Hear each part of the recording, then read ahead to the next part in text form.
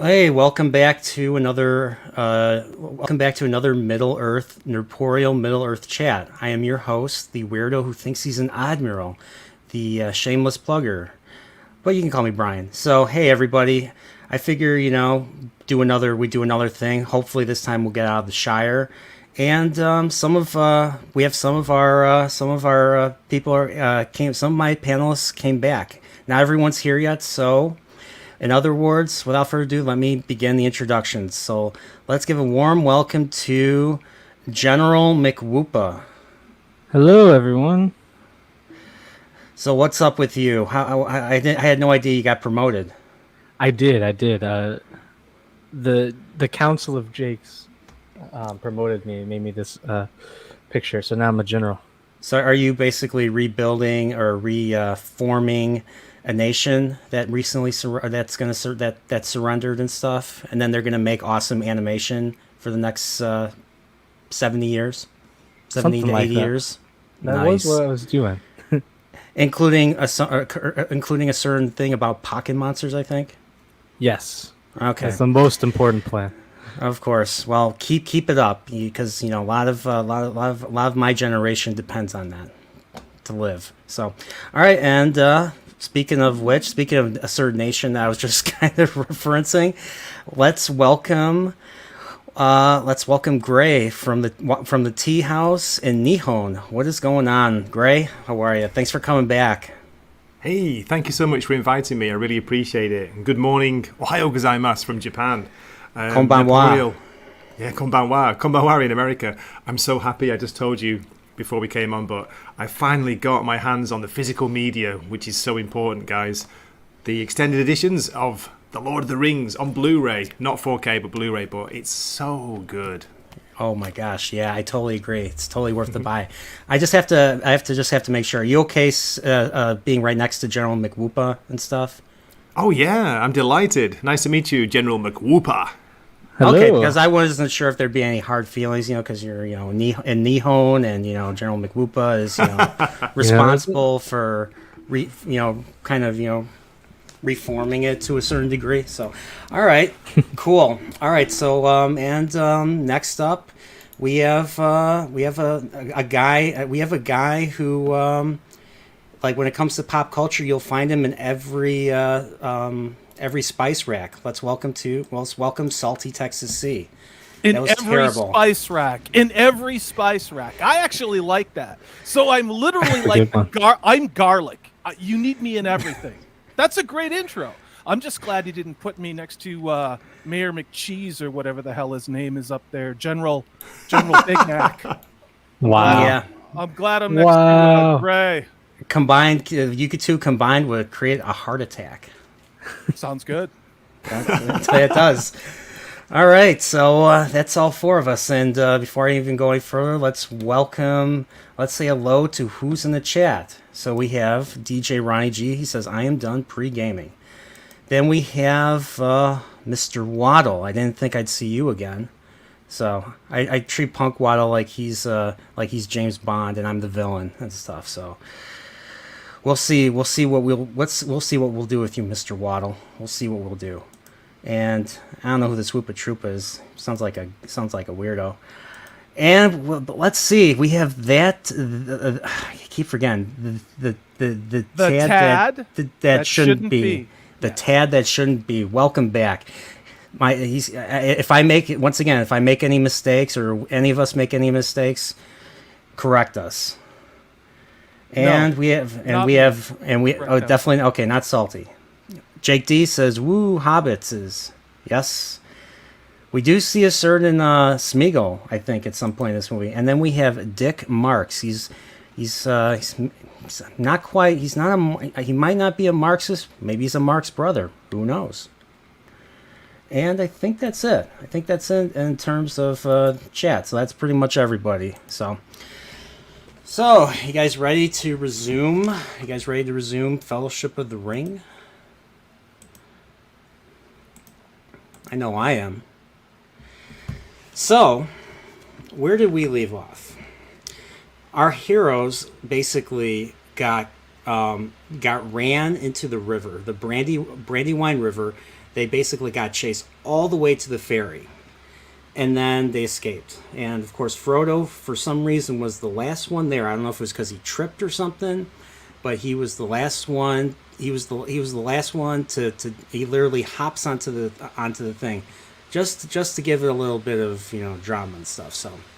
So what happens to them after that? Well, they take him back. They take him to his house in Crick Hollow. They have dinner.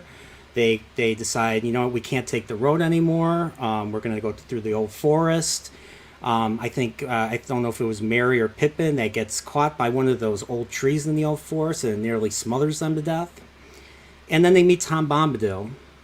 And then they hang out with Tom Bombadil and his wife. I forgot what his name, like something Berry, Woodbury or Mayberry or something.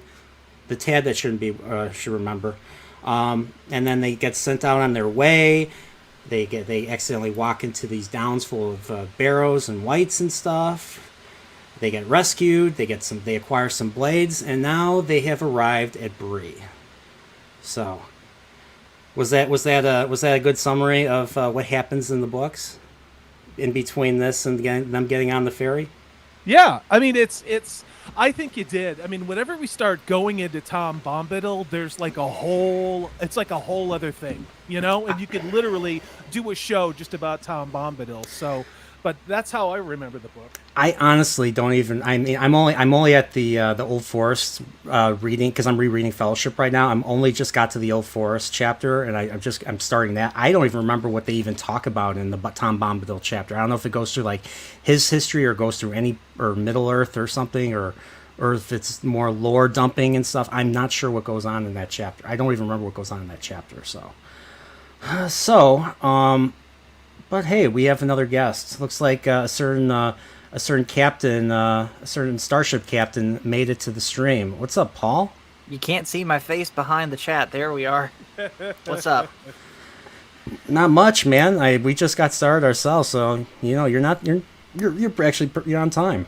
Awesome. So now we have an admiral, a general, and a captain all in the same chat. Yes. Okay. So have we gotten to the part yet where Kirk, McCoy, and Savik are on the Genesis planet, and Khan's getting in a call with them?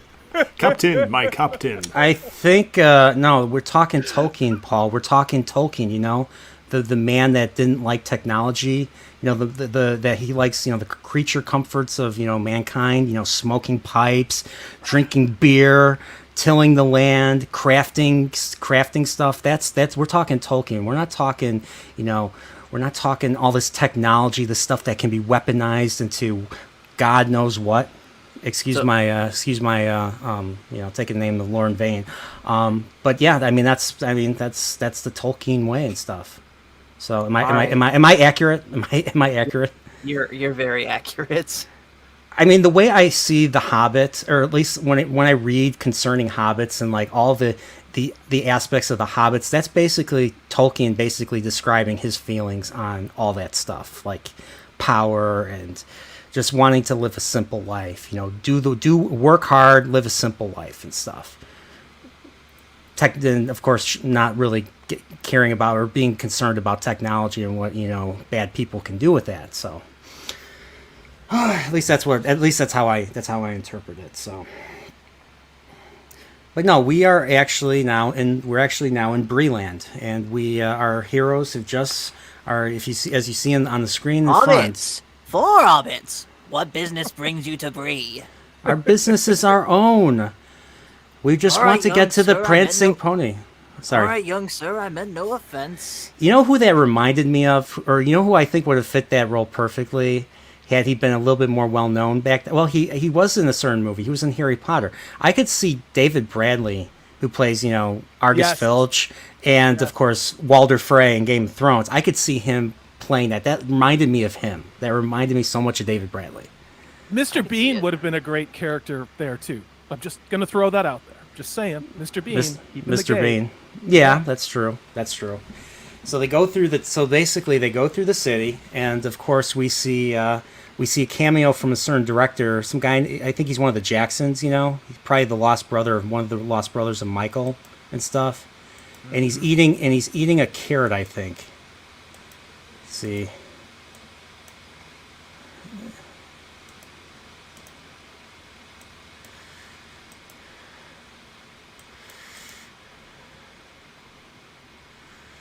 There he is.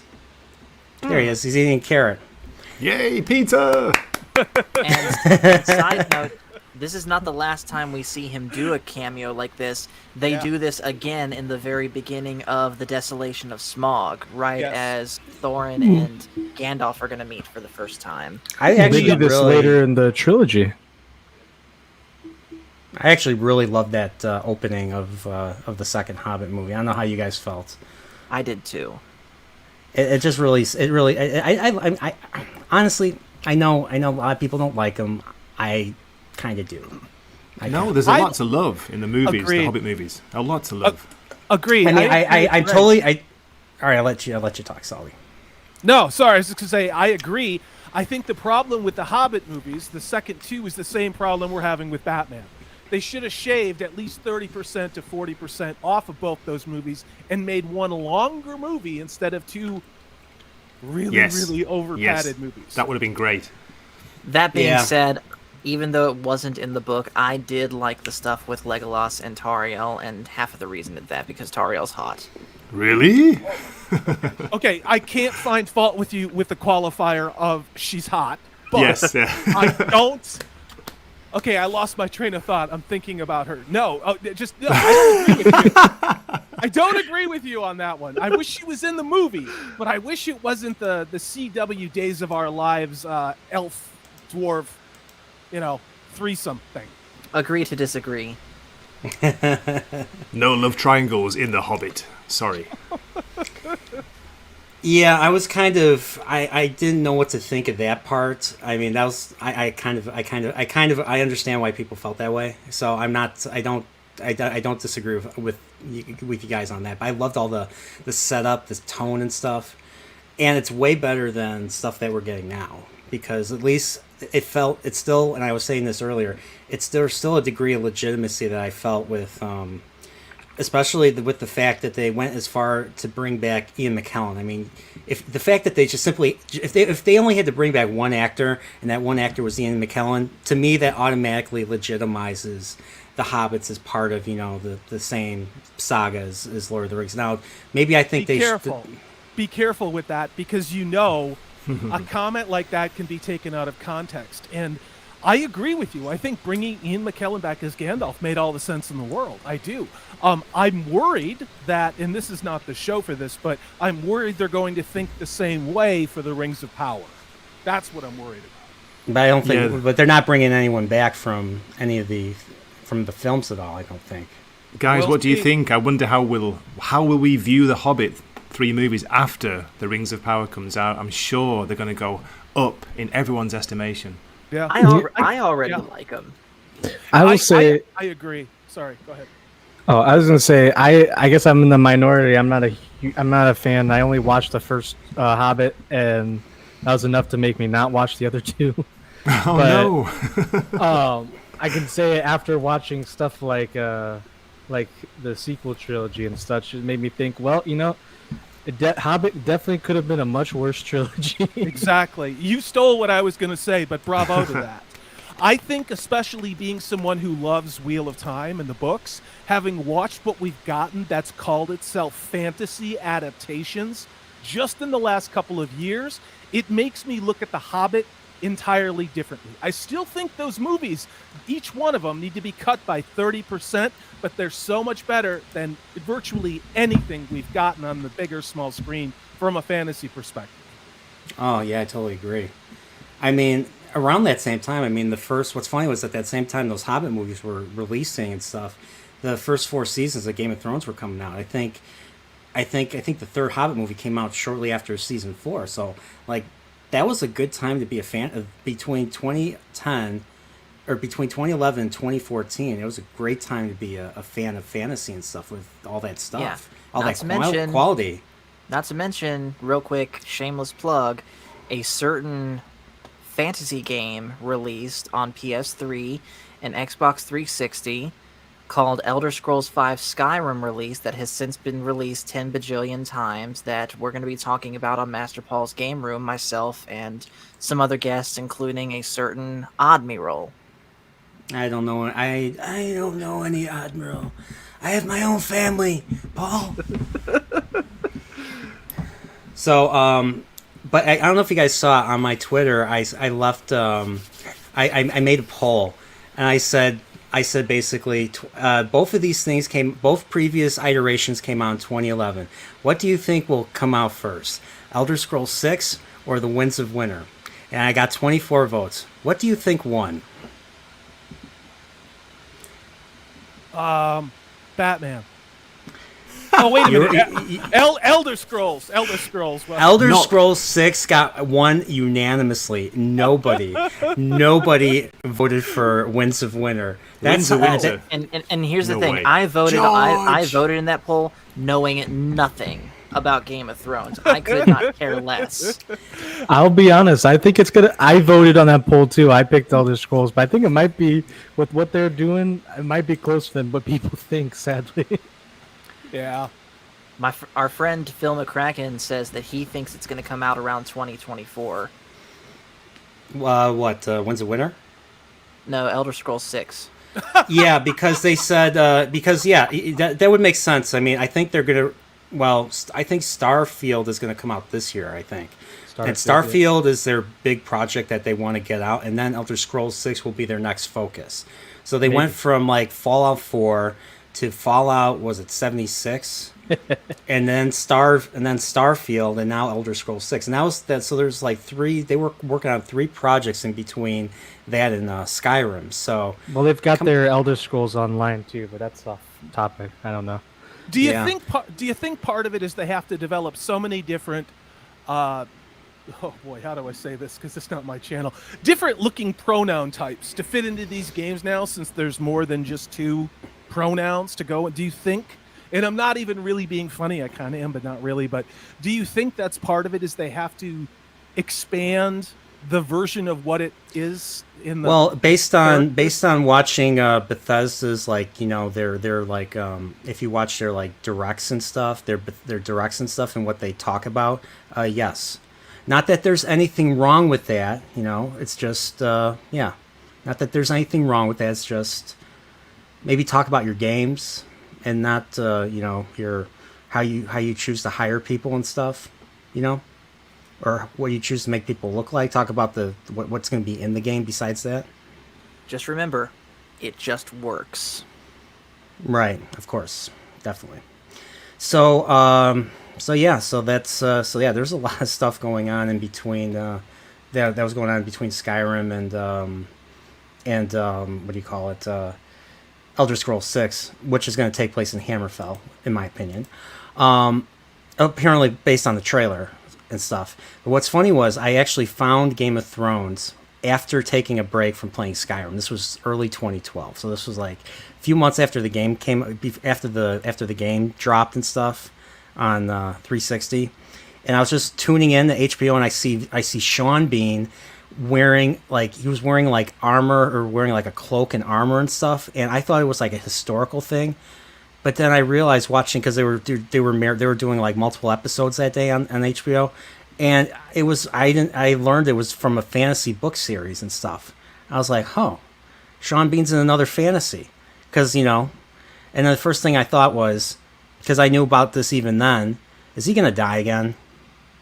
That literally went through my mind before knowing anything about Song of Ice and Fire and Game of Thrones. And let's just say later on, I wasn't disappointed when I found out. So Yeah, that was kind of a spoiler there. I mean, when you see Sean Bean, you know, well, this character's not lasting long. That's not true. There is one movie role that he had that he survived through and simply got arrested and didn't die, and that was as the main antagonist of the first National Treasure movie. Oh yeah, that's there you go. right. Wow. I wonder. 1 out of 50, I guess, ain't bad. I didn't know he was in National Treasure. No way. Yeah. And as he said, the Such- first one, the first first National one. Treasure. Okay. Yes, the first one is a masterpiece. Now I remember National Treasures with Nicolas Cage. Yes. Okay. Oh, okay. Cool. I'm going to steal The Declaration of Independence. Sean Bean survives in multiple movies, says the tad that shouldn't be. Okay. I forget what else I've only known him for 3 things. I know him for Game of Thrones, Lord of the Rings, and of course, Alec Trevelyan from GoldenEye. GoldenEye. And if I'm not mistaken, he was also a voice actor in Elder Scrolls Oblivion. Show? Is this the Sean B show, or are we talking about Lord of the Rings? Come on. What are we It doing? basically is. I mean, he's in the movie, so might as well get it out of our system. No, I'm cool. But yeah, so we are in the Prancing Pony right now, and I'll be honest, when I first read Fellowship of the Ring a long time ago, I felt like the story was really started to take off, and I think it was chapter 9 where they get to Bree. You start to feel the tension throughout this thing. You feel that the Ringwraiths are pursuing them. They're kind of in unknown waters. None of them have been this far out. I mean, we hear Sam in an earlier scene saying, I've never been as far as this from the Shire." So, fun fact about that. Sorry to interrupt, but I just wanted to say this. There is an edit on YouTube, I believe, where every time Sam's on screen and takes a step, they edit it after that point where every time Sam was on screen and made a step, they had him say, "If I take one more step, it'll be the farthest I've been again." And I think I've seen that. I've seen that version was like 6 hours. I've seen that. Yeah. Oh no, that's hilarious. Lord of the Bean. Yeah. I hear. Okay, let's not talk more about Sean Bean. Lord of the Beans was a VeggieTales spoof of Lord of the Rings. Really, I had no idea. I had no idea. And it was all about the biblical principles of using the gifts God give you. Perfect. I think Nerdporeal, we should do a show just on Sean Bean. I think that would be so much fun. I have to see more Sean Bean stuff. That's what I'm saying, and we could put together clips and bring in our favorite performances. Because I didn't mean to poo-poo what you were saying. I was just like, I would love to talk about Sean Bean. I really would. So Sean Bean did say this was his favorite character he's ever played, Boromir. I found that out while looking for memes. Wow. And this was after he played like Ned Stark and stuff. But I'll be honest, the way he dies as Ned Stark is just sad compared to Boromir, because Boromir was able to redeem himself. Ned Stark, not really. I mean, he just got killed. So, but going back to this, so the Hobbits are they're on edge right now. They've never been this far from home, and they're surrounded mainly by men. So I think even though they're still I don't think Bree is in the Shire per se. If you guys know for sure, I don't think Bree's in the Shire. I think if anything, it's on like the outskirts. Yes. So okay. So and so there's men. There's like I don't know how many towns of men live in this particular area, but Bree is mostly men and stuff. So they're surrounded by big folk, and well, they asked this guy. I forget his name. I forget what the character's name is in the book. I know he has a name. But they ask him, hey, we're here to see Gandalf the Grey. We were supposed to meet him here. And they're like, oh, no, he hasn't been here in 6 months. So they're like, oh, crap, what are we going to do now? Let's have a drink. So they're sitting down. And, of course, we have Pippin is really going to town on the drinks. And he's like, holy crap, it comes in paints? I'm going to get another one. And yeah, and then he's like, I'm going to get another one. And then Sam's like, you already had too much. And of course, Pippin drinking too much, what he does. He basically... So earlier in the movie, I don't know if we talked about this, Gandalf basically tells Frodo not to use his name Baggins. Because obviously the writers are out right now. They're asking everyone, where is Baggins? We want Baggins. Hold on a second. Before you spill the beans on what Pippin does, there's another important scene where Sam whispers to Frodo, that man in the corner's done nothing but stare at you since we got here. Which leads me into an important comment from your chat, because I've been watching the chat while we've been doing this, gentlemen, from Brian Anderson, who says, Can you talk about how Aragorn makes all the ladies and gents like me swoon? Yep, that's my buddy in real yes. life. There you go. Yeah, Aragorn's the man. He's the heir of Isildur. If that doesn't make you swoon, I don't know what does. Just give him that sword that was broken. I'll swoon. You know, reforge that sword. You know, and that. So. Well, spoilers. Oh yeah, sorry, spoilers. Maybe it never gets fixed. You ever think about that, huh? So Aragorn, or some guy, not Aragorn. How do we know his name's not Aragorn? Oh, but speaking of which, though, while There he we're is. talking about him, we were talking about the fact, if I recall correctly, they wanted Nicolas Cage for that role. I don't. I heard they wanted. Yes. They Yes. wanted Daniel. They wanted Daniel. I heard Daniel Day-Lewis was up for the role too. No, Nick Cage was up for this. And this was around the time when Peter Jackson was shopping this to Harvey Weinstein, which is a true story. And Harvey Weinstein was going to fight Peter Jackson for a bunch of changes that included killing multiple hobbits off in gruesome ways before anybody got to Mordor. And he was so set on it, he threatened to take the movie away from Peter Jackson and give it to Quentin Tarantino. True story. Okay, I have to address this question. Brian Anderson asks, "What kind of sword are you talking about?" You know, the one that was, the one that people equip. You know, that's fully functional. You know what I mean? If you watch Star Trek: The Next Generation, you know what I'm talking about. If it's broken, you got to go see a doctor. Duct tape. Duct tape. So let's welcome Nerdscape. Nerdscape came in. Who else came in? Godzillionaire. I guess I've never heard of Godzillionaire. I hear he's rich. And Brian's gay. Hey, my name's Brian too. Nice. So if I missed you, oh no. Fellowship of the Bryans. Attack of the Bryans. Attack of the Bryans. So we have this mysterious figure here. He's obviously shrouded in darkness, can't see his eyes, and he's basically staring at Frodo and stuff. Who is he? It kind of once again builds the tension right here, because you're like, is he good? Is he bad?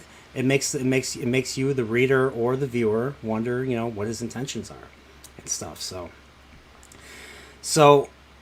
Sam is the one that basically points this out, because Sam is the man. Like, he's just like, he is always on guard. He's always looking out for Frodo, and that's what makes him a really, you know, special character. And he has a great role in this story. So this guy here, they find out his name is Strider. He's one of them Rangers, so he's been everywhere. He knows how to hunt. He probably knows who knows what else he knows how to do.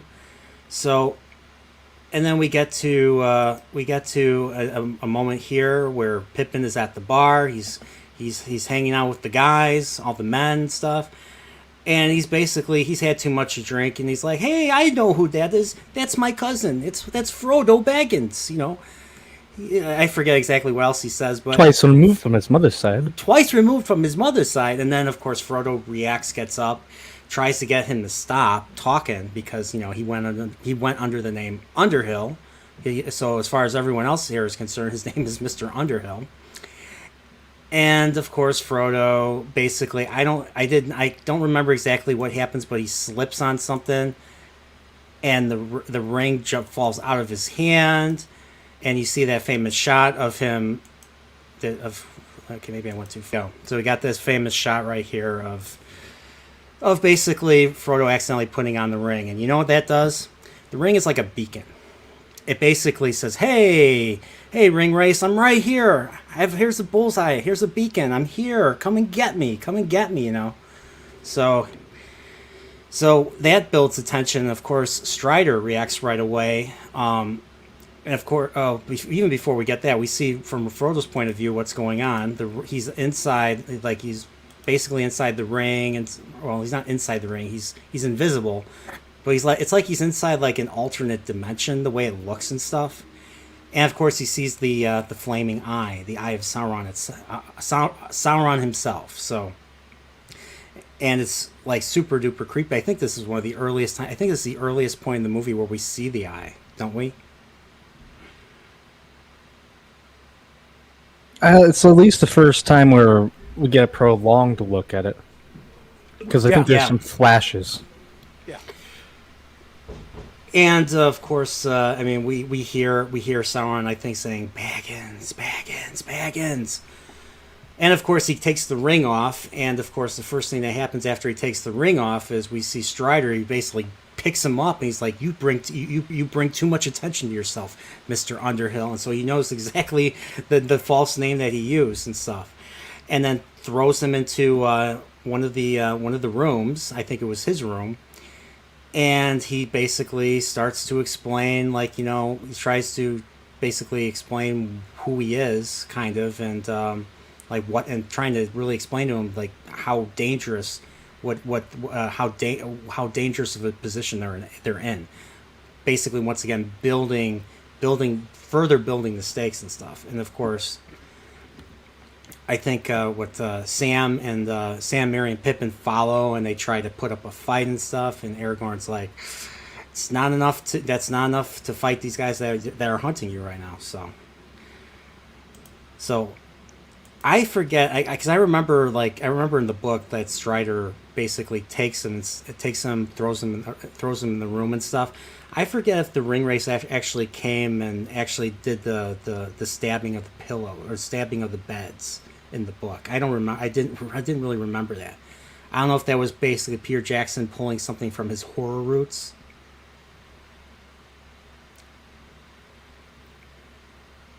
It's possible. I mean, it's just, it doesn't look like his earlier horror stuff, which is really kind of out there. Let's be honest about it. But I get where you're going with that. To me, I just think it was the sense. It was wonderful to see this thing where they didn't tell you where they were, and you watched them stabbing the pillows that were under the blankets when we had no idea that the hobbits weren't under there. I thought it was well done. Yeah, because we see, like, they edit it. The way they edit it is they show the Ringwraiths are going in. They're playing the choir music, building up the suspense and stuff. They killed that watchman and stuff. And then they go in. Of course, the one I forget, what's his name, Butterbur or something, or I forget the guy that runs the pony. He's hiding. He's scared. He's hiding and stuff. I think it's General. I think it's General McWoompa. Nope, that's somebody else. Never mind. I'm not sure that's right. So I love how they edited this. They basically show the hobbits in bed and stuff, and then they show the Nazgul coming in. I think there's four of them. They come in and they're raising their swords, and then they start stabbing the beds, and you find out that they're gone and stuff, and you find out that they were in the other room. They were in Aragorn's room the whole time and stuff. It kind of made me think of I don't know if you guys seen the second Halloween movie. But it kind of made me think a little bit of that when Michael Myers goes in the room, tries to stab the bed, and of course Jamie Lee Curtis wasn't there and stuff. It's a great scene, isn't it? Great scene. And guys, when you're rewatching it and you've got it on headphones, the sound of the Nazgul, when they're like screeching, that goes right through me. That really hits me every time. I wonder what they used to create that sound, because that is just like, it's like as messed up as if you guys ever seen Invasion of the Body Snatchers from 1978. It's got that similar sounds, like a pig squealing with probably a whole bunch of other God knows what sounds that they mixed movie. Into it. Especially in the theater, it was terrifying, and it actually hurt your ears. And I know they did that deliberately, but even on a mediocre home theater system, when you have it set up with surround sound. Like, my dog freaks out every time you can hear the he runs outside. So it's not just us, Great scene. Yeah.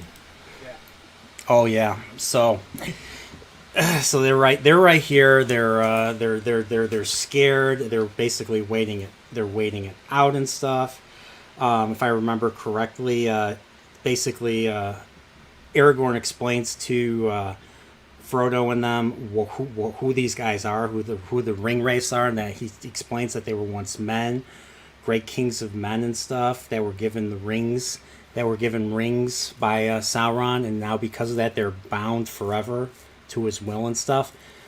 So it kind of makes you wonder, like, do they enjoy? I mean, it makes you wonder, do they yearn for freedom from being that way, kind of like the wraiths in the cave in Return of the King were? You know how they wanted to be set free from their, from eternal,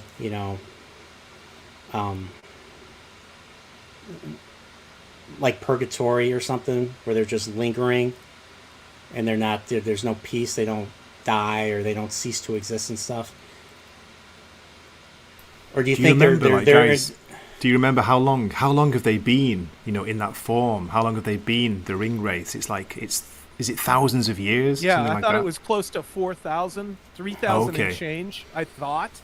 Maybe. Well, when were the rings forged? Like, because I know the rings were forged in the Second Age, I believe. I think in the middle of the Second Age, and then of course the end of the Second Age is that battle in the beginning, the last alliance of elves and men and stuff, where they fight at Mount Doom and stuff. So yeah, at least I think 6,000 years. So that sounds like a good deal of time and stuff. So it kind of makes you wonder if they experience time that same way, and if they still yearn to be free of it and stuff, but they have no power to do so. All I know is I can't wait for Amazon to subvert my expectations with the kings who become the Ringwraiths, and that we're going to have sympathetic people who we're going to feel sorry for, that will be completely destroyed by pain and decay. So, yeah. Yeah. That might you don't sound like you're wrong on that one. So, so we learn a little bit about them, and I think we skip after we hear a little bit of that dialogue where they learn about the Ringwraiths. I think it skips to they're back hiking, or not hiking. They're back on the traveling. This time they find out, hey, where are you taking us? And of course, or they're like whispering, "Where are you taking?" Or Sam's like, "Where's he taking us?" or something, or whoever. And because Strider's a ranger, he can hear really well. And he's like, "To Rivendell, Master Gamgee," or something like that. So to the house of Elrond. Yeah, to the house of Elrond itself. So, they. And then Sam's like, "Rivendell, do you hear that, Mr. Frodo? We're going to see the elves." See the elves. Because I remember, I think in the books that was a big deal. Like Sam was like excited to hang out with the elves and stuff. Because like, we don't see it in the movie, but we in the books, and like third or fourth chapter, when they're on their way to the Crick Hollow house that he buys and stuff, they actually run into an elf party, and they meet this guy. I forget his name. I don't know if it's Gildare. His name is Gildare, I believe.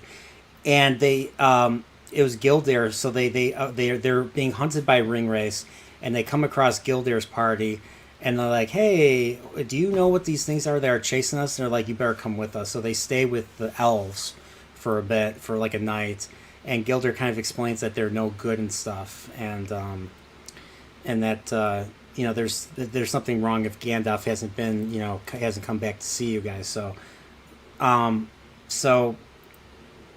that was basically it. So that was where we really first get to see Sam, have starry eyes, seeing elves for the first time in his life. So, basically, going forward, they stop, and I think we get this little famous line from Pippin. It's like, hey, we want to stop and eat. Yeah, but what about second breakfast? He's like, well, we already had breakfast. Yeah, that's true. But what about second breakfast? I don't think he knows about second breakfast, Pip. What about elevensies? Luncheon, afternoon tea, dinner, supper. Surely he knows about those, doesn't he, Mary? I wouldn't count on it. And then Aragorn tosses apples from over the tree, and of course one bounces off Pippin's head. That's funny because Pippin already has I don't know if you noticed, but Pippin already has an apple in his hand. Yep, there's a continuity thing, which is I always thought it was an inside joke. that somebody threw an apple at him, and that's why. What's his name? Oh, I can't remember his name. He reacts that way and looks up like he's trying to go along with it being a gag, and I think they just left it in the movie. Oh, interesting. But this part of the movie was really funny. Is a nice little callback to Hobbits. I wish I could just eat like that. I wish I could have eat like that and not have to deal with the consequences of putting on weight and feeling unhealthy and stuff. Just eating and being enjoying yourself and stuff. Yeah, this whole movie does amazing comedy, and unlike so many movies, especially with Marvel, it does it without actually compromising the serious tone, the serious nature of the whole movie. Because it's within the humor is grounded within the movie. It's humor you would expect the people in this movie, the characters in this movie to make and stuff. Another good example of that, Star Wars: A New Hope, for example, like when Han, they're getting back to the Falcon and the Death Star, and he's like, "Didn't we just leave this party?" Yeah, and we just did this with Aliens. Remember all the humor that was going on with the Marines when they wake up from the cryo sleep? All of that humor is within the genre and within the roles they're playing. So all of this humor that's used to break tension and for us to build empathy with the Hobbits, it's entirely appropriate and it's entirely human. It's very organic. Yeah, I totally agree. Now, come on, Great Salty. point. Come on, Salty. You want me to fetch your slippers for you? Salty! Wait, what did I do? Hey, sweetheart, what do you want? Breakfast in bed? Come on, get up. Sorry, I was still stuck on Lord of the Rings, and I'm like, that's not in the extended version that was Being honest, you lost me too. Thank you. I mean, sir, would you? I'd be really happy if you did. Look into my eye. If you lost General McWoompa, you've lost the world. That's all I'm going to say. I love that character. I love Sergeant Apone from Aliens. I mean, I think we were talking about, his character was a big inspiration for that one general or that one character, that one leader in Halo. And of course, I know you guys don't want to hear about Halo because of the first episode that came out and stuff. So, but yeah, I mean, okay, let's go back to Lord of the Rings. I heard it was really good, wow. Halo. I heard it was fantastic. Is that right? Yeah. It was the best thing ever. Look out Discovery, look out Picard. You have a new top show on Paramount Plus. And I think I lost one of. I think I died a little bit on the inside saying that too. They can learn a little bit of CGI from these movies. They could probably learn a bit of CGI from The Hobbit. Hell. Yeah. It does hold up, but that's the thing is you forgive it because the story is so good. It's just these movies are 21 years old in some cases. If we look at the post-production work, they're 22 to 23 years old, right? And because the stories are so good, we don't care about a little bit of dated CGI. It doesn't remove us from our immersion in what Peter Jackson did. It just doesn't. Yeah, and this CGI is awesome, I think. I think it still holds up as some of the best. And I think this and some people definitely disagree, so maybe I'm going to get flamed for that. But even the prequels, I think in hindsight have a lot better animation. Just because you look at some of the stuff now, because I love the prequels in CGI, and this has a lot of practical effects, but also some CGI in there, and so do the prequels too. But anyway, I think a lot of it is they were just kind of starting to get that reliable equipment, so you could do a lot of stuff, but you had to focus. If you wanted to make something good CGI in Lord of the Rings, at that time, you really had to be passionate and care about it and had to try your best. Nowadays, you can pop something in a computer and do it, which in theory makes it easier, but I think it just means a lot of these people are lazier. So it looks worse, even though they have better technology, because the people making it just don't care. Well, also, I think part of it is, too, they're working in a smaller screen. When you look at stuff like Halo and the Marvel crap and even the Disney Star Wars crap, with the exception of maybe The Mandalorian, which I think there's room for, they're working on monitors, and they may be 70-inch monitors, 4K monitors. They're not framing and composing the shots for a movie screen. And I think that's a lot of the problem with this stuff. And from what I've seen from Halo, it looks trash. It looks like PlayStation Generation 1. It's just this. My Xbox, One over here has better graphics for the Halo Master Chief Collection that I have than what was on that damn show on Paramount. Not even. I'm not even kidding. I'm not. I really want to play those again. Now hearing all about this Halo stuff, it makes me want to play the first Halo game again. Guys, I think we talked about it on the last stream, but you were saying is it Weta, W-E-T-A, Weta? They were inventing new technology, weren't they, while they were making the movies, pretty much? Because the scenes of Gollum, how it changed from the first movie to the second movie, were just incredible. Oh yeah, we barely see Gollum and stuff in this one. Yeah, we just see him like from far away. That's right. Yeah. So we really the detail of Gollum really goes up quite a bit. Like you see him up close, and it's like oh, whoa, dude. And it's all freaking, and it's all motion. It's all Andy Serkis, motion capture and stuff. And it's I thought that it was one of the best performances in the movie. Oh yeah, and without a doubt. It's fascinating too, because you can tell when Smeagol is there, and you can then tell when Gollum is there. And it's just remarkable. Again, this is tech that's over 20 years old, and we feel more loathing and or fear of Gollum than I would say just about any other antagonist that we've seen, in fantasy in quite a while. Part of that is due to the acting chops of Andy Serkis himself, because they physically had him in like a full body white suit that they CGI'd over him, so he was physically there, instead of, say, me, for example, I'm interacting with something that's not even here, and you put anything right there next to me, and that's what I'm talking to. I agree. Oh yeah, the reason why he is compelling as an antagonist was because there was points where he had the upper hand and stuff. He wasn't completely treated like, even though he was a wormy character, he wasn't in the story. He wasn't always treated like a wormy character. He was a threat. He was a legitimate threat. Like I dreaded when he appeared in when he would resurface in Return of the King and stuff. So, and then that final, standoff in Mount Doom, dude, I was freaking like, I had my eyes glued to the screen the whole time. Everything was going on. So, but we're getting a little too far ahead of ourselves. We have to go back to our Hobbitses here. So, we got past the second breakfast little gag that they did, and they camp out for the night, and actually no. Do they camp out for the night? Yes, they do.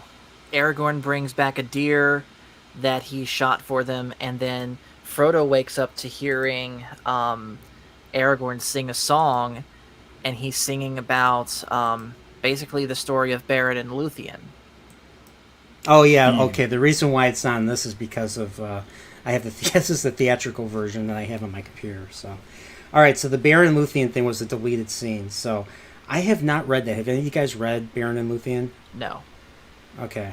I've listened to it. On YouTube, there's a really good recording. I think it's by Christopher Lee reading it, or maybe Christopher Tolkien, but it's great. It's on YouTube. It's free. Oh, Christopher Tolkien. If you listen to Christopher Tolkien, he just sounds like the ultimate grandpa. He has the ultimate grandpa, British grandpa voice. Like, well, what's crazy?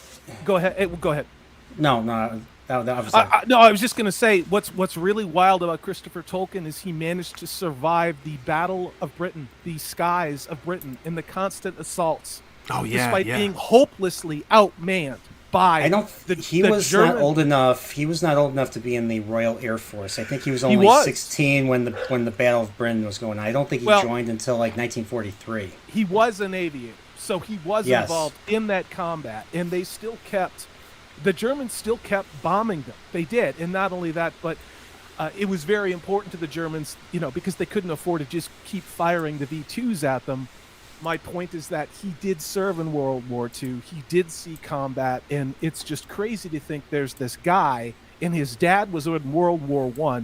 He was in World War II, and now we're looking at Tolkien, and we've got these blue-haired weirdos who don't even know what gender they are, Jesus. destroying how can they? everything They're that not we a love biologist. about Tolkien. Yeah, I mean, I'm sorry. It's just, it's so ludicrous to me. I just want to scream.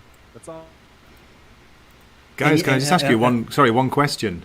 Speaking of Christopher Tolkien, it always not surprised me, but I was always wondering why he didn't like the movies, the Peter Jackson movies. What do you think?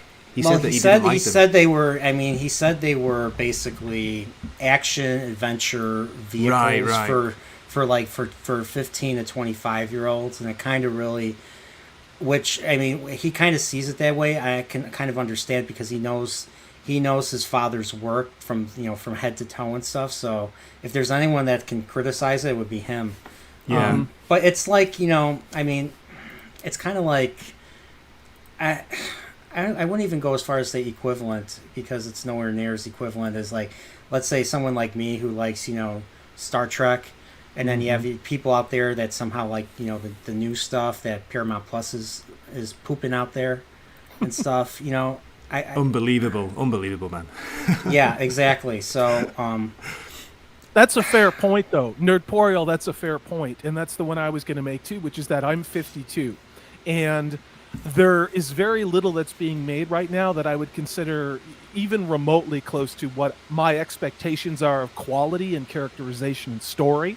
Now, it appears there are people who are much younger than me that feel the same way, but Count me as one of them. You know what I mean? I mean, if Christopher Tolkien was of age during the 40s, that would mean he would go and see what they called the legitimate theater. He would go and see plays. He would go to, scholarly readings of works and things like that. And of course, good cinema. So does it make sense that he would say that, especially when he was probably in his 70s? Yes.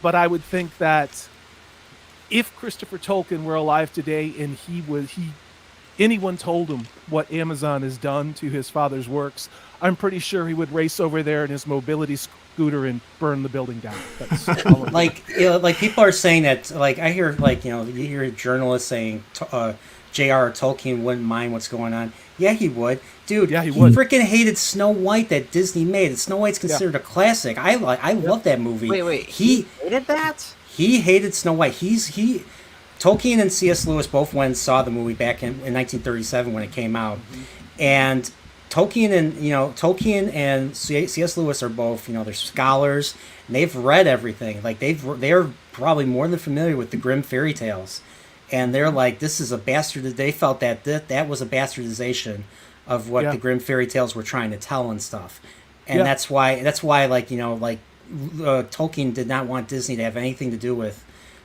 any adaptation of Lord of the Rings ever. So and I also wonder about with the whole Christopher Lee thing. I guess not Lord of the Rings, but The Hobbit was specifically made. I don't know if I would say for him, but it was a story for his children, Tolkien's children. So it includes him. So like I said last week, close to you. Like something that close to you that's really, I can see, even if it's a good adaptation, if it doesn't meet your standards, when it's something that's made, for you, I can see how you would not like it. Yeah, like I said last time, like Tolkien, a lot of the work that Tolkien did was done for his kids. Like he was obviously developing the Silmarillion, which is his own little mythology that he's creating based off of off of Norse mythology. For the English, not the British, but the English. So he's doing that, and he's doing all these other things. Like he writes letter. Like, I don't know if you've seen that same documentary that everyone's clipping and using for their videos now. But he basically pretended he wrote letters in a weird script and basically stated that he was Father Christmas, and he wrote letters to all four of his kids in that weird script as Father Christmas. And yeah, I have that book, Brian. I've got they made like a hardback. The Father Christmas Letters, it's called. It's really good. And Father Christmas, from what they said in the documentary, is a lot like Gandalf. Like he's a to the point. He's just like he's very similar to Gandalf and stuff. So he can slay a Balrog too. Let's be honest. After he's done delivering Christmas presents, he can take on a Balrog. That's all I'm gonna say. Yes. But one made of ice because he's in the North Pole. So Okay, there you go. fair. There were Um, goblins and elves in those letters, Yeah. in those stories that he was telling to his kids back then. The Yeah. Father Christmas letters. It's fascinating. Yeah. Were they bad or were they like? Were they bad or were they good? The elves were good. The goblins were bad. Yeah. Okay, hence Santa's elves and stuff. Okay, but besides those, he also wrote The Hobbit, and he started originally. The Hobbit wasn't going to be incorporating stuff from like the Silmarillion. It was going to be its own thing. But as he was writing, as he was further developing the story, he ended up saying, he ended up thinking, I'm going to start incorporating things that I already came up with from the Silmarillion into this story. So like names like Mirkwood, the Lonely Mountain and stuff, and I think even the Shire, were not originally part of that world and stuff. So Yeah, and those things are what these so-called current year Tolkien scholars, and I'm using air quotes 4 feet high, those are the elements of the Silmarillion in the draft form before it's incorporated into the Hobbit and the Lord of the Rings. Those are the little footnotes that these scholars are grabbing onto and saying, look, that's why we can do all these things with the Rings of Power adaptation.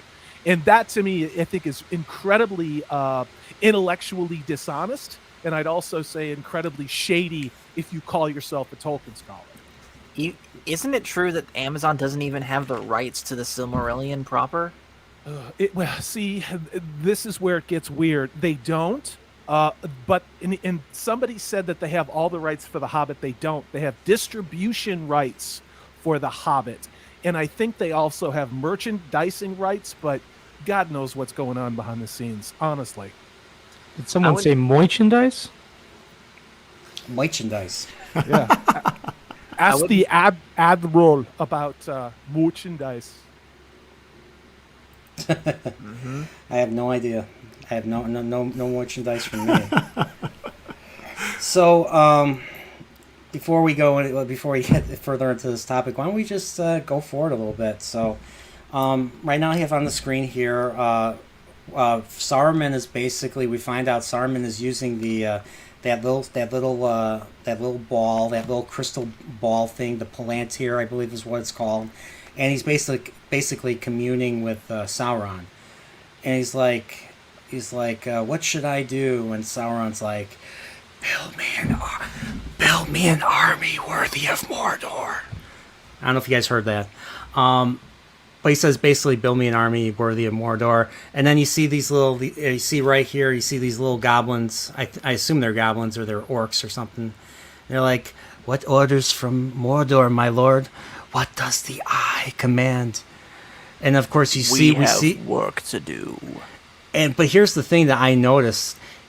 I guess when you're communing with something super duper evil like Sauron, it just chills you to the bone, because if you see Saruman here, he's hugging himself, like he is like, it seems like he's cold and stuff, and he's trying to warm himself up. I don't know if you guys get that same impression. I think if anything, it was a power drain on Saruman to do that. A, to make the connection, but B, hold it together so strongly to hear the voice of Sauron clearly. Because, and I'm going to reference events that have yet to come, when Pippin gets his hands on that same Palantir, he's thrashing around with it as Sauron has his connection. Yes. Meanwhile, Saruman, he's there holding it, but I'm sure it's still very taxing on him power-wise. And I mean, of course, Saruman and Gandalf, they're both Mire level of beings. They're higher. They're like an angel. They're like a lower angel, I believe. Mm-hmm. So they're higher beings, and they still have a hard time with Sauron. And Sauron is, I think, at the same level of being too. He's also a Mire level being. I think if well. anything, I think he's like a level above, if I understand correctly. I mean, it seems like that because of all the power he has amassed and stuff, but I think he's at the same level. Whereas you have others like Morgoth, which I think was even higher than that. I forget what I forget what's higher than a Mire, like a Valar or something. Yes. Or those elves. I forget. I don't remember my terms that well. I have to really. I should read. I should read the Silmarillion pretty soon. So, so basically, they're deep in the enemy's council. They have work to do, and then they start bringing down all these trees, and they're digging and stuff. So is that all just to make fires? Is that why they they're cutting down the trees is just to use them as fuel to create the forges to build the armor and the weapons? That, and I think it was a symbolic thing, both in universe and out of universe, that Saruman is going all in on his alliance with Sauron. He's forsaking all outward appearances of still being good, because Gandalf, Elrond, and all of them still thought that Saruman was on their side, even though, if I remember correctly, just after the events of what happened when they raided Dol Guldur in the Hobbits, just after that is when Saruman turned. But he wanted to be a double agent. But now here he is tearing down everything around him that's beautiful, essentially ripping the mask off, saying, I am evil now, I am aligned with Sauron, screw all this beautiful stuff, let's make some abominations. Yeah, I mean, the other element too is it's another manifestation of the machine, as Tolkien calls it, which is the it's not about being a good shepherd of something or a good steward of the earth. It's about literally plundering and destroying and going scorched earth on the natural world, which is what Tolkien saw when he came back from World War I and when he was in the Midlands in the UK. And I know that Tolkien, and Christopher Tolkien has said this over and over again, that Tolkien was not about allegory. But Peter Jackson, I think, has a very good allegory, because he shows what we can only call it industrialization for the purposes of evil, with absolutely no regard to the natural world, is part of what Sauron and then Saruman absolutely are embracing by evil. Yeah, exactly. Yes. And you go into, and like I said earlier with Tolkien, like you go into war, you see all this new technology, and it gets weaponized. It all gets weaponized, and it's used to, like you said, it's used to scorch the earth. It's used to kill people and destroy what was once beautiful and stuff. And yeah, I feel this does a real. I agree. This does a really good job to showcase what will happen if they allow the ring to continue. If they allow Sauron to build up his armies and ultimately campaign against Middle Earth itself. So. Yeah, I totally agree. And I mean, anyone that's been in war, I've heard a lot of stories, they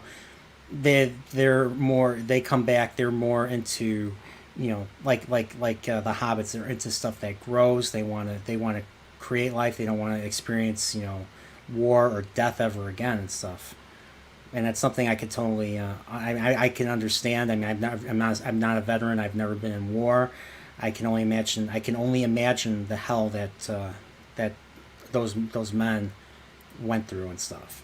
So, but yeah, I just love it's a nice little, I'm gonna say quote unquote allegory here. So, and then later on, I think when they start making the orcs, I'm kind of confused on on exactly where the orcs come from and stuff. So, specifically the Uruk-hai, because that's what Saruman was really creating here. I believe the orcs he had on loan from Mordor.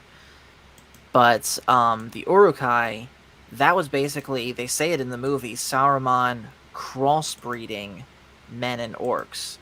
And the purpose for this was to create the Uruk-hai, a stronger, faster orc that didn't weaken in sunlight.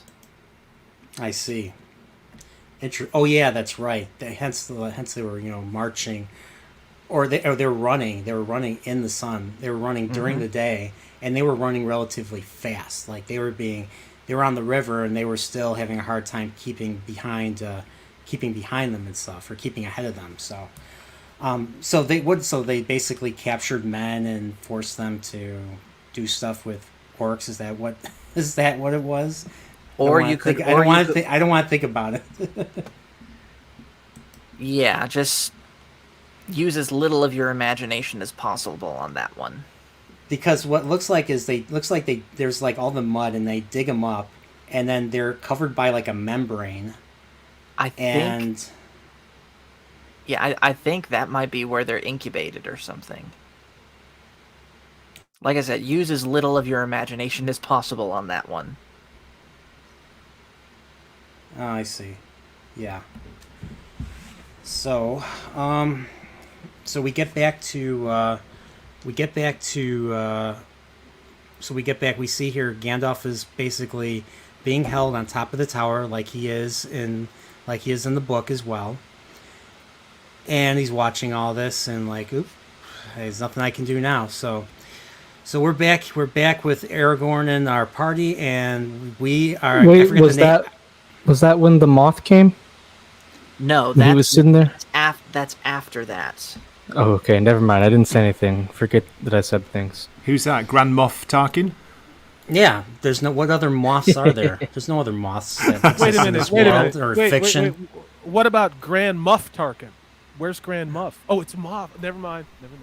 That's a different adaptation. That was Stacey Abrams on Star Trek. Never mind. Okay, so Yes. so we have gone here. I forgot what the name of the actual name of this place is, but they call it Weathertop. So I'll just call this Weathertop. It's they arrive. the Watchtower of Amansul. Okay, Watchtower. Wow. Okay, Nice one. Watchtower of Amansul, and I'm assuming it was obviously a watchtower long ago to keep out enemies or something from a war. Maybe it was the last alliance of elves and men. Who knows?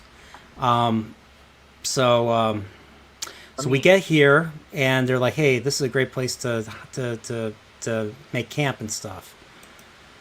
So we skip to night. You know, he goes out, like, kind of goes ranging. You know, goes on some rounds. Frodo goes to sleep, and Frodo wakes up, and what does he find? He finds these three knuckleheads, and they're not even stooges. He finds these three knuckleheads. They have their fire on, and they're eating, and I can't blame them because it would be a great temptation. You know, nice, delicious, crispy bacon. We saved some for you, Mr. Frodo. And he's like, Put it out, you fools! Put it out. And then, and then, what do you hear right after that? Shrieks. Free! Well, technically, right after that, you hear far away someone said, "Oh, that's nice, right on the tomatoes." Yeah, that's right. So they hear this shriek, and they're like, "Oh crap!" So we have to hide and stuff. There's nowhere to hide. So they go to the very top of the watchtower, and what do we see? These guys. They came. They saw the fire. They're here, and this was super duper freaky. Like right here, like just they're approaching them slowly. You see a top shot of where's that top shot? Hot take. I like these Ringwraiths more than I like the Ralph Bakshi ones. Yeah, that's true. Where's that shot? I want to see that top shot.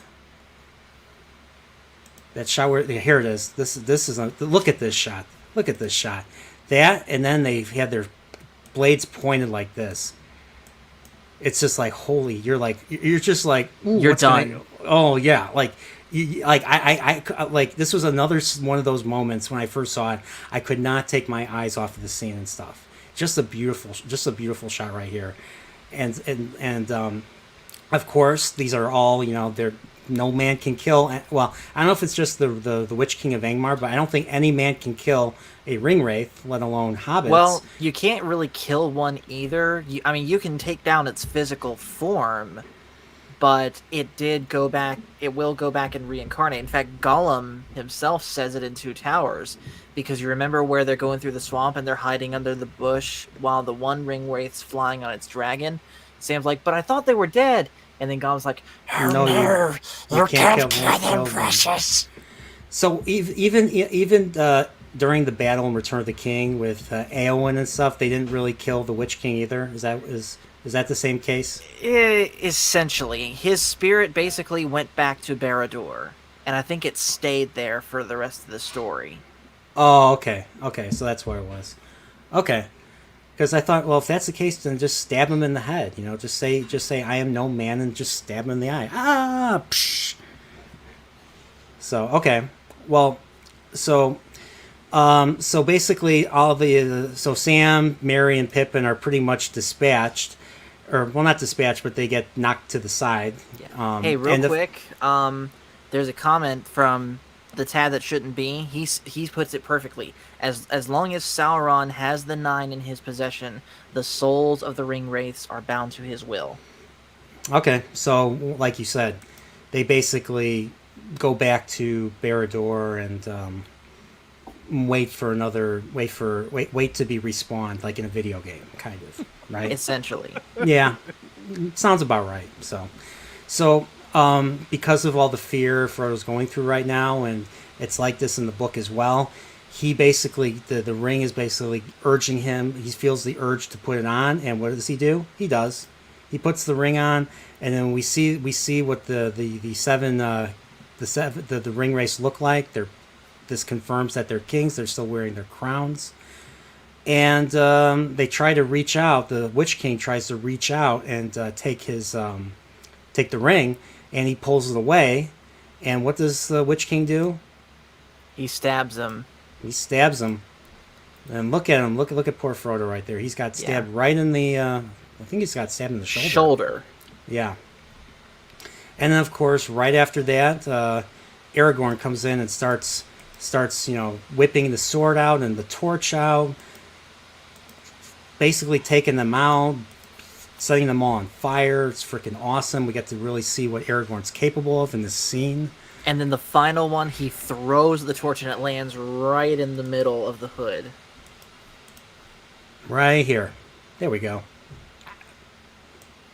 See? That's awesome. This was just freaking awesome. That is. And whatever special effects that they use to do that is amazing. I totally agree. So, of course, we find out that Frodo has been stabbed by a Morgul blade. Of course, the blade kind of vanishes. And, of course, once again, it's beyond Aragorn's skill to heal. So they have to take... now the stakes have went up now. Now they have to get him to Rivendell. Mm-hmm. One quick moment to talk about with Weathertop before we move on. We see Weathertop again in the first Hobbit movie. That is where we officially see Azog the Defiler in the flesh after the Battle of Moria, where he lost his hand. Okay. Interesting. All right, so let's see. So let's see what people are saying. Oh, it says, please like and subscribe. This guy is a true pop culture fan / nerd who knows his stuff. I wonder which one of you guys he's talking about. That's what I asked in chat too. I was like, should I be honored or annoyed that nobody talked about? You know what? I'm gonna toot my own horn. I'm gonna say it's me. I'm gonna say it's me. It's me. Fair. So, but yeah, thank you, Tatsunami. Tatsunami, great name. That is a great name. So thanks again. He has a channel too. Check him out. Tatsunami has a channel. Mm-hmm. So Jake D, Modporeals, if you can link his channel, that would be great too. So yeah. All right. So basically, the forgot what this is right here. Okay, so they're basically taking Frodo through the forest. They're trying to get him. They're trying to get him to safety. And then I think we're back to... It's important to mention also that they are 6 days from Rivendell at this point. Sam says that. He's like, we're 6 days. He'll never make it. Because that's what Sam does in this part of the story. He really likes to scream and point out the obvious. To once again to play up the stakes. Because it's that important stuff. So, let's see where we're at. I'm looking at my notes right now. Yeah, I literally say this in my notes. The stakes are high, and they're still 6 days from Rivendell. So now we're back in Isengard, and wow, look at this. They really dug deep. Holy crap! You wonder how much time went.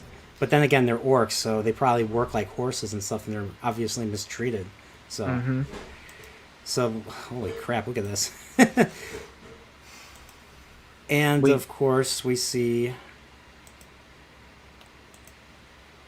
Okay, I might be going too far right here. So he speaks. He speaks to this moth right here in some tongue. I don't remember what the tongue is. Look at him. It's a moth. It's adorable. I thought that was like a little bird at first. I didn't realize it was a moth or something. No, I remember watching this for the first time, and I was young, and I think this is why I always like moths a lot, because I remember seeing this thing, and seeing the little antenna, and I crawl around. I'm like, oh my gosh, it's just so fluffy, and I like it. And okay, the tad that shouldn't be. I do have a question because I haven't read the books in a real long time, but I forget if it was when they're being that final chase where they get to the ford.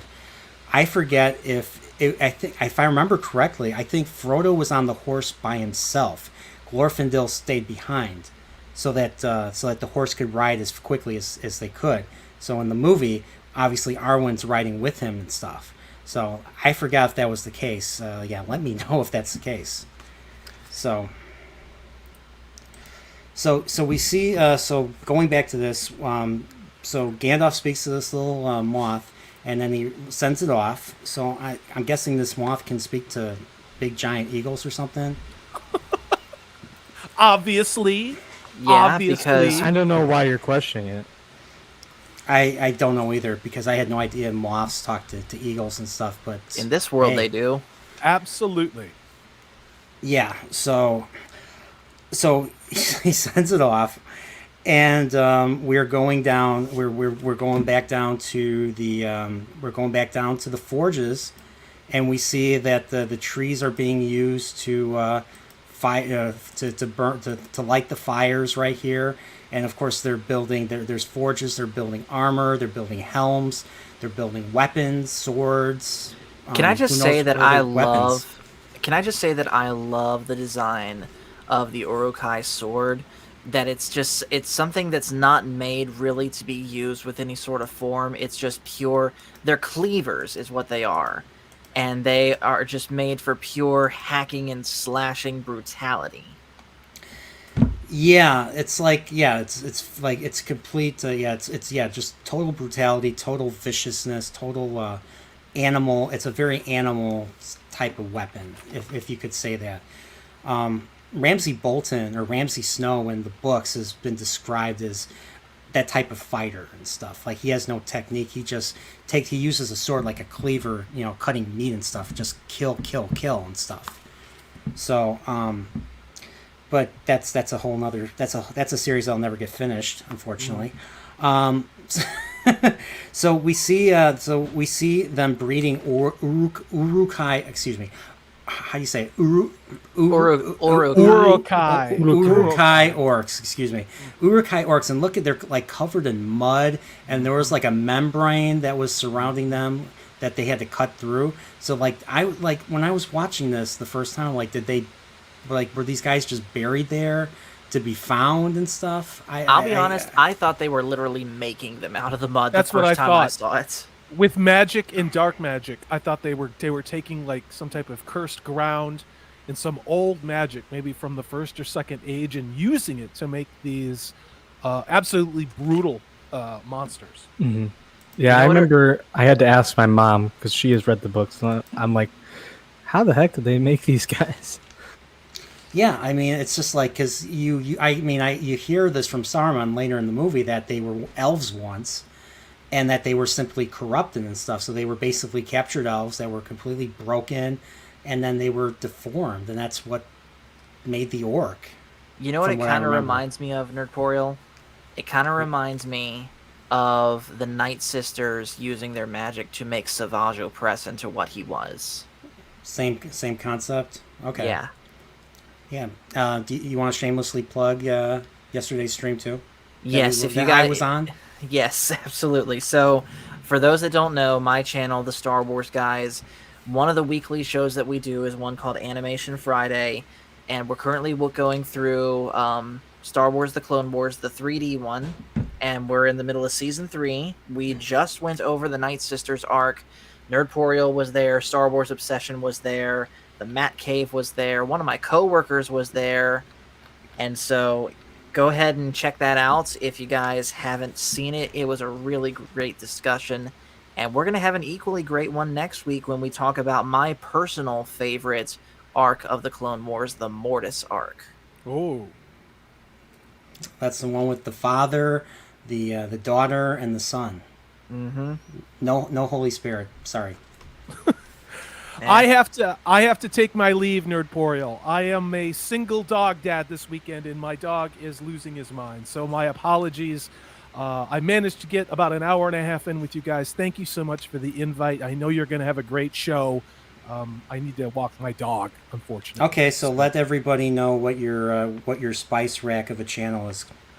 So I'm Salty Texas Sea, which is yet another spice on the spice rack. But as these guys mentioned, I am the garlic of spice. You can find me in everything. So I dropped a couple videos today. Both of them are related to Amazon's maladaptation of Wheel of Time, but also what Amazon is doing to the any dissenting opinion out there on a variety of social media sites. It's not just YouTube; it's also Reddit. So we're going to be having our Tuesday live show again this Tuesday with Maxfield Von Priestley, Purple Valkyrie, and Zax, myself, and we're going to have special guest Wakazishi's Tea House in Gray, and please be there. So once again, you guys, Wakazishi's, who's that guy? just shut up. So thank you so much for the invite tonight. I can just, when you get to be 52, like Yoda, you try saying words. So you guys, thanks so much for the chat tonight. It's always great to work with you all. Have a great rest of your weekend. You ever going to have a Nerdporeal guy on your show anytime soon? Why would I do that? You just keep inviting me to your show, and I don't have to do any work. All right, well, yeah, everybody check Salty out. Thank you so much, Nerdporeal. Let's talk in the future, and I love doing this stuff. And hail to Captain Paul. Hail to Mayor McCheese, otherwise known as General McWumpa. And you guys have a great evening. You too. Have a good night. All right, so finally, jeez. That's all right. That's awesome. Subscribe to Salty Texas Sea. And you might have a more delicious palate. You might have a more flavorful palate after subscribing to him. Okay, all right. Now, so let's once again resume. So we have Urukais. We have the Urukais here,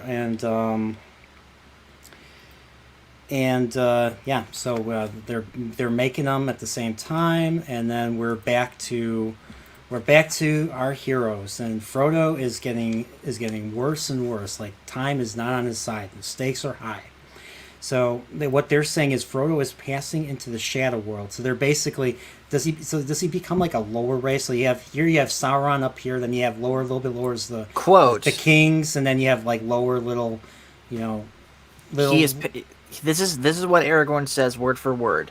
He's passing into the Shadow Realm. He will soon become a wraith like them. I'm assuming a lower wraith, but yeah. Yeah. Okay, so he's passing into the Shadow Realm, and of course they're looking for herbs to spread the poison. Well, mainly Aragorn and Sam, because Sam is a gardener. He knows what to look for, knows where to look for it. Kingsfoil, that's a weed. Yeah. And of course, here arrives Lady Arwen, the daughter of Master Elrond. I was playing Fortnite with her earlier. Really? Yeah. Liv Tyler herself, of course. No, Arwen, Arleta, and Daryl. Oh, that Arwen. Oh, Arwen. Okay, that Arwen. Arwen with a Y. Yep. Actually, it's funny, is that's how I spelled it. It's how I spelled my notes. I spelled Arwen with a Y too, not Arwen with an E. Okay, so Arwen basically sneaks up on Aragorn, says, "Ooh, you're an easy ranger to catch," or whatever. What's this? A ranger caught off his guard. Caught off his. Yep, that's right. It sounds a lot less sexy when I say it, I must admit. Yeah, so no Glorfindel. So in the book, the elf that comes and helps them with his horse is a guy named Glorfindel.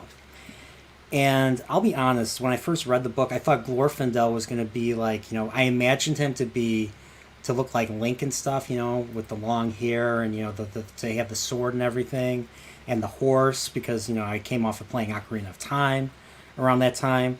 So I was expecting Glorfindel to be one of the heroes, part of the Fellowship. And by the time we get to, the Fellowship and stuff, I'm like, who's this Legolas guy? Like, why is he joining instead of Glorfindel? Why didn't Glorfindel join? But Glorfindel basically is the one that basically has Frodo ride the horse. If I remember correctly, Frodo rides the horse by himself. So the horse is basically taking him to the ford. The horse knows where to go and stuff. So, and of course, there's a version of Glorfindel that exists in the Silmarillion, and I think I don't know if it was the first age. Let's see, the tad that shouldn't be says, Glorfindel is a very significant elf. He is a tie into the Silmarillion. He defeated a Balrog in the Fall of Gondolin. I think the Fall of Gondolin's. I think that's also part of the Silmarillion, or if that's part of the Unfinished Tales or whatever, History of Middle-earth. Who knows? So, but instead of Glorfindel, we get Arwen, and of course, basically she basically takes Frodo on her horse. So it's not just Frodo by himself; it's Arwen and Frodo riding the horse, and they ride. It's a very epic. I'll see if I could grab some stills. Excuse me. So he sees Arwen. She's basically like saying, there's always hope or whatever. And look at this. She's being chased by the same 5 Ringwraiths that attacked them at what was it called? Amon Sul, Weathertop. And the chase goes on and on and on. And where's this? There was this great shot that was similar to the books and stuff. Okay, no, that's not it. Okay, that's not it.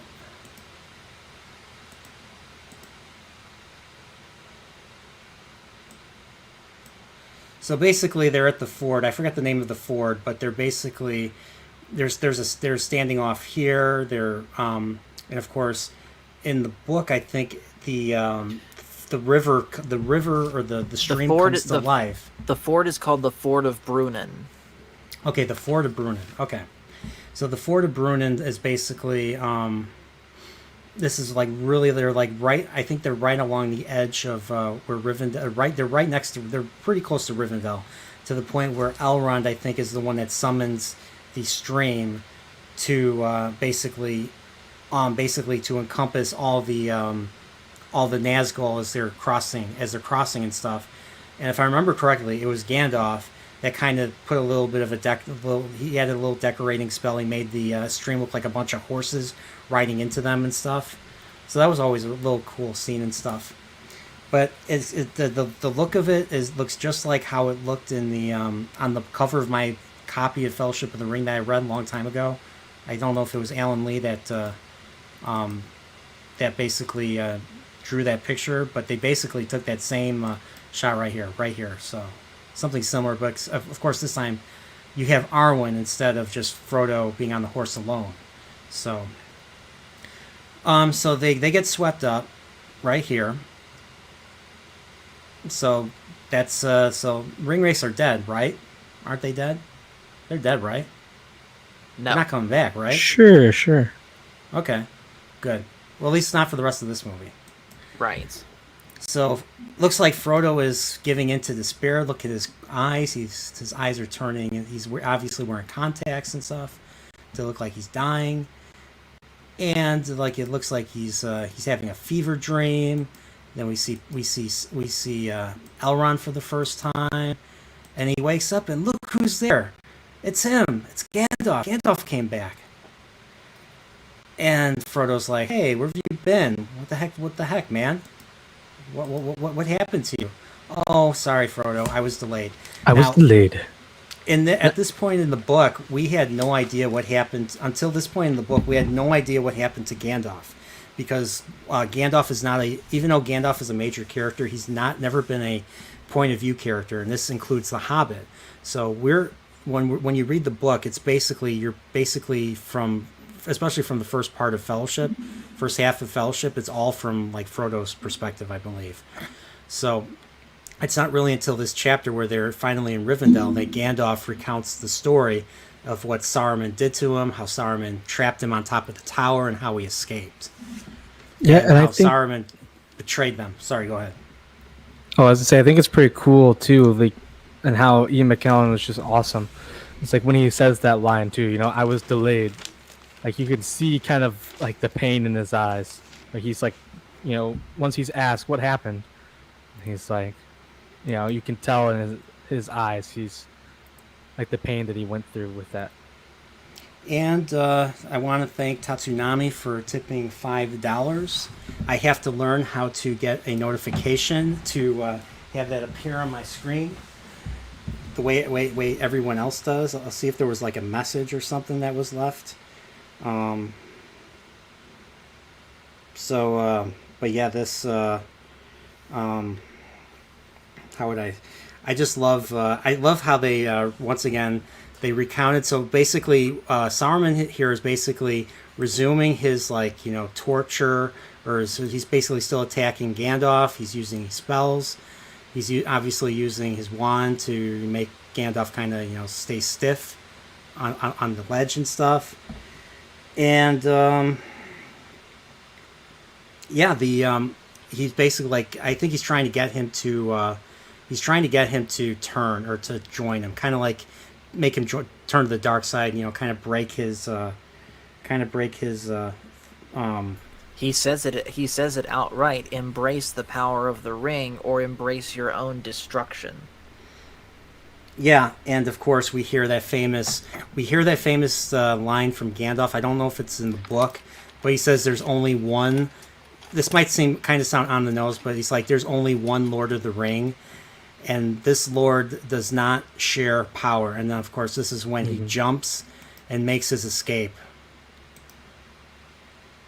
And guys, just going back a little bit, I just wanted to ask you, what did you think about the magical battle between Gandalf and Saruman when you first see it, you know, when they're fighting? Oh, I could not believe that, because it was not in the book. Like, there was no fight like that in the book. That's right, yeah. But it was so cool, wasn't it? You see, like, you know, they're getting bloody, their faces are getting scarred just by the attacks. It's so cool. It was like they're just like using force push, but with wands and stuff. So, one thing I did state last week when we got this far was that Saruman basically pulls a Darth Vader and basically uses the Force to snatch Gandalf's staff, and then that's when he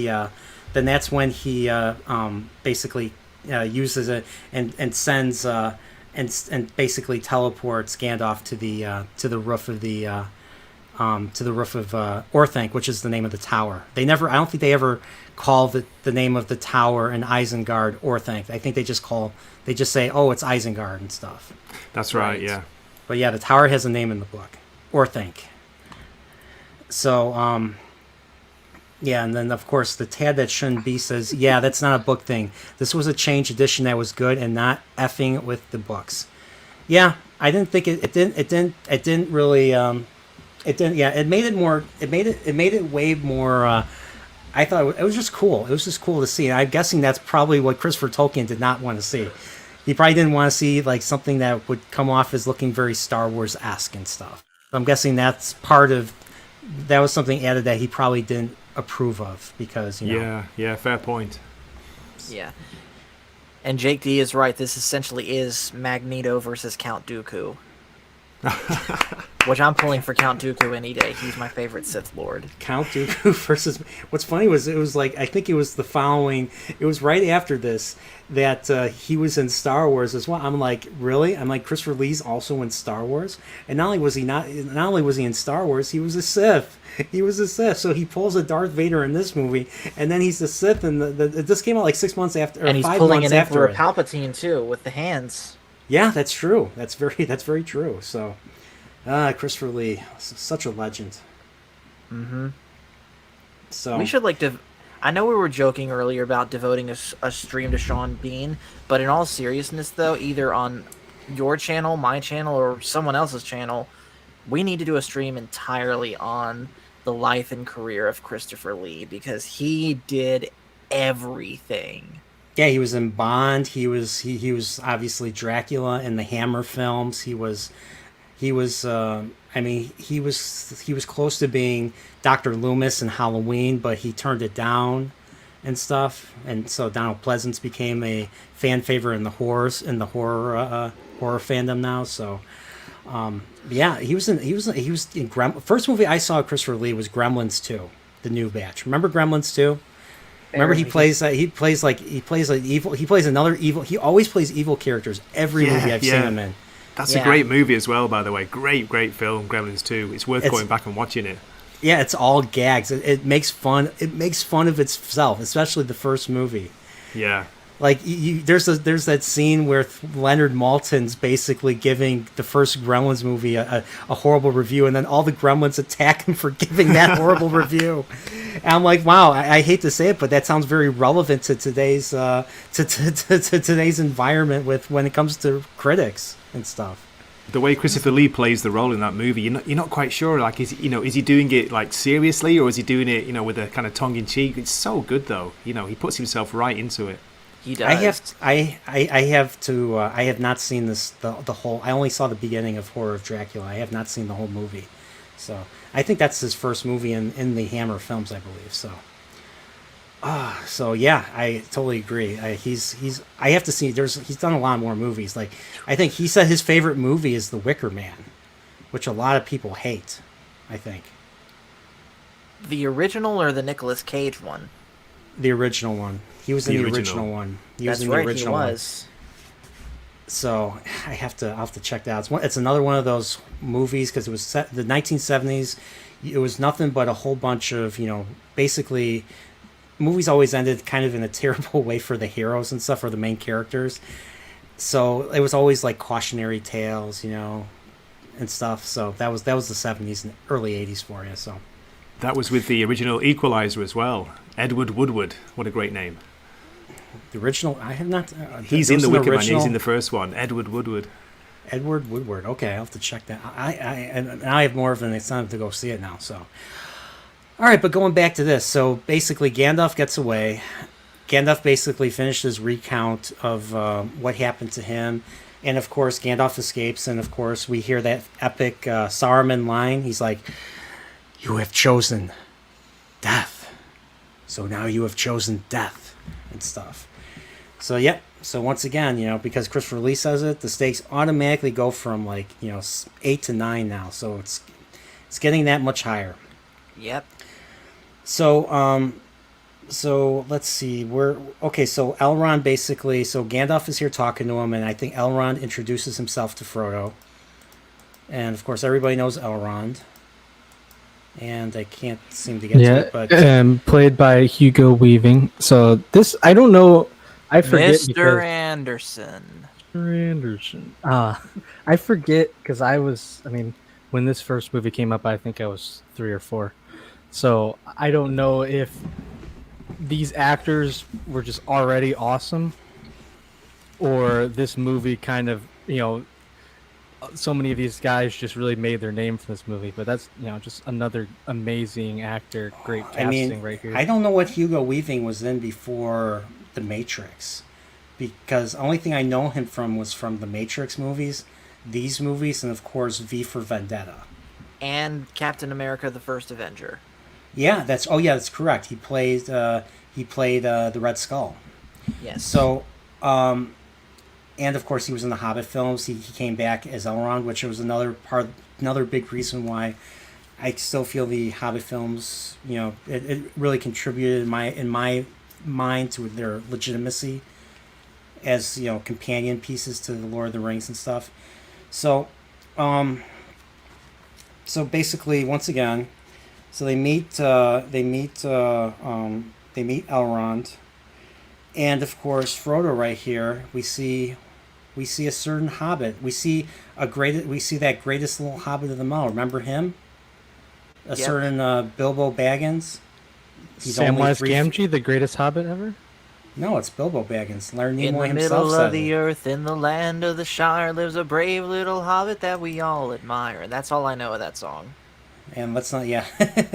so here's Bilbo. Bilbo is obviously aged because the ring has no longer been in his possession and stuff.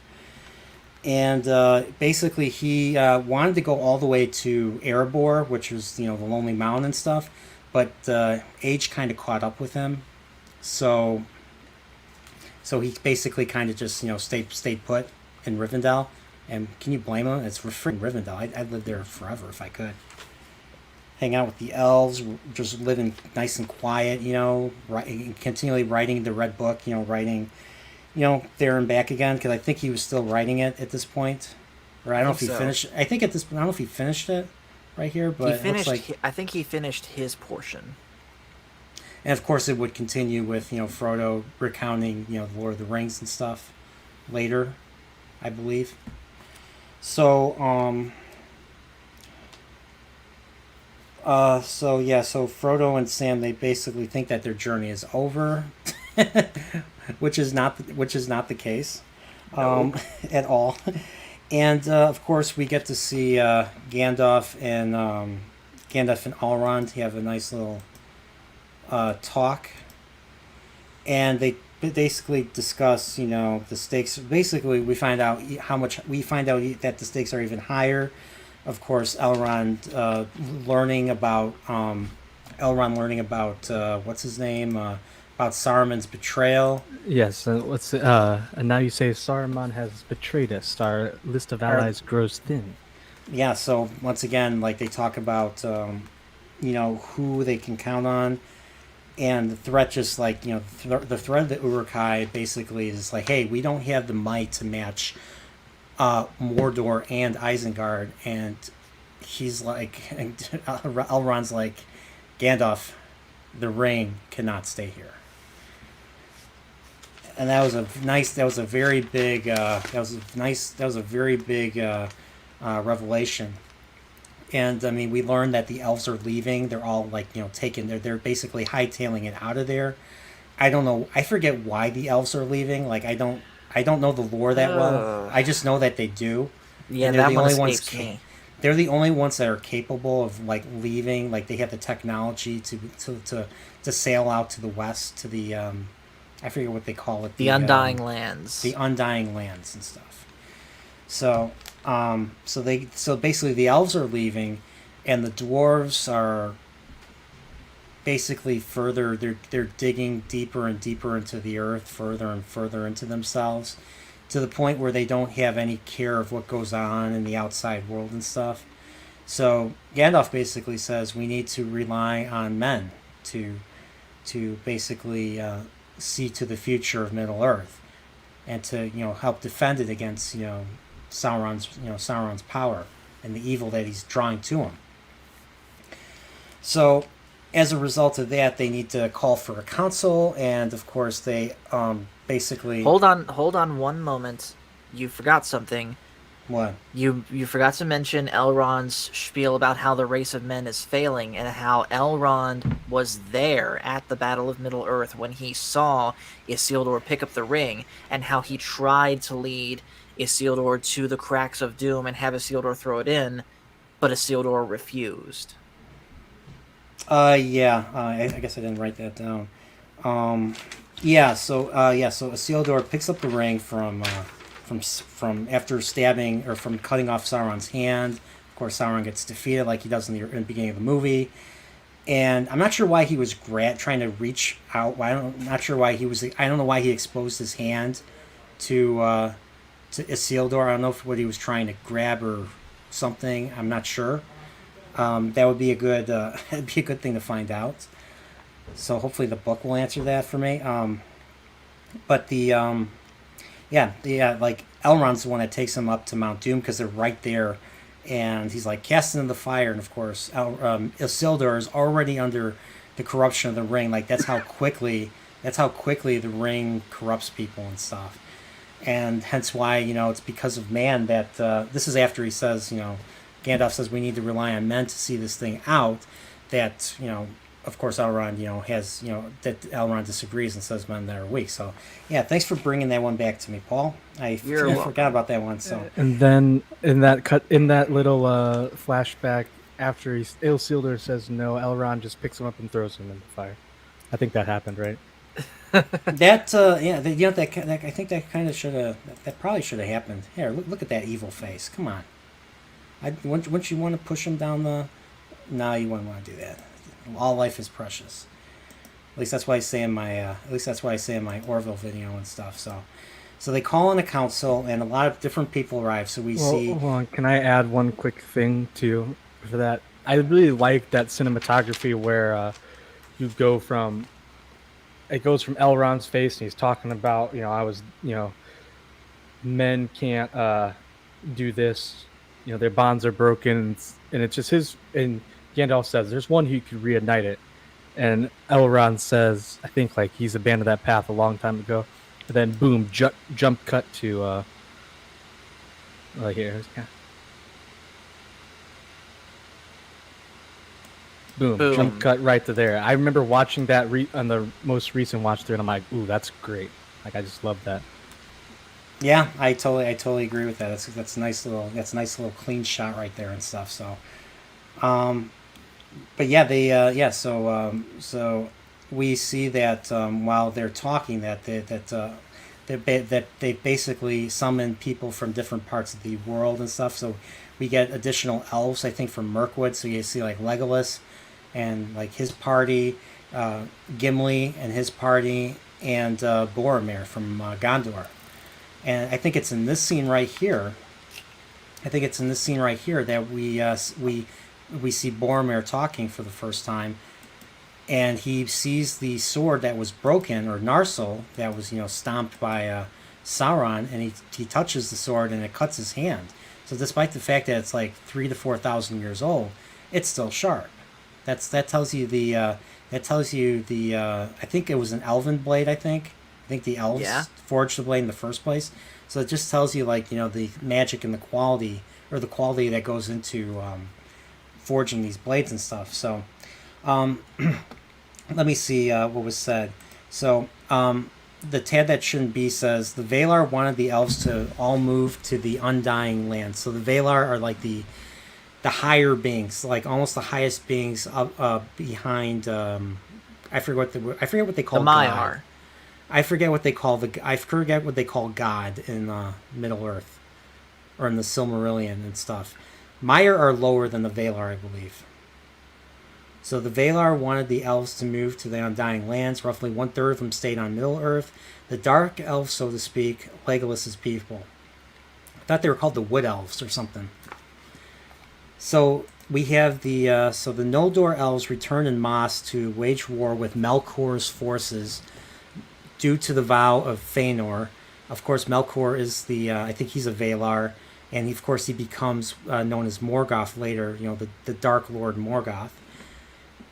I don't know much about Morgoth. I just know that Sauron was a servant of his. Morgoth was defeated. Think of it like this. Morgoth was the emperor to Sauron's Vader when Sauron first turned to the dark side. Right. Okay. So that makes sense.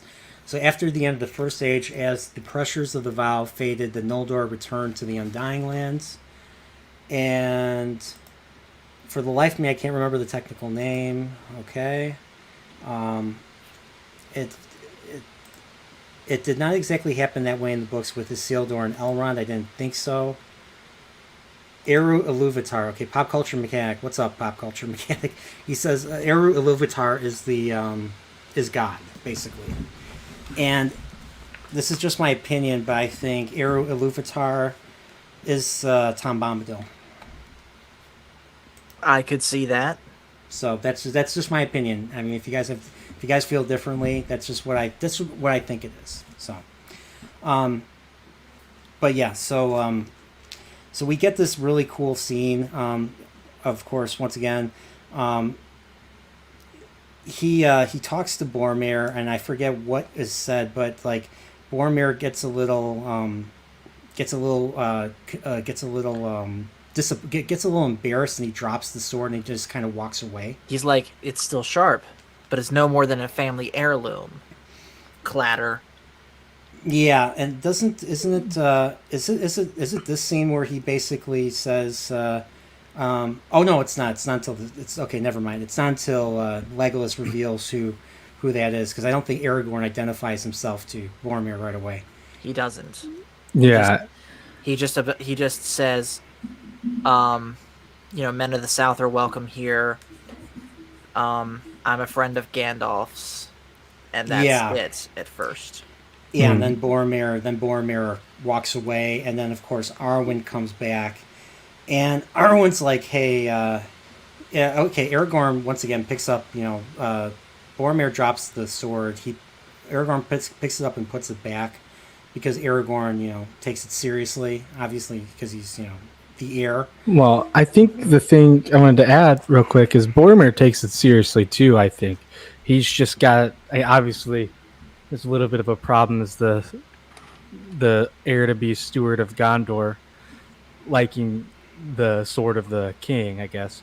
But you can tell even when when he's holding it, which I think shows like a real love for the craft when Sean Bean's holding the sword, like he's looking at this like, oh, this is awesome. And even when he's like, oh, it's nothing more than a broken heirloom, it clings on the floor, you have that scene where he stops for a second, looks back, and then keeps going.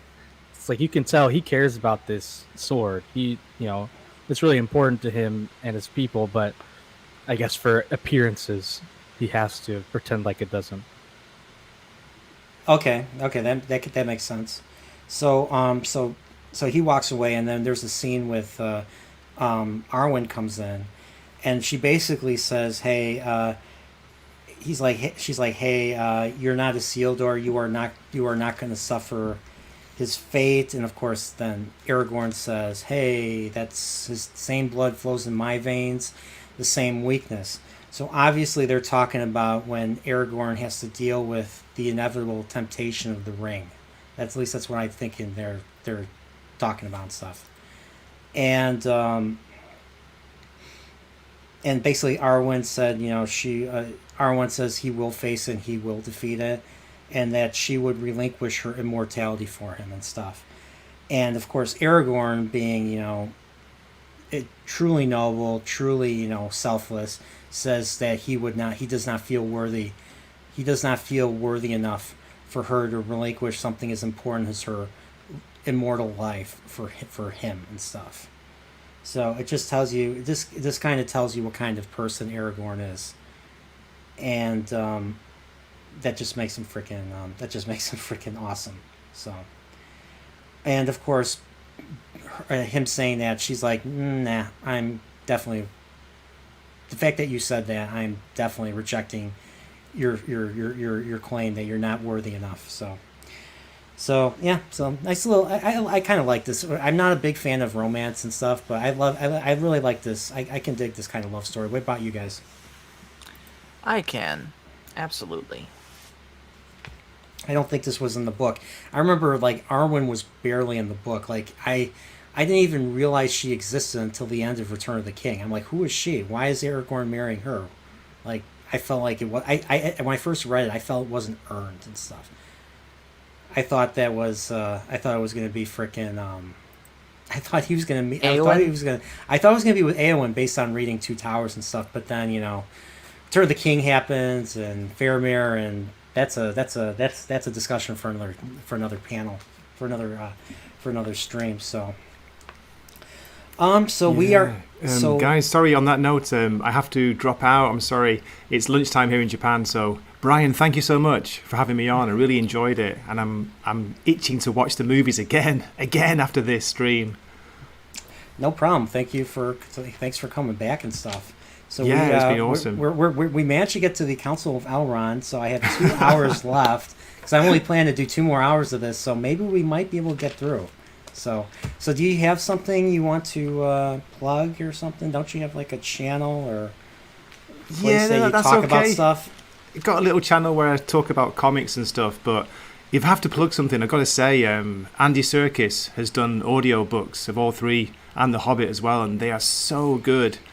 I recommend them if you guys fancy listening. The audio books of Lord of the Rings are really good, and Andy Serkis versions are amazing. He does all the voices, as you can imagine. So is it just like his voice, or is there like additional like sounds and things and music and stuff that it's just him doing just him doing all the voices, and he sings the songs as well, which very interesting to say the least. Not the best singing voice, but he's amazing. You know, he can do all the accents, not just Gollum. So yeah, I recommend those. Okay. So all right. Well, as they say in Japan, konnichiwa.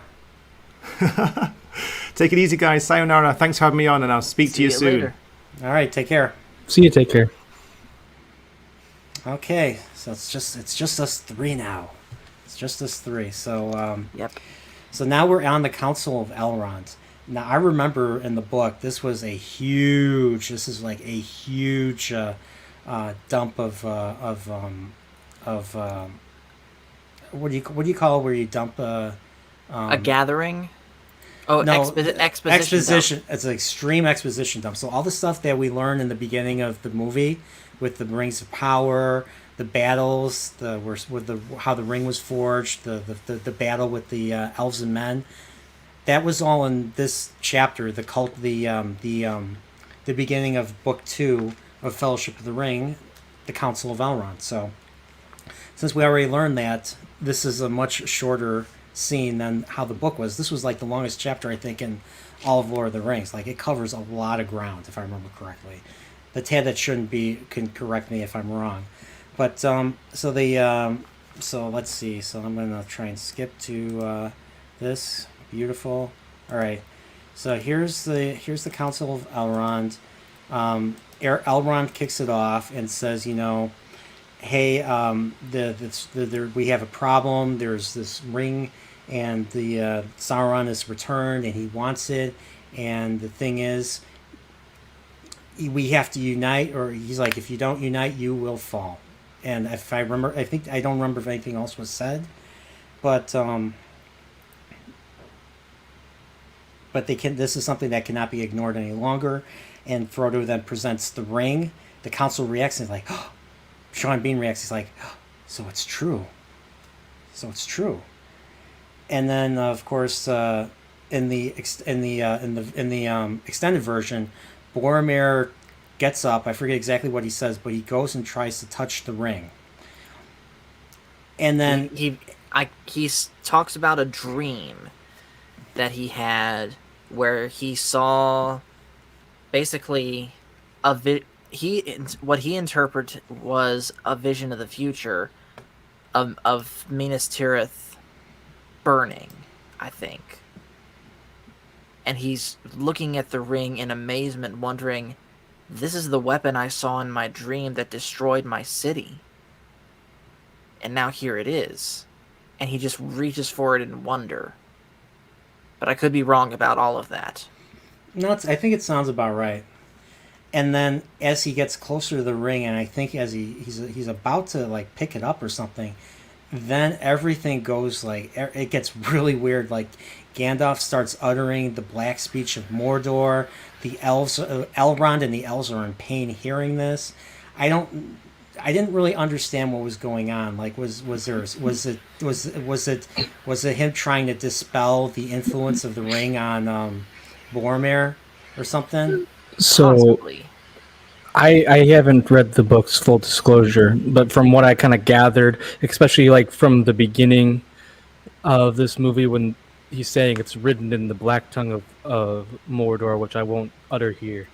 Like, I think it's just that language, it's powerful, and it's powerful in a bad way. Like, speaking that, it makes everyone feel uncomfortable because that's kind of the goal, right? It has this dark power. You're speaking it obviously drives pain with the elves and everyone around. I think that was kind of the point of it. I could be wrong about that. The Tad that shouldn't be says it was the way the movie. It was the movie's way of projecting the presence of the ring just being near them. Okay, remember, I do remember this. So Elrond's kind of pissed at Gandalf for shouting the black speech of Mordor, and I think Gandalf says, if I remember correctly, he's like you'll have to excuse me, but if we don't do something about this, this will be heard in every corner of Middle Earth. This uttered language and stuff. Once again, to build the stakes, to build the stakes and to really drive the fear into the council, I think. So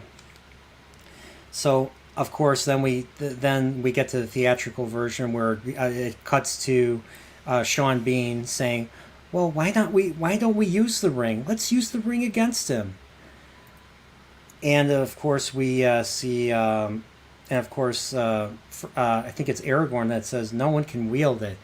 None of us can wield it except Sauron himself. It only answers to Sauron." So, geez. So everybody starts arguing. I think everybody starts arguing about who's gonna take it and stuff. Like Boromir's like, if we can't do it, then who will? And then of course, Gimli's like, hey, I'm not gonna let the ring fall into the hands of an elf. And then the elves get pissed off and they're all fighting each other. Well, you skipped a little bit ahead. There's a little bit more. What did I skip? Well, that's when it's kind of revealed to everyone. Because he says, what would a ranger know of this? And and he's Aragorn, son of Arathorn, and then that's where Sean Bean says, "Hey, you're the Isildur's heir. Gondor has no king. Gondor needs no king." Nice little chilling thing to say. So, and of course, Aragorn's embarrassed. He's like, please don't say any more, Legolas. And of course, Legolas once again says, "Hey, the ring needs to be destroyed, and they need to take it to Mount Doom, and someone's gonna have to be responsible to take it." Well, that was first before then. Sorry, I keep interrupting, but these are just parts I had on my notes. And they says it needs to be destroyed, and Gimli, then what are we waiting for? Let us be rid of it. And I suppose you're the one to do it. Or that's what Gimli says. Screams to Legolas. Well, that part, but that's the part where Gimli, says, "Well, what are we waiting for? Let's be rid of it." Takes his axe, hits it against the ring, and shatters his axe, blows him back, and he has his crazy eye, which is excellent. Yep. But that's the point. That's the part where after that, and it zooms in kind of on the ring where it's just perfect as you see bits of Gimli's axe that it destroyed. Where they says, that's when Elrond says, the ring cannot be destroyed, Gimli, son of Gloin, with any weapon we here now possess, or something like that. Yeah, and it was made in the fires of Mount Doom, and that's where it has to be unmade. So someone has to go into Mordor and take the ring there. And of course, there we hear, what's his name? We hear Boromir's nice little memeable saying, one does not go simply walk into Mordor. Not with 10,000 men do you do this. It is folly,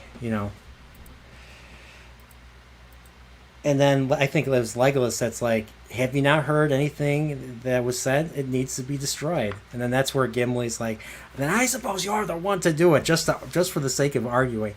And then I think that's where they start arguing, and then Boromir's like, what then?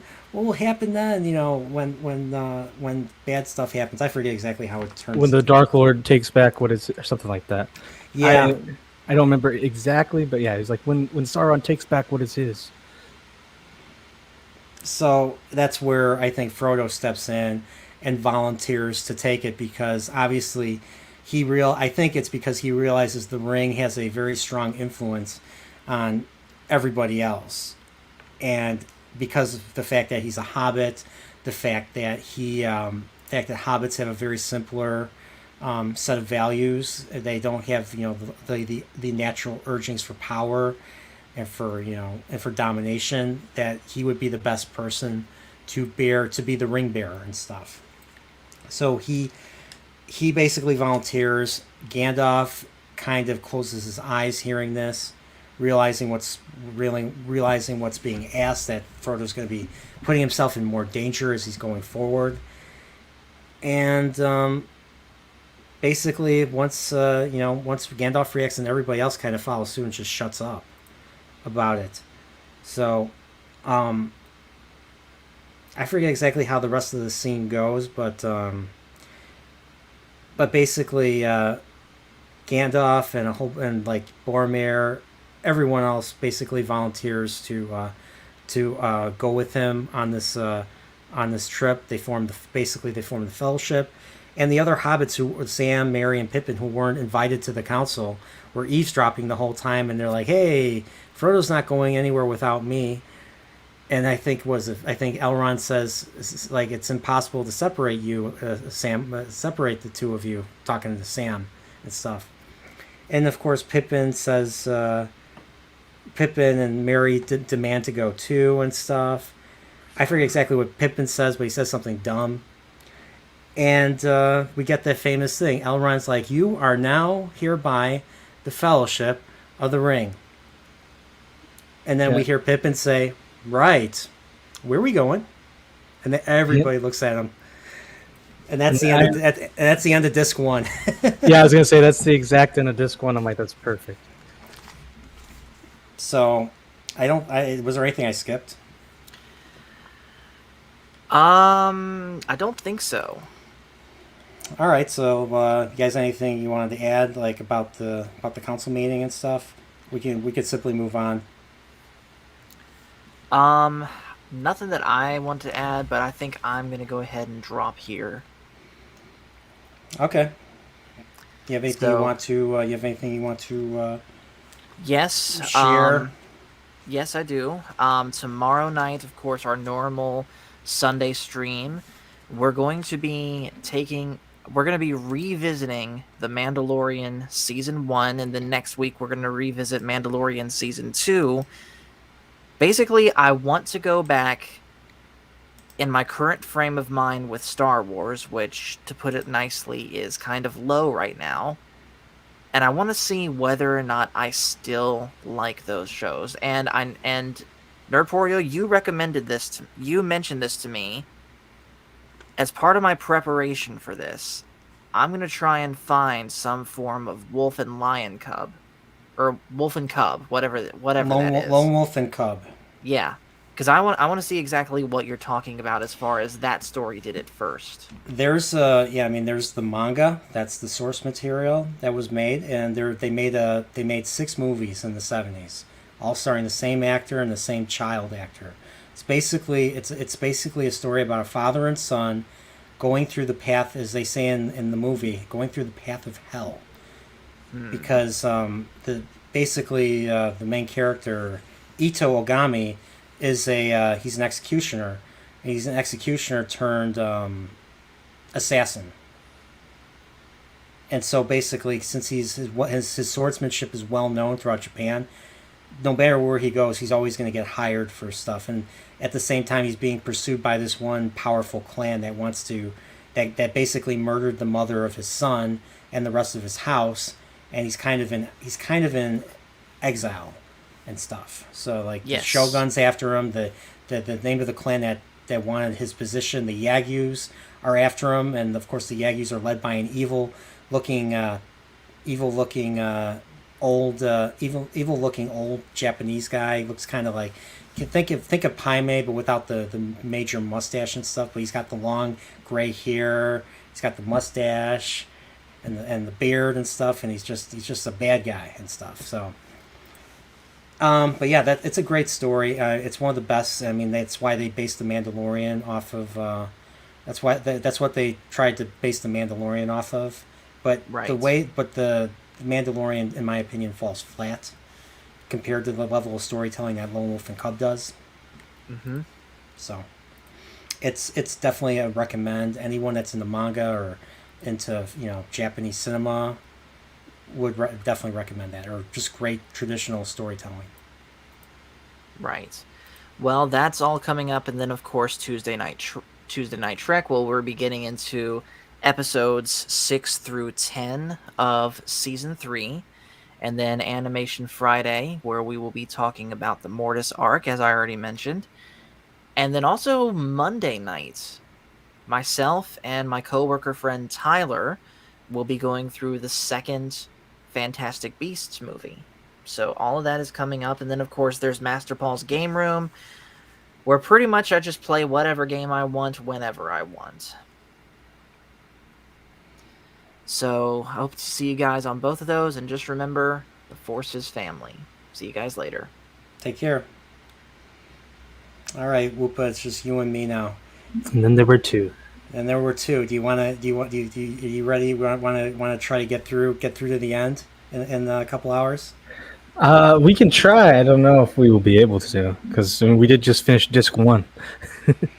Yeah, that's true. But I think the rest of the movie gets pretty. It's pretty much the journey of.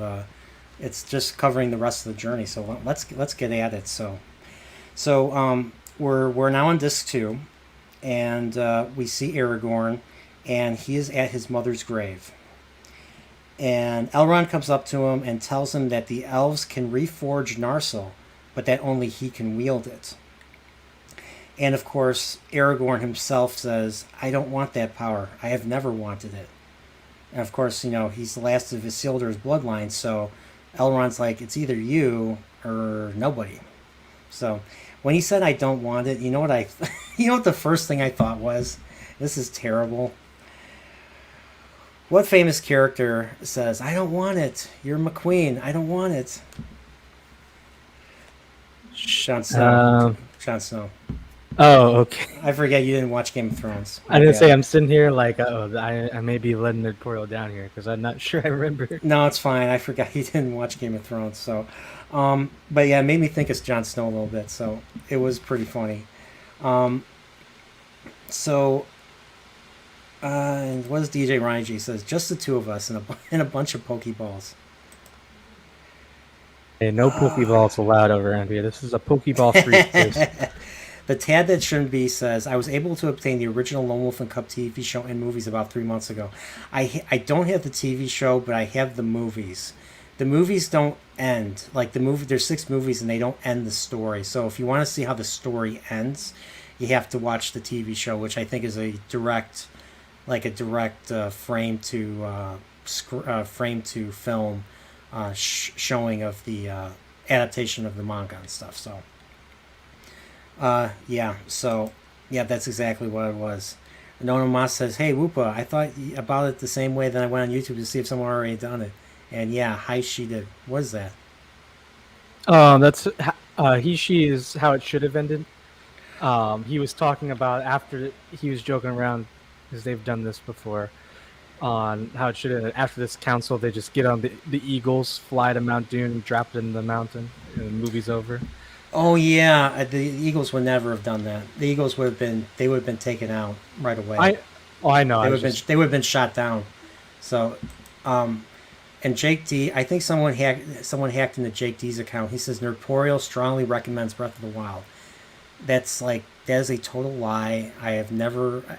I mean, if you like open world games, I'll recommend it, but it's just not my cup of tea or coffee or whatever you call it. So, but if you like open world games, Whoopa, definitely play it. Yeah, Switch. I do. This is true. So, all right. So, we're back to so Aragorn gets a little talk with Elrond, and so now we're at Bilbo, and I'll try to skip to Bilbo and stuff. I think there's that infamous scene with Bilbo where he basically tries to take the ring right here. This scared the crap out of me. When I first saw the movie. I did not see this coming. I mean, look at that face. What did you think when you first saw that? It was really crazy. I forget what I first remember. I guess I'll say what I remember my younger siblings watched, because I don't know if they watch it anymore, but we tried to make them watch it when they were young because it's one of our favorite trilogies, me and my mom. And this scene happened and they freaked out and they wanted to turn the movie off. They were too scared to watch anymore. You have to answer this question from Darius Munchausen. Yes, I do want to live in a world without Pokeballs. Us Pokemon have been down for too long. It's time for us to rise up. We must take control. The humans will put us in Pokeballs no longer. That's what I'm a general for. I'm leading the revolution. I think Jake D is a Russian bot. Just saying. Just kidding. Should I ban him from the chat? Oh no. He has to live with the humiliation and stuff. Nah, not really. We all know Jake D loves Breath of the Wild. A lot of people, majority of people do so. But yeah, this scene, like, even though he didn't have the ring, even though Bilbo did not have the ring in the movie, it was only like maybe a few months and stuff. I don't remember if something like this exactly happened the way it does in the book, but in the book there was like 17 years between the birthday party and when Frodo finally sets out onto the journey and stuff. There was a 17-year time jump. So I'm not exactly sure if this happens in the book like this. I'm guessing this came from Peter Jackson's horror roots. This might be a totally Peter Jackson thing to add into the movie. But once again, it shows you that even though he didn't have the ring in his possession for all this time, it still has an effect on him. And it just tells you how evil this thing is, and how it could turn someone as good and as pure of heart as Bilbo, and turn him into a pseudo Gollum almost and stuff. So there it is, nice little jump scare from a former horror director and stuff. So we see this scene, but prior to this, Bilbo actually gives Frodo. He gives Frodo, I think, he gives him Sting, which is the blade that glows when orcs are nearby. That Bilbo found in the troll cave, I believe. And of course, he also gives him Mithril, which is the chainmail, the elven chainmail right here, that I'm sure if it was made today, like they would not have used this for anything in a later scene. But because this was made by competent filmmakers, and it was made during a time where it was important to be a competent filmmaker, this Mithril has a purpose later in the movie. So one thing, going back to Bilbo doing his thing, it's a very emotional scene too. Do you remember how Bilbo reacts after that? He starts to cry, and he feels responsible for what Frodo is going through right now, because Frodo's the one that has to go take that ring. Bilbo brought the ring into Frodo's life. Frodo would have lived a normal life had Bilbo not gone on his adventure and taken that ring in the first place. So there's a lot of guilt in Bilbo right now, and we as an audience can feel that guilt, but at the same time we don't blame him, because he had no way of knowing the implications of what he was doing. And of course, Tolkien himself, originally the ring was originally just a gift from Elrond, Gollum. Gollum originally gave him the gift as a present in the original version of The Hobbit, and then of course he re-edited it for the Lord of the Rings. And in the Lord of the Rings, Bilbo addresses that his version of the story changed and stuff. The way he originally wrote the story, it was actually false, and that he actually ran from Gollum and stuff. He stole the ring and ran from Gollum. That was what changed in the version that leads up to Lord of the Rings. I don't know if you knew that, Whoopa. About what, the movie edit for how they did it with The Hobbit? Well, originally The Hobbit was written as a standalone. He wasn't sure that he was ever going to make a follow up to it. So the scene with Gollum and stuff, he didn't steal the ring. He doesn't steal the ring from Gollum originally. He wins it. Gollum gives it to him in the game, and they part ways amicably. Whereas in the that was the original. That's how the original. That was the original version of The Hobbit. And then as Lord of the Rings got closer, in order for things to better lead into it, he re-edited The Hobbit. So there was another version of The Hobbit where he changed it and stuff. Oh, okay. I didn't know that. So then they changed it to where Frodo or where Bilbo takes the ring and escapes from Gollum, and Gollum's like, "We curses it, we hates it," and stuff. That's what leads into Lord of the Rings and stuff. Okay, I didn't know. So the ring was just in the original that. version of The Hobbit. The ring was simply a trinket. It wasn't really It wasn't as important. It wasn't an important magical ring as it is now and stuff. So at least that's how I view it and stuff. So yeah. So here so basically that concludes their time at Rivendell. They all depart. You see them right here. They're all leaving. And, of course, Frodo, they're actually following Frodo. Gandalf is following in the lead because Gandalf knows the direction. He literally whispers to Gandalf, like, which direction is Mordor? And Gandalf's like, it's that way. Yeah, and stuff. And I think that was a extended edition thing, I'm pretty sure. Yeah, I think so, too. I really liked it. I wish that one made it in because that was, and besides being just kind of funny, I thought it was a good little bit of comedy, but it also just kind of built to the fact that they're sending these guys on an adventure. They have no idea where to go. I mean, Gandalf does, of course, but these hobbits, they're into this, but they don't even know, the first turn to make. Yeah, that's right. So here we have this very famous shot. I think this was, I don't know if this was in the trailer, but I remember seeing this, and like we see Gandalf, we see everybody following, hobbits, Legolas, Gimli, and I think Boromir, and then Aragorn was the last one to pass through.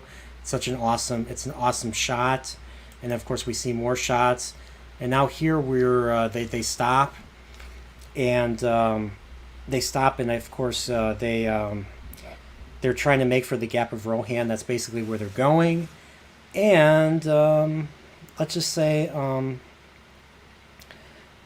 Let's see.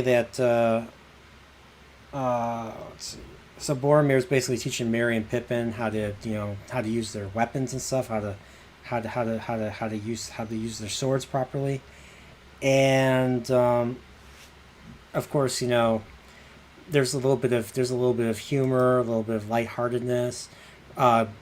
Gimli right here is mentioning to Gandalf that instead of going to the Gap of Rohan, that they should just make way for the Mines of Moria, so that they could be greeted with a warm welcome from Balin, have a feast, and cross through and stuff. And it's just pretty. And of course we hear this, and Gandalf freaks out. He's like, "No, Gimli, no. I don't want to go through the Mines of Moria unless we have absolutely no other choice." So, which tells you that there's something dangerous about Moria that Gandalf knows about. So, at the same time, Legolas spots a bunch of birds basically flocking to... birds are basically, they're not flocking, but they're basically flying over them. And they realize it's... what are they called again? They're called the Creebane from Dunlin. Those are the birds. The birds are called the Creebane from Dunlin, and they're spies of Saruman. So they all have to frickin' hide. So they put out the fires, and they're all trying to hide under these rocks and stuff, but it fails because the birds see them, and Saruman gets wind of what they're doing. There they are. These are the birds, and stuff.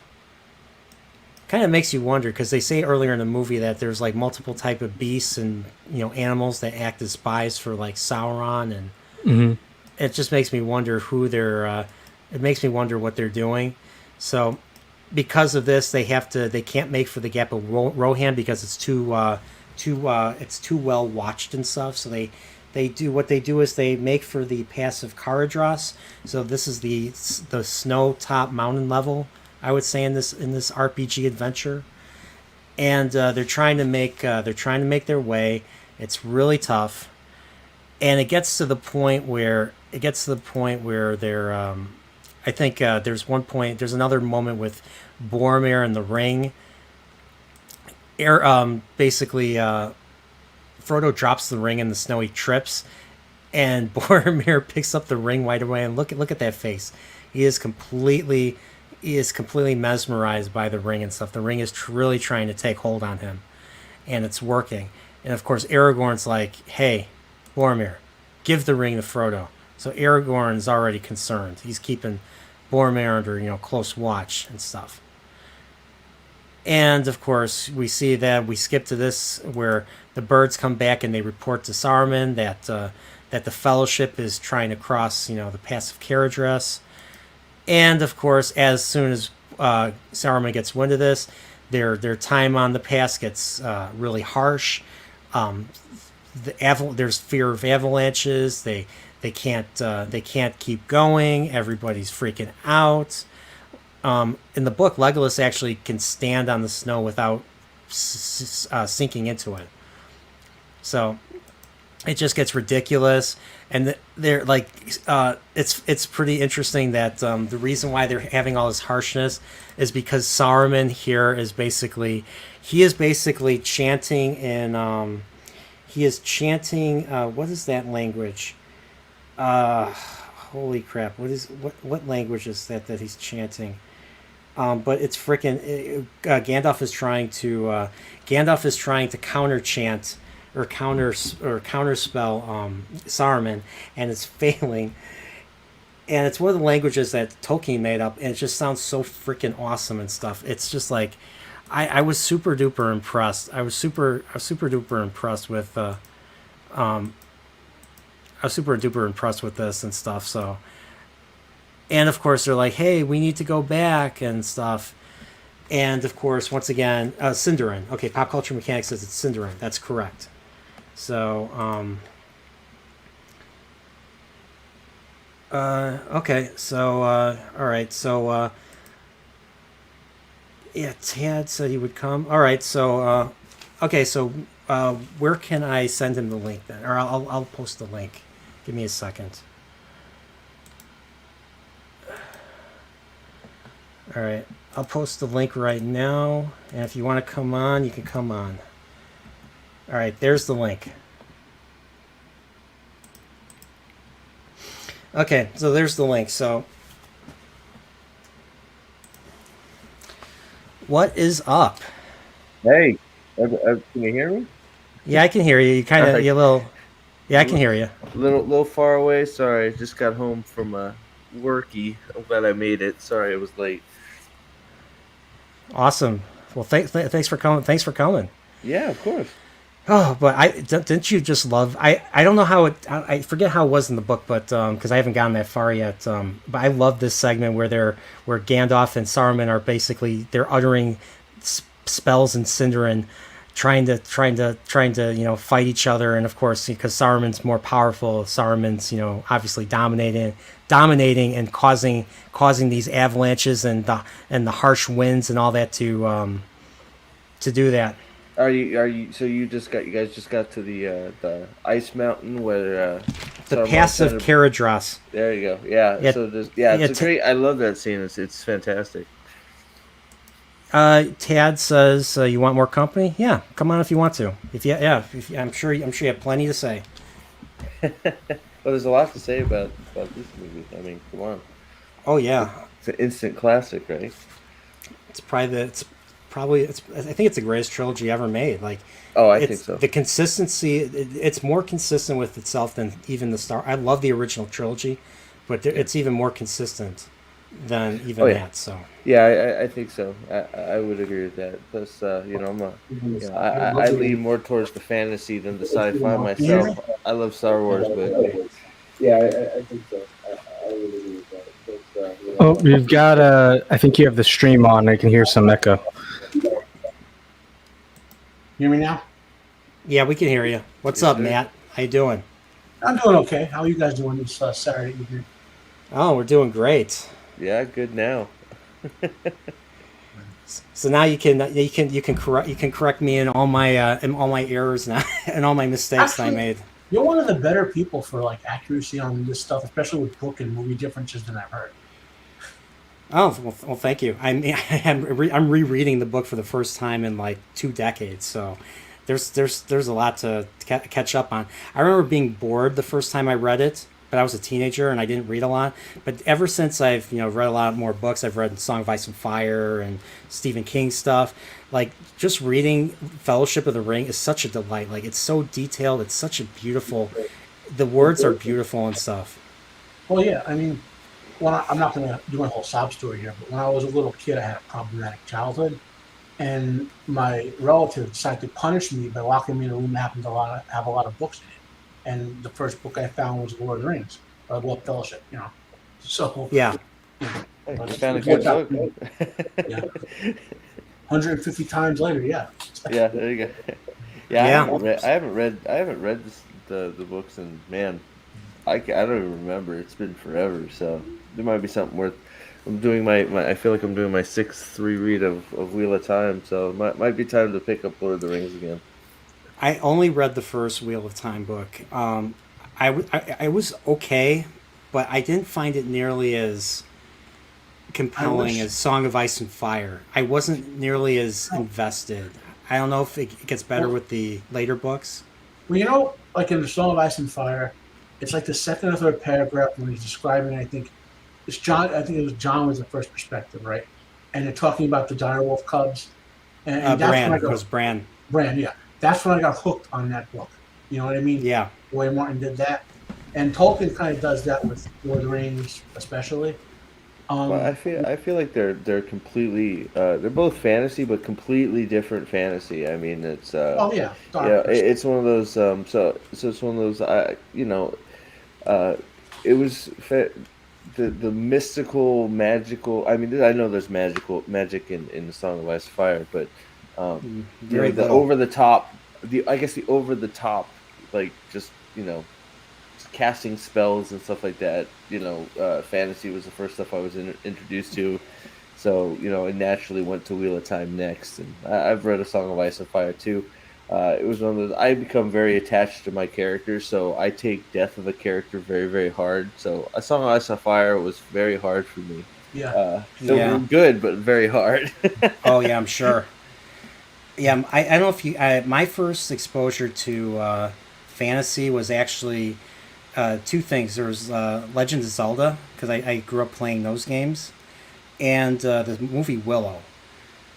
And then it was those were my earliest like exposures to fantasy, and then of course my church got me into Lord of the Rings, and then I heard like I said in my last stream, my Sunday school teacher shared like all the news about this adaptation and stuff, and they were like they were all people in my church were Lord of the Rings nerds. So that's how I cool. found out, because my folks even though my folks listened to like Led Zeppelin and all of them back in the day, they did not know about Lord of the Rings.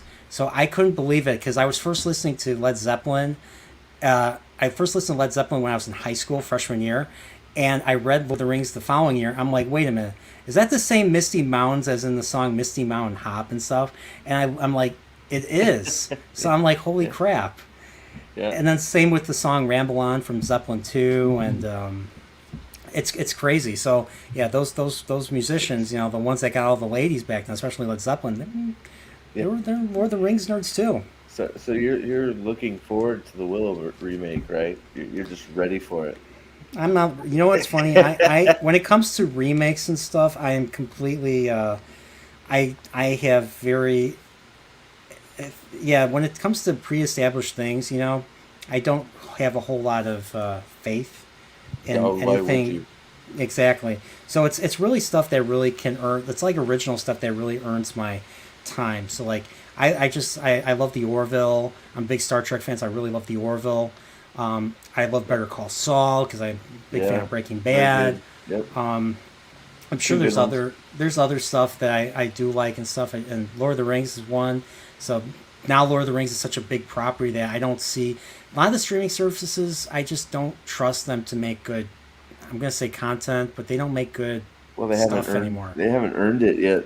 I mean, they haven't shown that they could do it. Yeah, exactly. And so, I mean, if you want my time, you have to earn it. You have to show that that you're competent, that you care about the lore, because to be nerdporeal is to basically care about what came before and what made it what made this stuff unique. When you take away the stuff that makes it unique, you turn into a pile of mush, which is what I think of current Star Trek, and even, well, that's what I think of current Star Trek right now. So that calls itself that. So current a lot of things is basically just a pile of mush with a name stamped on it. Exactly. So Godzillionaire says, can we make a spoof sitcom spin-off called Better Call Sauron? If you have a ring, you better call Sauron. Get caught by orcs, or get caught by rangers. No worries, better call Sauron. Hope he'll get you out, or something. That's actually my next. That's my next video. My next video is gonna be about Better Call Saul and stuff. So going back to this, we have. So we're on the Pass of Caradros. We're on. So basically, Gandalf is basically trying to ward off Saruman's Sindarin, and this is such an awesome thing. And they end up. Everyone's like, we have to turn back. We have to go through the mines, and stuff. And Gandalf basically says, "Hey, we'll leave it to the ring bearer to decide." And he's like, "What do you decide?" And Frodo's like, I don't know. Frodo has no idea what he's getting into. He's like, we'll just go through the mines. Yeah, I think they do a great job here. Just with Ian McKellen's facial features, just everybody's like, well, go to the mines, and you can see just in his face, it's like, all right, do you think I would have pulled you on this mountain if I thought the mines were a good idea? Sort of look, it's really awesome. Just you can see how the reservation of going through the mine in his just. He didn't have to say anything. You could tell there's bad news in those mines. And I love how Saruman's here, and he's kind of taunting Gandalf. He's like, you know what's going to happen if you go in there. You didn't want to, but now you have to. Ha ha ha, and stuff. Yeah. At least, okay, that's not exactly how he says it. That's just my interpretation. It was close. What he says. You're pretty close. But yeah, so they get to the gate right here. And they get to the gate, and of course Gandalf. There's a nice little scene, nice little conversation where Gandalf basically once again warns Frodo about the ring growing in its influence. And so we get to the door here, and of course the door is it's an I think it's an elvish door, and it's operated by starlight. So So there's elvish runes on there, and it basically says that you have to state the password and stuff. And if I remember correctly, it says speak friend and enter. Yeah, speak friend and enter. Yeah. And of course, he's like, okay, that means I basically say the password, and it lets us in. So Gandalf's trying to remember any or all various types of passwords that he remembers from his. How many lifetimes has he lived? 100 lifetimes of men or something? He says it in Two Towers. 300, I think. Okay, 300. So he's trying to remember all that. So while that's going on, I think Merry and Pippin are kind of throwing rocks into the pebbles into the pool. And I love how Aragorn, being the ranger he is, he stops them. He's like, don't disturb the water. Yeah. You don't know what you're gonna wake up, you dummies. and of course, Frodo figures it out. Frodo basically, hey, it's a riddle, because he's a Baggins and stuff, and Bagginses are really good at riddles. He says basically, he's not a block-headed brace girdle from. I didn't know what he was talking about until I rewatched the first part of the movie this morning. The Brace Girls, at least what we see in the beginning of the movie at the birthday party, the Brace Girls are basically a family that just continually likes to screw. Like, they have so many kids. And I forget what Bilbo says to the wife and stuff, but he's like, oh, something about one? You've been very productive. you've been very productive. So that's a brace girdle. So there. I guess Brace Girls are one of the families that he doesn't wish to know, or he likes less than half as well as they deserve, or something. I forget exactly how they turns it, but that's such a great. If that's the most passive aggressive line I've ever heard, that he says at the birthday party. I'd love to say that once in my life to a bunch of to a bunch of people you don't like. So, so basically, once again, Frodo figures it out that that he has to the riddle on the thing says, it says say friend and speak friend and enter. So what's friend in Elvish? And I think it's was it Memlock or something, or it's not Hemlock. Can't be Hemlock. It's like, or Mellock. I think it was Mellock, yeah. Mellock, yeah. Something like that. And then it opens, and then right as it opens, I think they go in for a little bit, and I think Frodo's like the last one to go in, and all of a sudden this giant kraken just emerges from the pool and just starts going at Frodo, because I'm guessing the kraken is, I think, maybe I'm wrong, but I think the kraken is basically under the influence of the ring.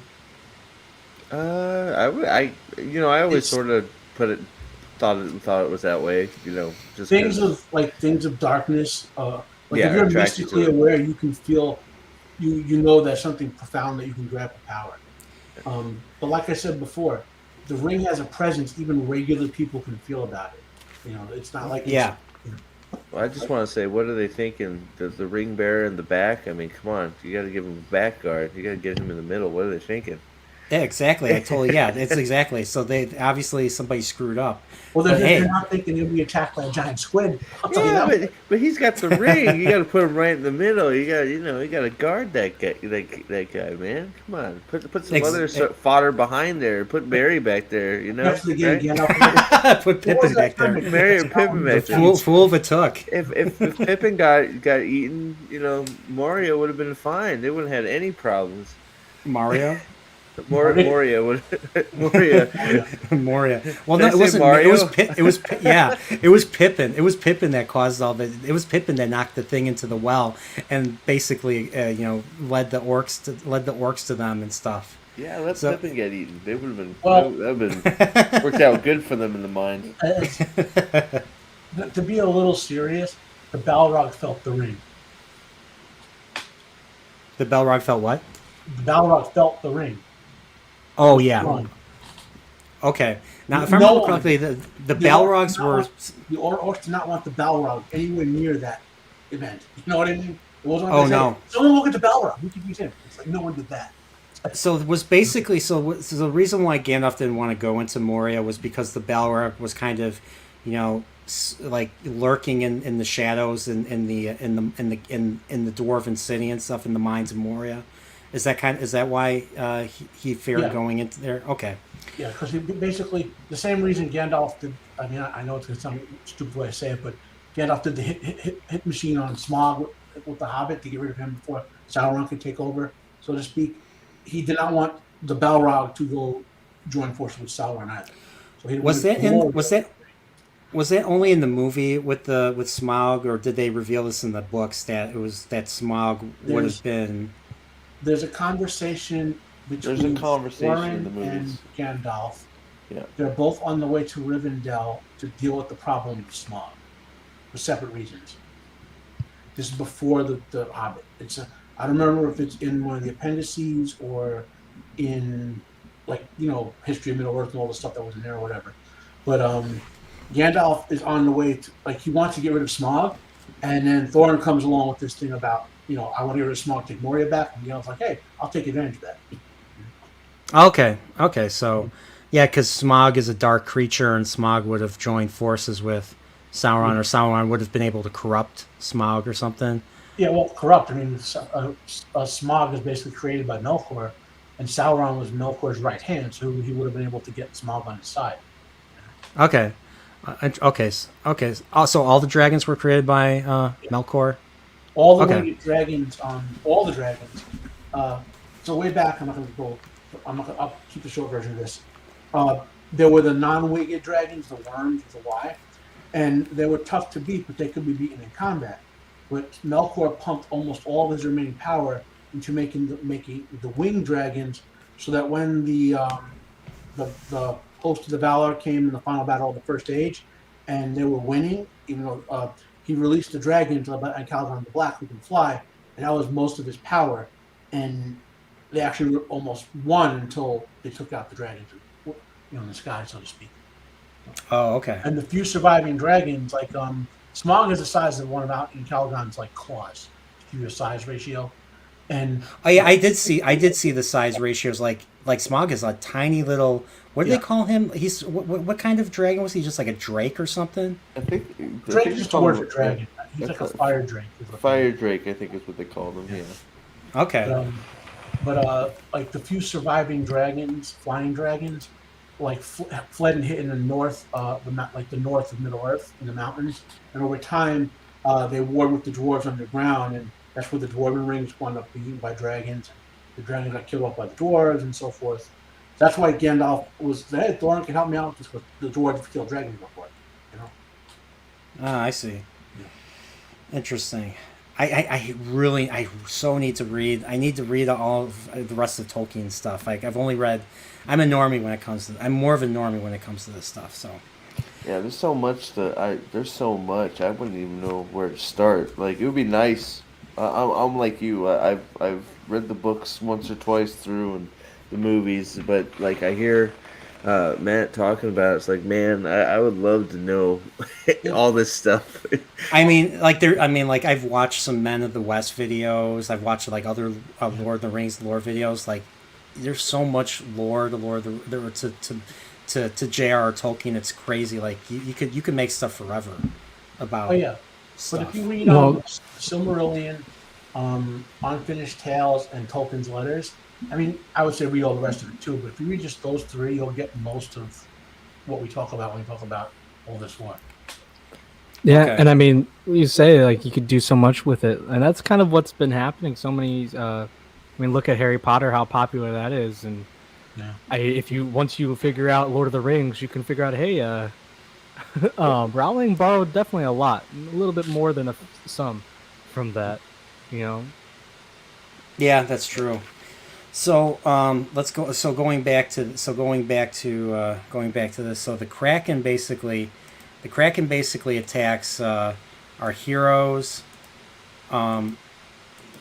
There's the Kraken right there. It grabs Frodo. Boromir and Aragorn go in. They try to cut down as many of its tentacles as they can.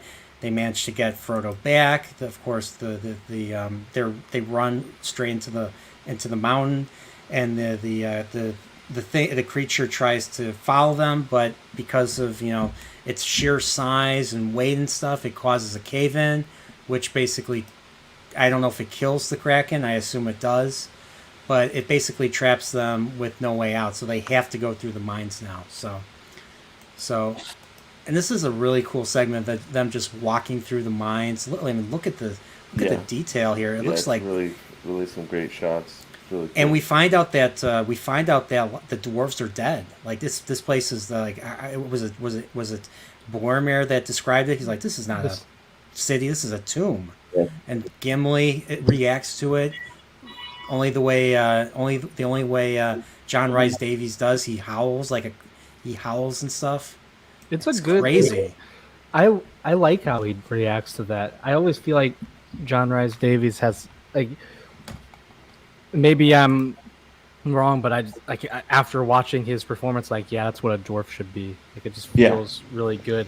Yeah, that kind of like crying he does, where it's like a wail.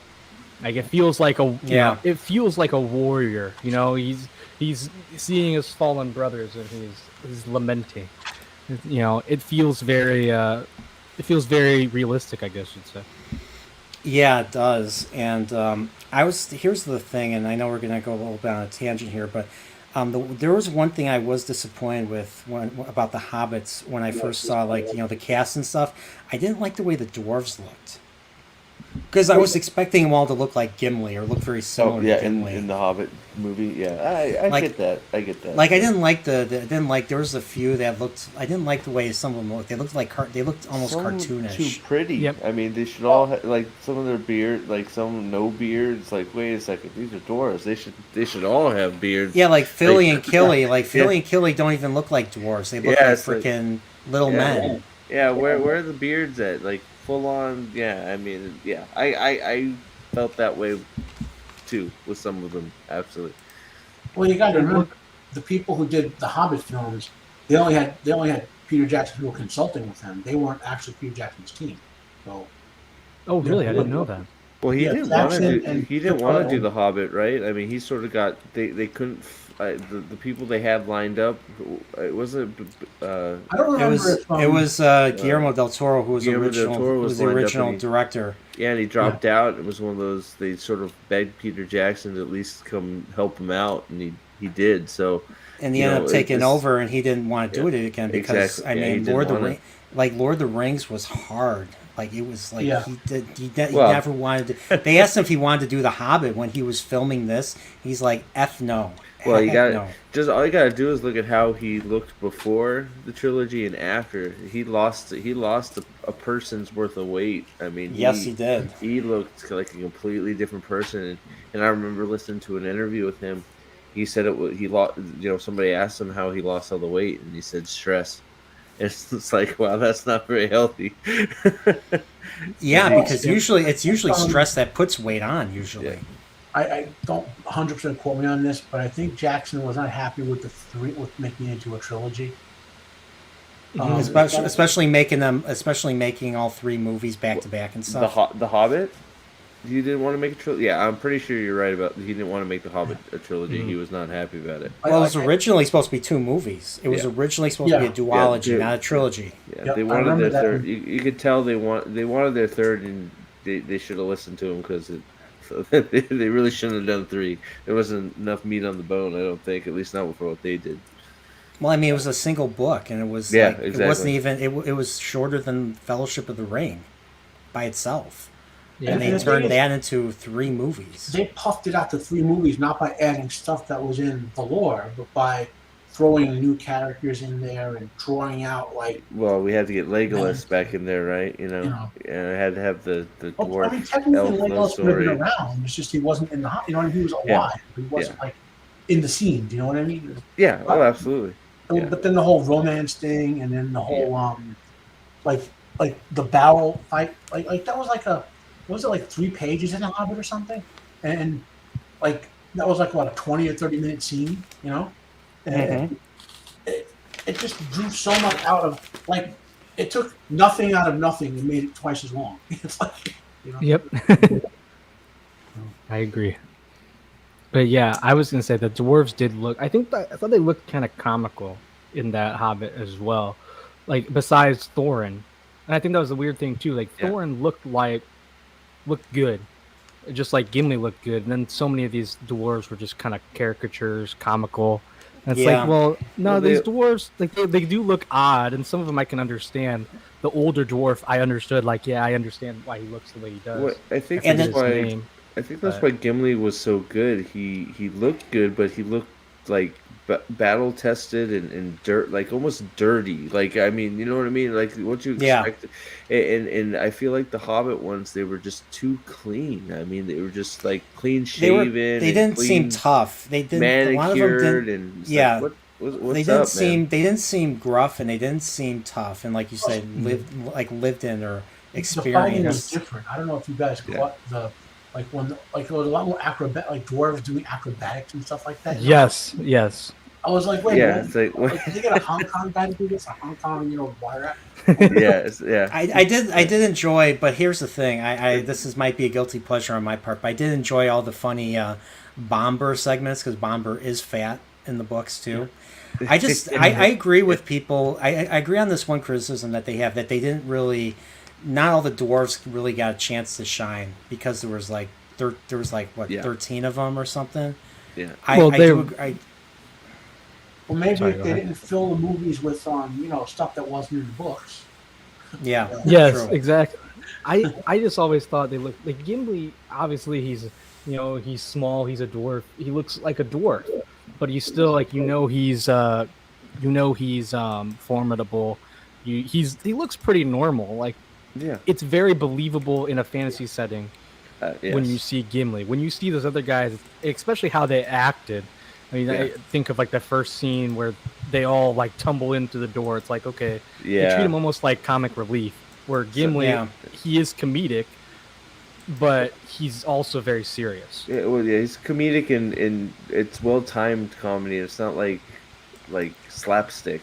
It's at least that Gimli was never sort of slapstick. I fell over, ha ha ha. It was, he'd make a joke or something. Shall I describe it to you, or will I get you a box? Right. Yeah.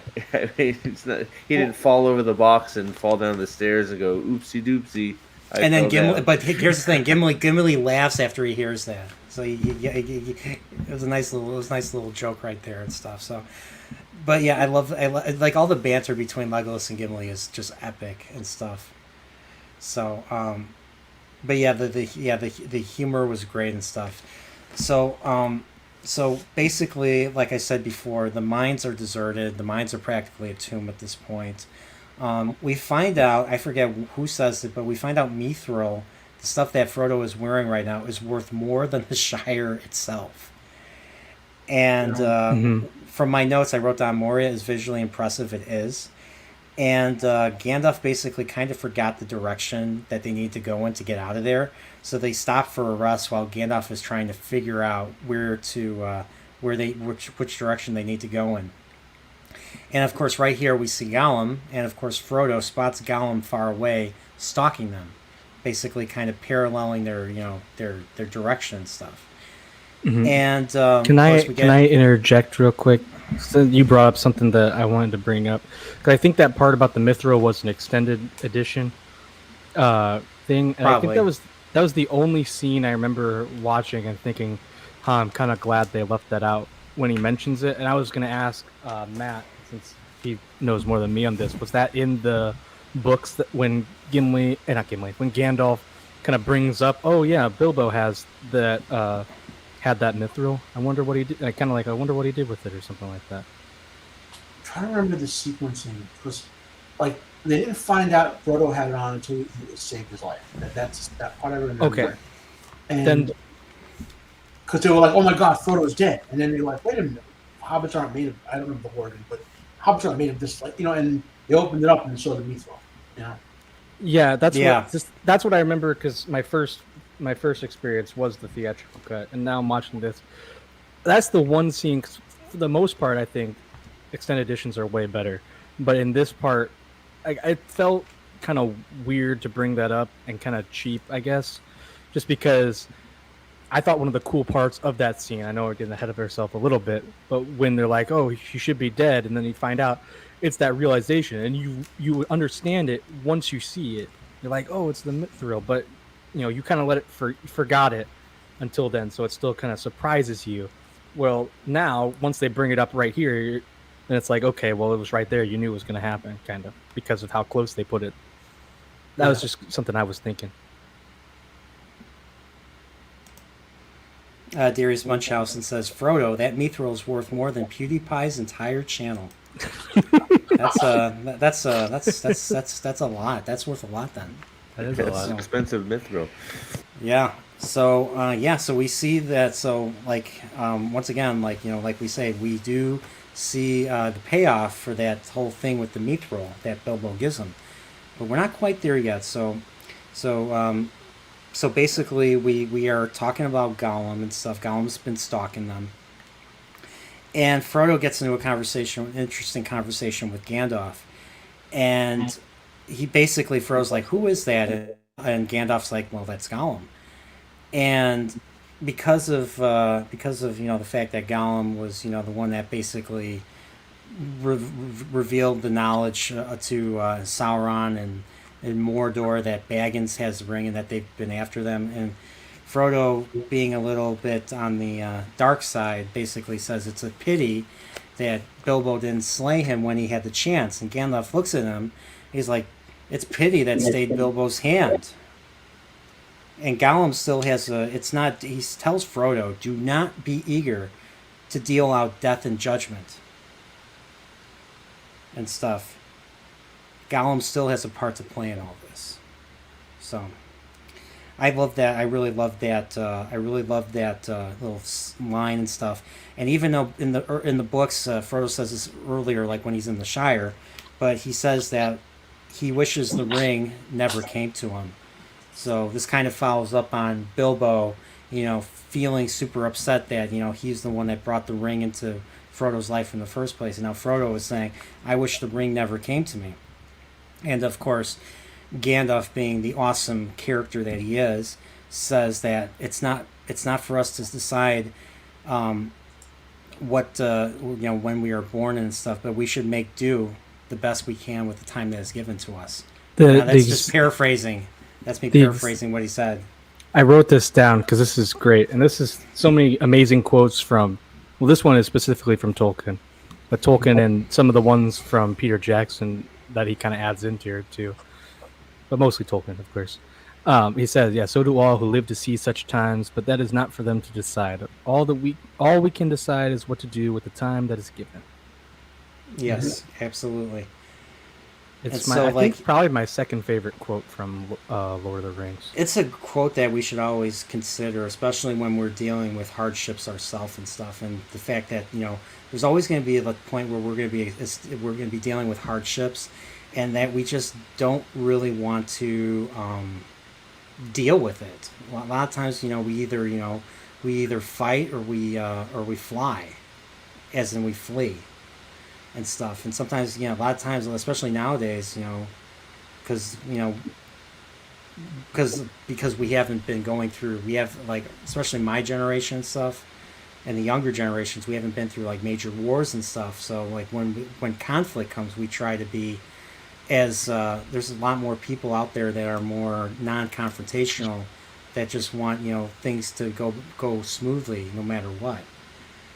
And sometimes it's just, once again, it's just not for us to decide what where we what time we're it's hard for me to put into words, but it just makes me feel for those that, like, especially like Tolkien himself and his son Christopher, that lived through the first two world wars, and especially if you were born, especially if you were young and you were living in Eastern Europe in the early 40s and stuff, when the Nazis were invading. It just makes me wonder. I ask myself, like, how the hell could anybody live through this? But the thing is, human beings have lived. The thing is, we have it so well now that back then, people managed to, live through horrible stuff and yet still live through it. It gives you hope that no matter what happens, that we can get through it. That the thing will pass, and stuff. Sometimes it doesn't, but as humanity as a whole, all things will pass, as George Harrison says in his first solo album. Yeah.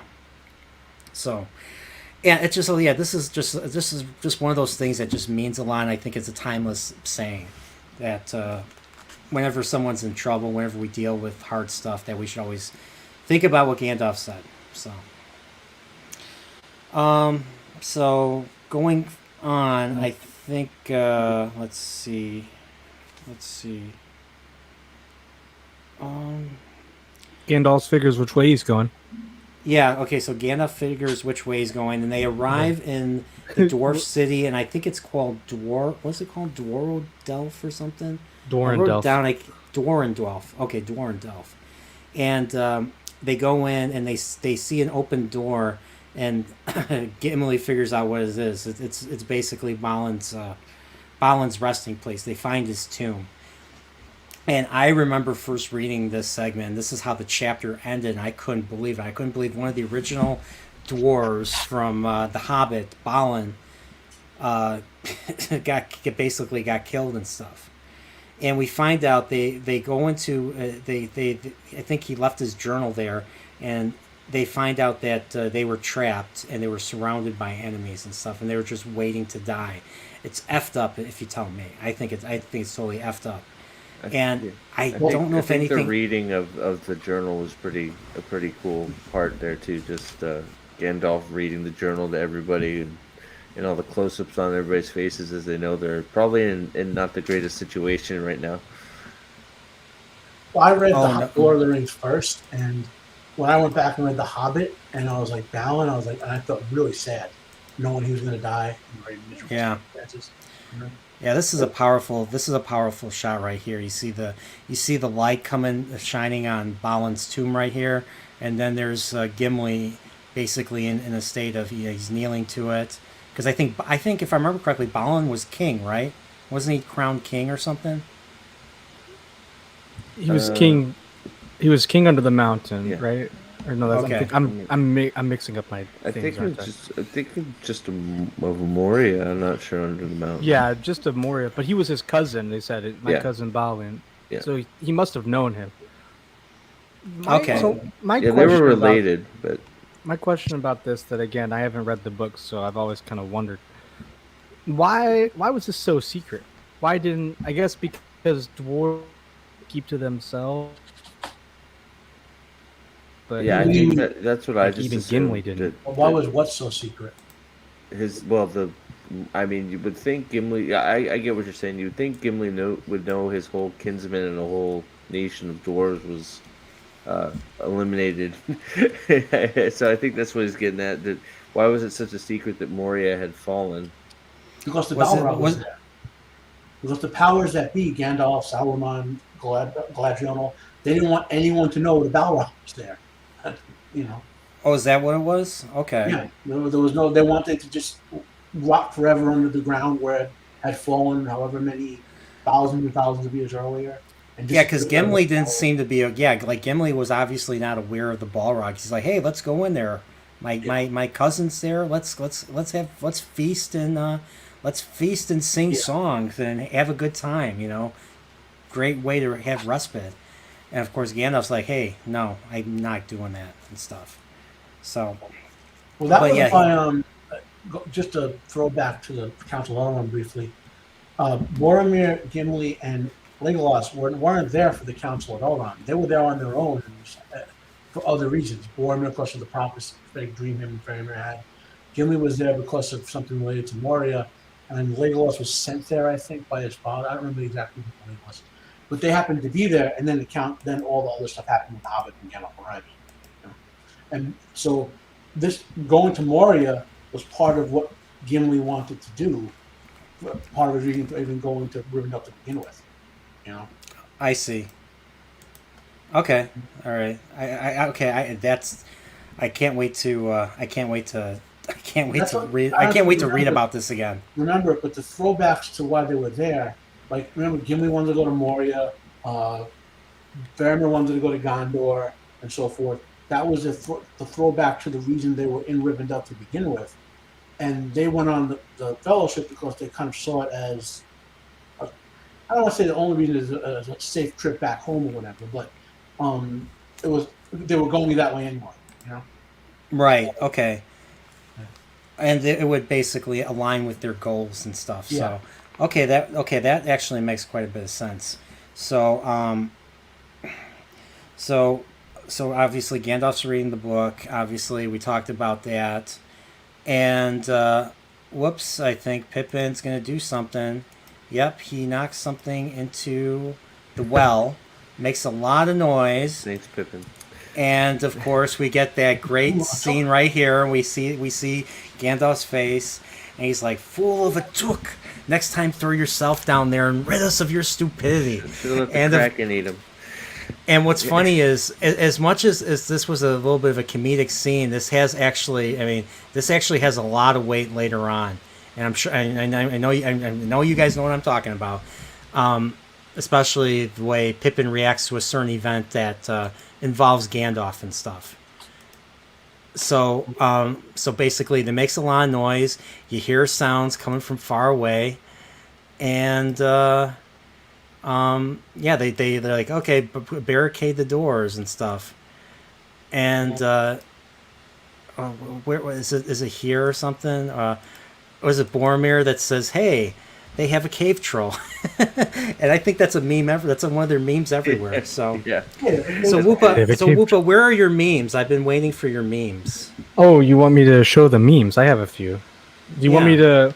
I can show them on screen. Do you want me to? Yeah, bring your screen in, and I'll transfer it to your command. By the way, there's a technique that Tolkien uses in the book in a different way, which Jackson catches perfectly in this sequence of events, where you think the cave troll is a big bad.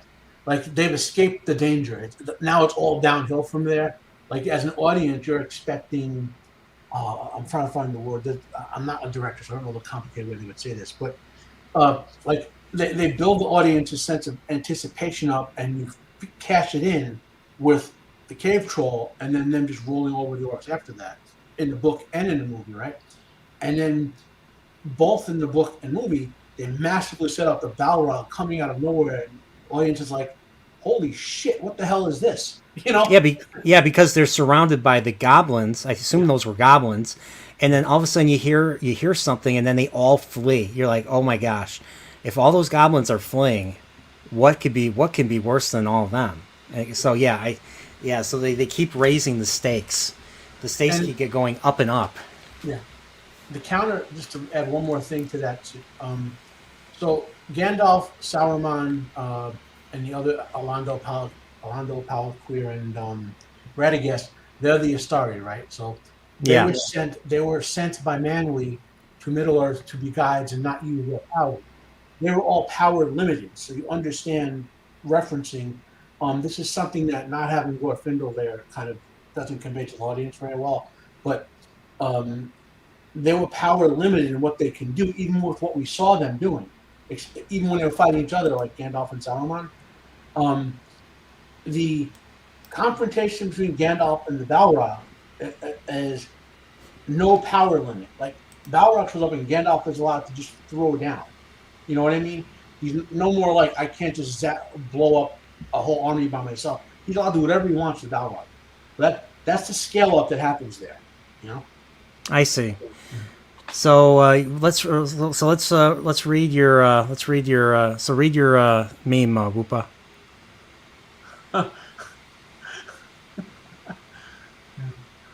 Are you there, Whoopa? I guess he's not. The Fellowship at 100% strength, and then with just Aragorn and Sam, the Fellowship at 99% strength. Yep. Sorry, I was reading it, but I didn't realize I was muted. I don't get it. I don't get it. Is Aragorn and Sam that powerful? Yeah. Well, Sam, basically carries Frodo to Mount Doom, right? That's true. And Aragorn is the king, and he leads the fight at the end. So yeah, I guess you could say that. Yeah. Going to the mines of Moria. The rest of the Fellowship. Yay, Gandalf.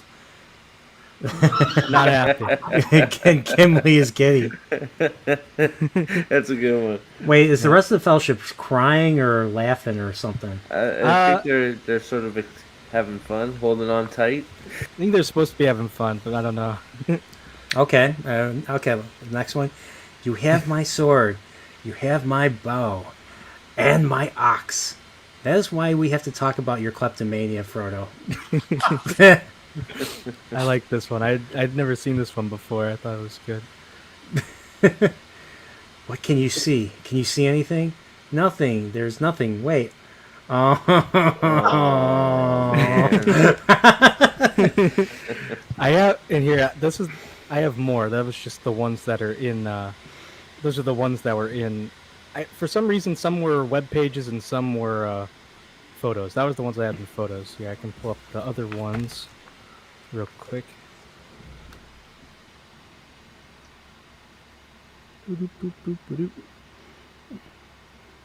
I have to admit, though, your Whoopa smoking a pipe in your avatar is actually pretty appropriate for this stream. Thank you. Talking Tolkien and stuff. If you would but lend me the ring. No! Why not? The game's Boromir. Not Steelmer, you overgrown... Boromir, not Steelmer, you overgrown poodle. Yeah. I get it. You get it? Borrow versus steal. Have this one. Dad joke. Boromir in a fight. He's played by Sean Bean, you stupid blonde. You'll never survive it. That nearly broke me. There's this one. This one's a little bit hard to read if you want me to read it. Yeah, you read it. It says, Frodo says, it's wonderful to see you, Gandalf. He says, you didn't think I would miss your uncle's birthday. Well, you've missed the last 60. nice look. Yeah. This one is technically not a fellowship meme, but one beer, all right. One beer. I saw this one before. It's actually a really good one. Yeah. Let's see. Is this the? Oh, this one. Name this film. Wrong answers only. Eric Idle, The Second Breakfast Club. Yes. Hey, Eric Idle, Monty Python. You know. Yeah. And this was the last one I had. You have my sword. You have my bow, and my ox. Didn't you just shatter your ox on the ring? Yeah, that's a good point. That's a good point. All right, those are the memes I had. Hopefully, they were high quality. They were high quality. Thank you for doing that. Probably a billion memes for this. Oh yeah. Well, there's a lot. There's a lot for sure. I found some new ones. Some of them I already knew already, but some of those I'm like, ooh. One does not make a meme. Not with 10,000 memes do you do this. It is folly. Okay, that's a terrible one. That was a terrible one. So that was good. I liked it. When YouTube was the old YouTube, used to have these like 20-minute videos of like to Isengard over and over again, and people like, I don't know what Rick rolling is, but they used to do that with this Isengard video. Like, oh, here's a video for Lord of the Rings, and it's to Isengard for like 20 minutes with his ugly lots of one line. You know. Yeah. Okay, so back to this. So so they have so we find out the enemy has a cave troll, and I love this shot. Yeah, Gimli. It says, "Let them come." There's still one dwarf, and there's a dwarf in Moria who still draws breath.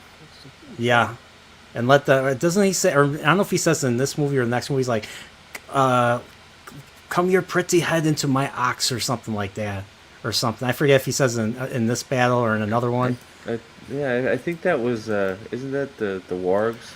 Maybe. Yes. Oh yeah, that's right. Oh yeah, that's right. The wargs and Two Towers. So yeah, so there's the cave troll right there. Look at that ugly thing. Oh my gosh, what are we looking at? It's got a yeah, that looked a little weird, didn't it? so the troll is going after frickin' Frodo and stuff. And is this where he gets stabbed and stuff? No, not quite. It's almost. There it is. Yeah, that's it.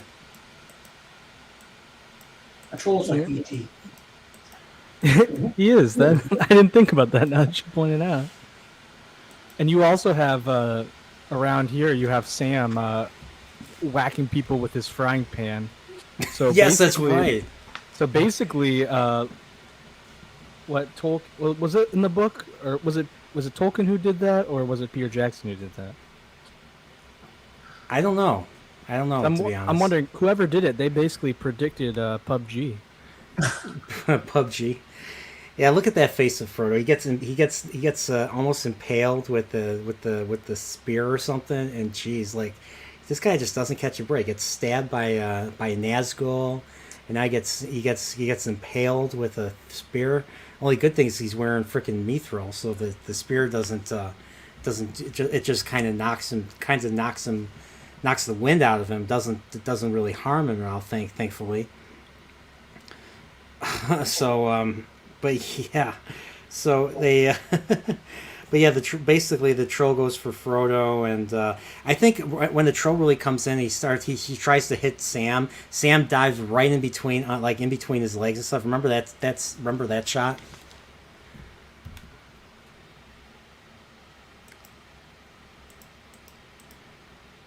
Forget, was it here?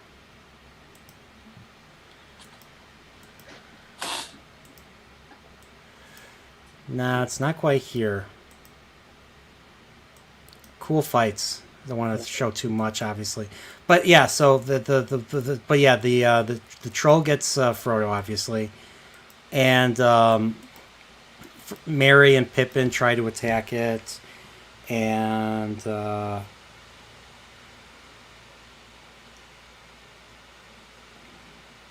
right, so here I didn't even write a whole lot of notes, and I just say they kill and they flee and stuff. It's a really fun fight scene. And there's where they see him having the mithril. Yeah, they find out it's mithril, and Gimli's like super duper impressed because I'm guessing it's very rare. It's a rare item in like you said, it's worth more than the Shire. It's exceedingly rare to find mithril. So they. I forget. Oh yeah, I remember. Master Beggins. Okay, I remember how the troll dies. So I think the troll dies and Pippin is still on the troll's back, and the troll falls and it knocks Pippin tumbling down too. Yeah, I think they're both aren't Merry and Pippin on his back. I don't know. You're right. One of them's on the back and it just like flings him over. Yeah, it was definitely Pippin. Pippin's really the comic relief. They had great monster noises in this too when they. Oh yeah. When the troll was dying, well, the whole time, but especially when the troll was dying, it's like, wow, this sounds fantasy-y, I guess if that's like right here. You think, oh, it's over. It's just a bunch of orcs, no giant monsters. They're like calming you down. You know what I mean? The whole directorial technique. You know. Yeah, I mean, look at all they all have armor. They have weapons, shields. I mean, they're not your typical Uruk-hai. I think aren't they Mordor orcs or something? Or well, okay. I want to return to that for a bit, okay?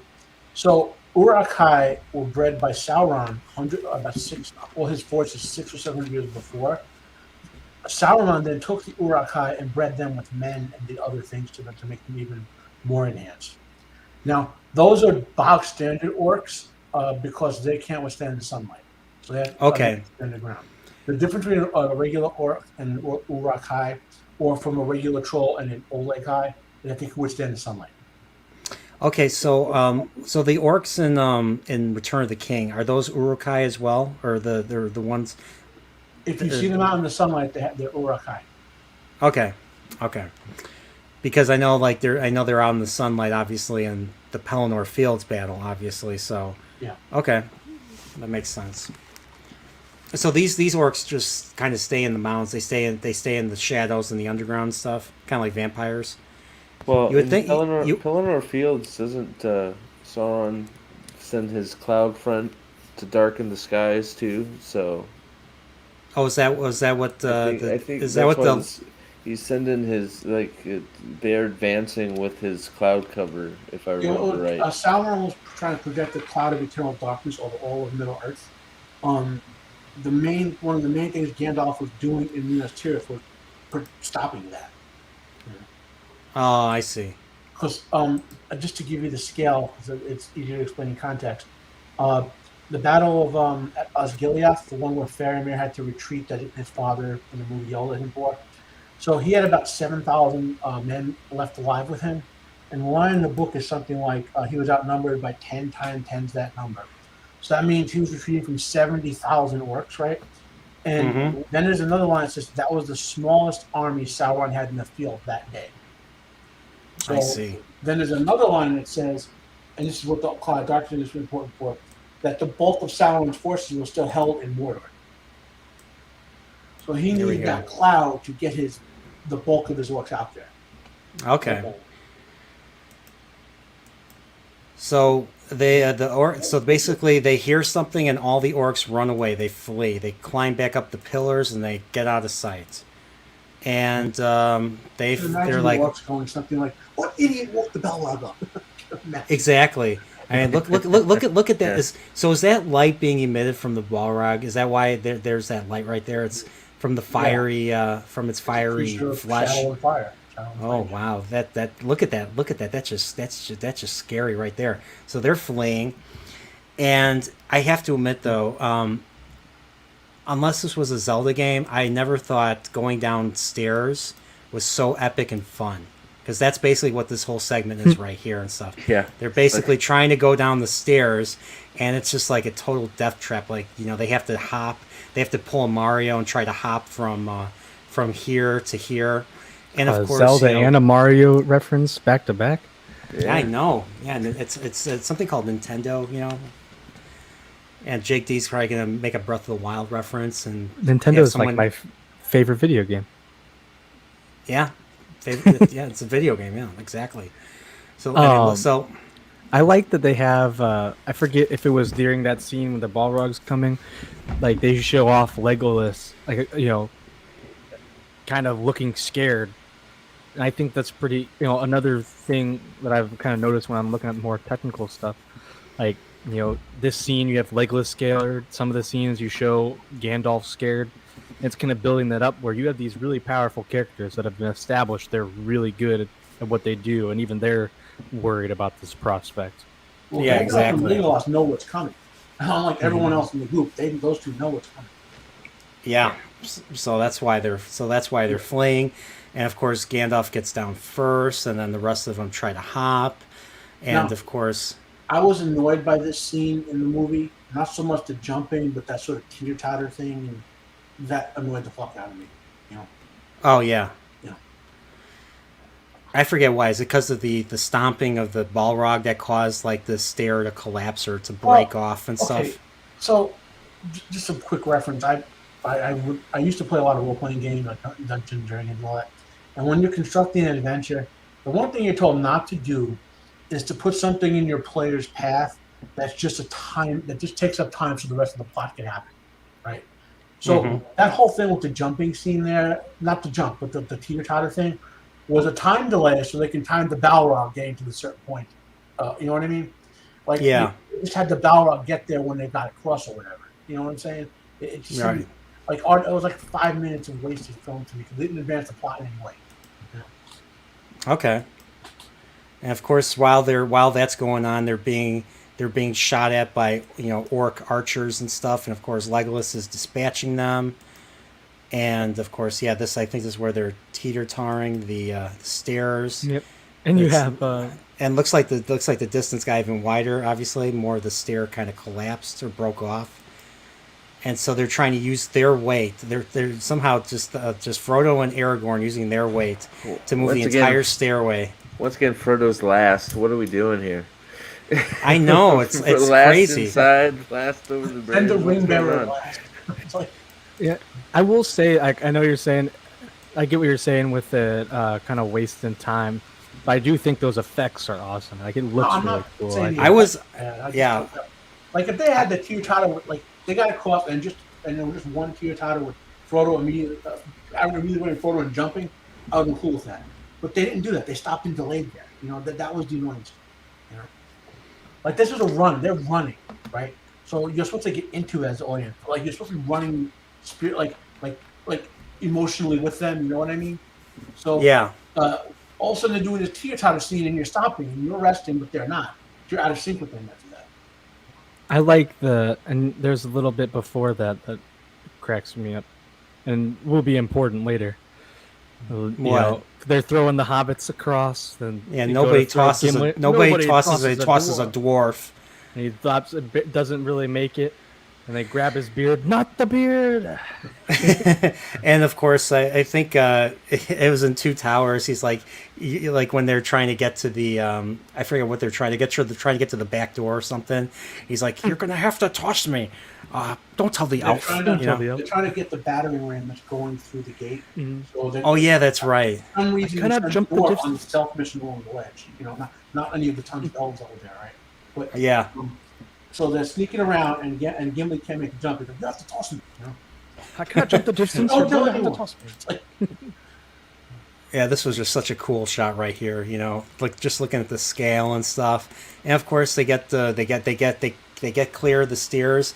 And I forget what so they get to the bridge of Khazad-dûm, and of course, the bridge is super duper. Really, like it's like it's a single file bridge, and it's super duper unsafe.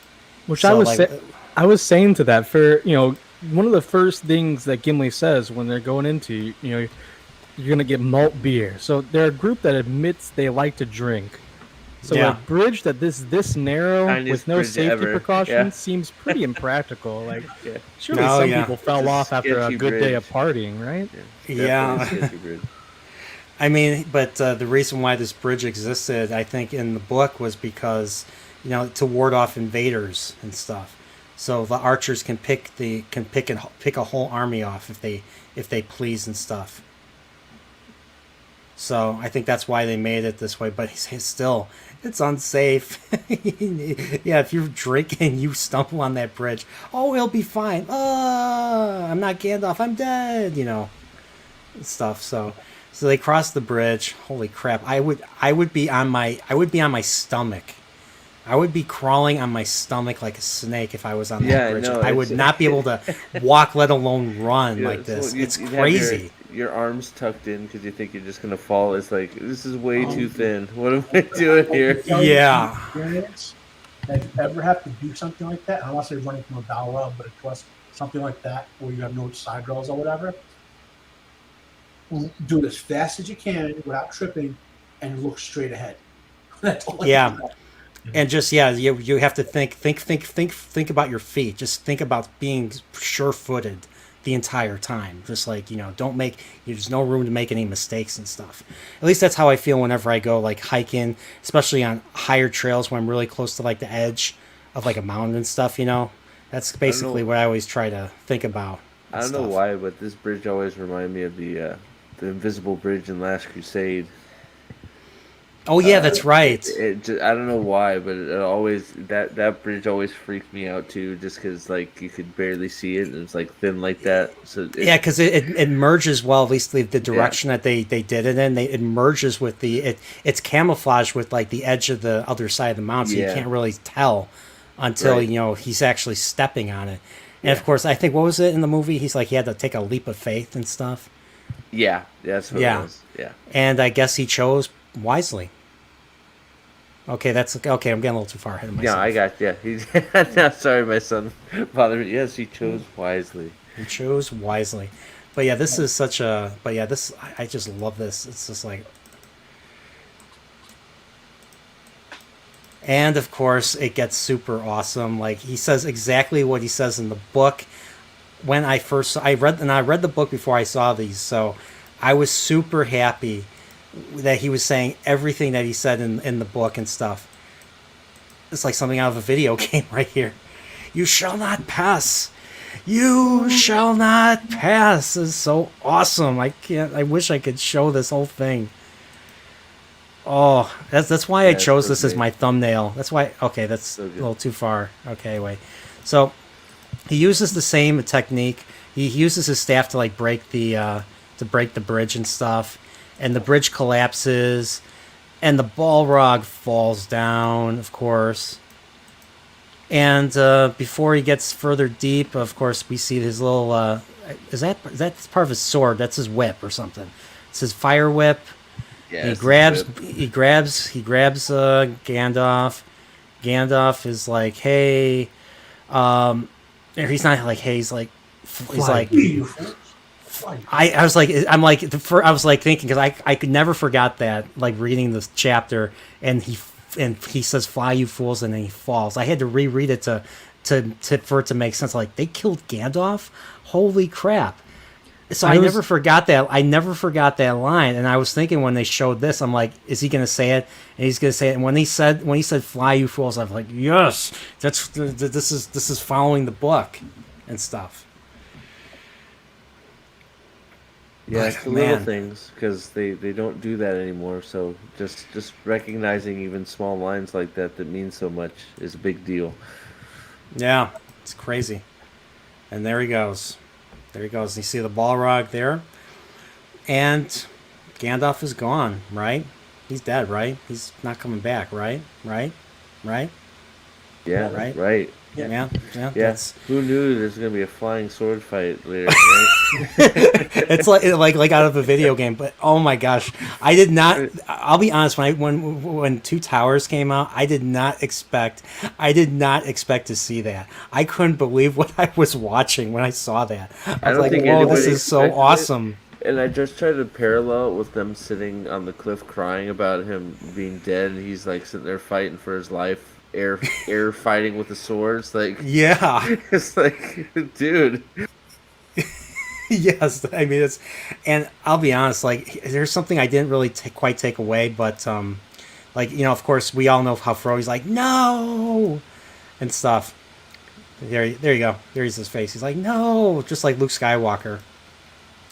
And of course, the orcs, the goblins, because the Balrog is gone, the goblins now feel emboldened to pursue them, but they can't pursue them any further because the bridge is out. So they try to shoot them, so they flee. And Before we get too far ahead of it, just to go back to what Gandalf was saying before the Balrog, not a lot of people get the references that he's making when he says, "I'm a servant of the secret fire, a wielder of the flame of Anwar." He's literally saying, "I'm a servant of God, wielder of the light of the sun." That's almost literally what he's saying. Like when you like transform it to what the secret fire and the flame of Anwar were, you know. Yeah, and I mean, like the way he just says, like go back to the shadow and stuff, and well, that's why it flows right in when he's a servant of the sacred fire, meaning he's a servant of God, wielder of the light of the sun, facing you, the shadow. You know, I'm shining light on your shadow. Go back into the darkness. You know, it's you know, very poetic, and it's also compliant with the way Tolkien builds in with his Catholic faith and all that. It's interesting stuff in there. yeah, and I mean, like the way Gandalf basically says, "Go back to the shadow, be gone," and stuff makes me think of Christ basically driving out demons in the New Testament. Yep. To that same effect, kind of. Yeah, so that's the direct tie-in. You know. So, but yeah, so let's. So, is there anything else you want to add about this before we move on? No, I just want to. It's a very powerful thing, and you know, I grew up. I grew up Catholic and went to a Jesuit high school. Plus all the stuff I know about Tolkien and Norse mythology. Where you see those little scenes, like there's some scenes that are great on their own, but the more you know about them, the more powerful they get. Yeah, I agree. You know what I'm saying? It's like such a profound little sequence in there with just that one bit of dialogue, and Gandalf, you know, who's basically like a lesser angel facing against a demon because that's what's going on there. You know, it's interestingly profound. And, you know. Okay, so once again, so I mean, this basically, we see the effect that it has on Frodo. Obviously, Frodo feels responsible, but Frodo's not the only one that I feel. I mean, everyone's mourning. You see Sam's right there, and I think there's Merry, and here it really hit me right here. Pippin right here, because of what Pippin did with the well and stuff. I think Pippin feels. I can't imagine the amount of guilt I would be feeling if I was in Pippin's place right now, for causing that ruckus to happen and stuff. So he feels, even though it's not his fault that Gandalf fell directly, but I still think he feels quite a bit of guilt and stuff. Mm-hmm. So yeah, so this, I mean, this really moved me and stuff, and I mean, this is one of the reasons why this is such a strong. This is a very strongly written story. I mean, I consider Lord of the Rings the second greatest story of all time, in my opinion. What's the first? Well, there's a movie called The Greatest Story Ever Told. I'm sure you know what that is. I actually don't. Is that a problem? Who's the most famous person that ever lived and stuff? He saved people from their sins, casted out demons. Oh, Jesus! You're talking about Jesus. Yeah, Jesus. That's the greatest story ever told. I gotcha. So, but yeah, and plus, you know, it was, I think Lord of the Rings was the best-selling book of all time, next to the Bible or something. I think the only books that have sold more copies than the Lord of the Rings are the Bible and the Quran. Okay. I didn't know about the Quran. Okay, that's interesting. So here Frodo is like. People. I mean, there's like 2 billion Muslims and 2 billion Christians on the planet, and in centuries. So think about it. I mean, it's, you know, I in my house at home, my grandmother had 7 Bibles, and I was like, what the heck, you know? Same here. So I think at this point of the story, Frodo basically is he doesn't want this to continue. He does not want to lose any more people, so he feels emboldened to, at this point, at least I think he is, to go alone from now on and stuff. So yeah, and I think he tries to leave, and I think Aragorn calls him back, if I remember correctly. Well, another thing to factor in there, especially the scene with Pippin, in human terms, like our terms, Pippin is like 13 years old. He's a little kid, almost like a early teenager type. And Frodo is closer to adulthood than any of the hobbits. He's the oldest of the four of them. And so Gandalf is their leader, all of their sort of on the trip, their father figure and all that, right? And Aragorn's like their big brother type of thing. So Gandalf is gone. He saw his closest friend and cousins Pippin losing it.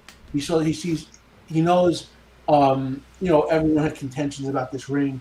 He feels the burden of the ring on him, and then he's beginning to think, what's going to happen now without Gandalf to hold us together? Someone has to step up. They're all thinking that in this book. They're all kind of going through what's going to happen now. Someone's got to step up. Gandalf is gone. It's like they're all coming of age type of moment. For all. Yes. Yeah, I totally agree. You're exactly right. Like from this point on, they all go through their own character arcs and mature into them. Yeah, and this is what makes Lord of the... I mean, every character in this story, in Lord of the Rings, has a chance to grow and develop and stuff, and that's what makes this amazing and stuff. So, I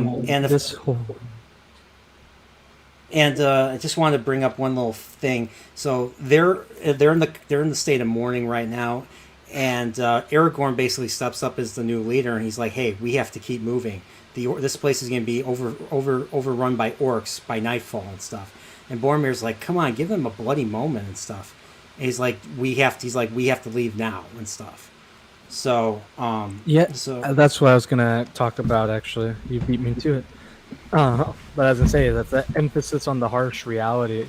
Like you see everyone mourning, and Aragorn, this is the kind of the voice of reason in this, and even Boromir, and even I thought you could kind of see it in Legolas, like oh man, when he's saying we got to go, it's like, oh gosh, Legolas kind of made a face, I guess, like it's like, yeah, I guess we have to go, but this sucks. It's kind of like that grounding that, hey, we, someone's left, but we still have to keep going on, even if we have this burden. And also the soundtrack, Howard Shore again, like this whole, there's not a ton of dialogue in this whole scene, but the reason it makes such an impact, besides just seeing the people, is the soundtrack. That's just playing during it, which is just excellent. It's super, gets to your emotions and stuff. And it's like I said earlier, it's at this point where Frodo kind of wants to slip away from everyone else and leave on his own and stuff, because he doesn't. I think it's because he doesn't want to lose more people. So he's changed from this experience. He's changed and stuff. So of course Aragorn calls him back, and he obliges. And right after this, they just happen to be next to a forest and stuff.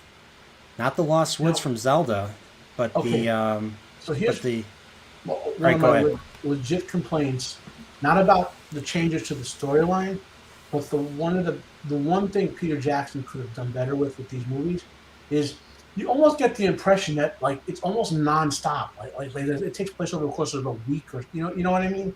Like there's no the pacing for these films, especially the theatrical versions, we know from the books.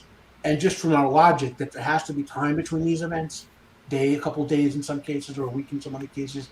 But if you just watch the movies, there's no they got to they get to Rivendell and the next day they set out. Oh, they got to the mines and 1 day later, 2 days later they were crossing. Now you know what I mean? Like there's no pacing. Maybe you couldn't fit it in with in 2.5 hours or whatever with the story or whatever. That came across to me from the strictly, like, again, not the story construction part, but the directorial pacing issue. That was a big issue for me. Especially when you notice like the underground, what Saruman is doing with digging, removing the trees, digging and creating that big giant forge, and basically creating all the weapons, armor, and breeding orcs all in that thing. That takes time to do, even with a lot of orc laborers there to do the work and stuff. That still takes a lot of time to do. Because and I noticed this just on this stream, seeing that. So, but I mean, it'd be interesting. Like when Amazon first announced that they had acquired the rights to Lord of the Rings, the first thing I asked is, are they remaking it? Are they making a TV show out of it? Oh no, they are making a TV show out of it. I thought they were going to make a TV show out of this story. not about the Second Age. So I was like, huh, interesting. They only almost all of the, I guess you would say, film and TV rights to Lord of the Rings are currently owned like by this. I think it's the Saul Zaentz company or something like that. They're the ones who bought it from United Artists, and like I think Salty was saying before, the only thing that Amazon has, they can use the time period and the background from like one of the appendices, but they can't make anything new that conflicts with existing stuff. And now they just purchased the broadcast rights to show the Hobbit films over and over again. So that's what Amazon owns. I see. And now the Saul whatever rights, Saul Zaentz, I think it is, his estate is trying to sell those rights off. So there's going to be a gigantic bidding war. Well, I think Warner is going to basically, because Discovery bought Warner, so I'm sure Discovery will just say, let's. No, they don't have the rights to adapt the Hobbit. They have the right to show the existing Hobbit again and again. Oh, I see. Yeah, interesting. Now I said Discovery, who bought Warner, who owns the other set of movie rights or whatever, the ones who are making that War of the Rohirrim anime. That set of rights, Warner licensed that from Saul Zaentz, and Discovery will probably try to buy those rights and they could actually outbid Amazon. So technically, we might have to be exposed to more of Amazon's crap if Discovery spends the money. Interesting. So, okay. Oh, I can't. I do. I actually I should read up on that Rohirrim anime. So it's supposed to be directed connected to these films, right? Yeah, it's in the same. It's from Warner. It's the same license as these are. So I guess it's going to be the same continuity. And Helm's Deep, right? That's named after someone, right? So this takes place a couple hundred years before the Battle of Helm's Deep, where Helm's Deep got its name from. Oh, okay. Yeah. So we're going to probably be dealing with Theoden's ancestor or something. Whoever was king of Rohan during that time. Okay. Yeah. Interesting. So I'm wondering. It makes you wonder because it's only a few hundred years and stuff. It makes you wonder if Gandalf's going to be in it or any of the wizards, because I think they were still in. They arrived in the Third Age, I know for sure. So I'm wondering if they'll play a part. They would have been there at the time of this of the War of the Rohirrim event for sure. Okay. They were there for a long time. I have to get the exact reference because I always forget how long the Second Age is. The Ringwratiths Forge are around 2200, 2250 or something like that, and there are at least 13 or 1400 more years before the end of the age. And then this takes place around 3000 Third Age. Am I remembering the number correctly? Yeah, I think so. Yeah. So I always forget how long the Second Age is, and exactly when the Astari arrived. Because I know they arrived in the Third Age, so that's the only thing I know is that they definitely arrived in the Third Age. But this is not from reading anything. This is from watching. The fall of Numenor and the reshaping of the world. He forbade anyone who was already in the Undying Land from going back without his permission.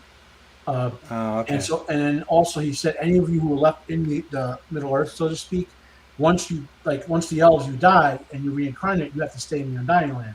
Where Glorfindel went back, he died.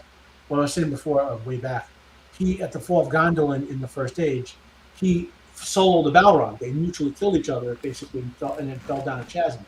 And then he was reincarnated, and he was sent back with enhanced powers, so to speak, to Middle Earth. And anyway, but that had to be by special permission, unless he went before the fall of Numenor. After the fall of Numenor, he reshaped the Earth. He forbade anyone who's in from going back without his permission. So the Earth was no longer flat. It was no longer flat after that. Correct. Okay. In the shape of an oblate spheroid, technically. Okay. Interesting. Okay, so let's move on. It's getting close. We're getting close to midnight by me. So we're in the woods of. I don't think they ever used the term Lothlorien in the movie, but I remember the book. It was Lothlorien. Yeah. Or the Woods of Lorien or something. So they enter the woods, and of course we know that it's being it's where the I think they're high elves or something live and stuff. I think they're another Oh. form of high elves No, under I was getting at this Galadriel. before. There are very few Noldor elves left in Middle Earth. Galadriel Yeah. is one. Her husband's another one. Elrond and his daughter are Noldor elves, for example. The elves. So, not to belabor this. So, way back in the First Age, the Valar came. They sent the Mire and said, "Take all the elves to the Undying Lands. It's better for them to live there now that humans have learned how to have civilization." But the Undying Lands are like eternal, so the elves are more comfortable since they live forever. So the elves, 1/3 of the elves decided not to go, and that those are like the more Quendi. Those are the ancestors of like the Avari, who are. I had to look this up because I didn't remember this myself. The Wood Elves or the Avari. Then the elves of the Grey Havens and all that. Another group. Then one other group of elves basically, I think, crossed the sea but stayed in the ocean, the Teleri. And the third group went to the Undying Lands, and there were 3 families of them.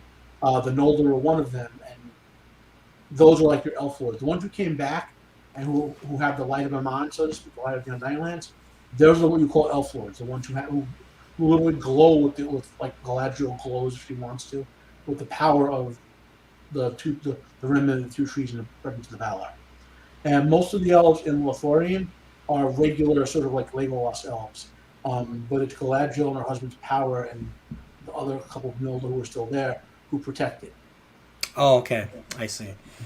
Okay, so so basically Gimli is basically warns of an elf witch, and he basically he boasts that he has the eyes of a hawk and the ears of a fox, and then they get captured right away.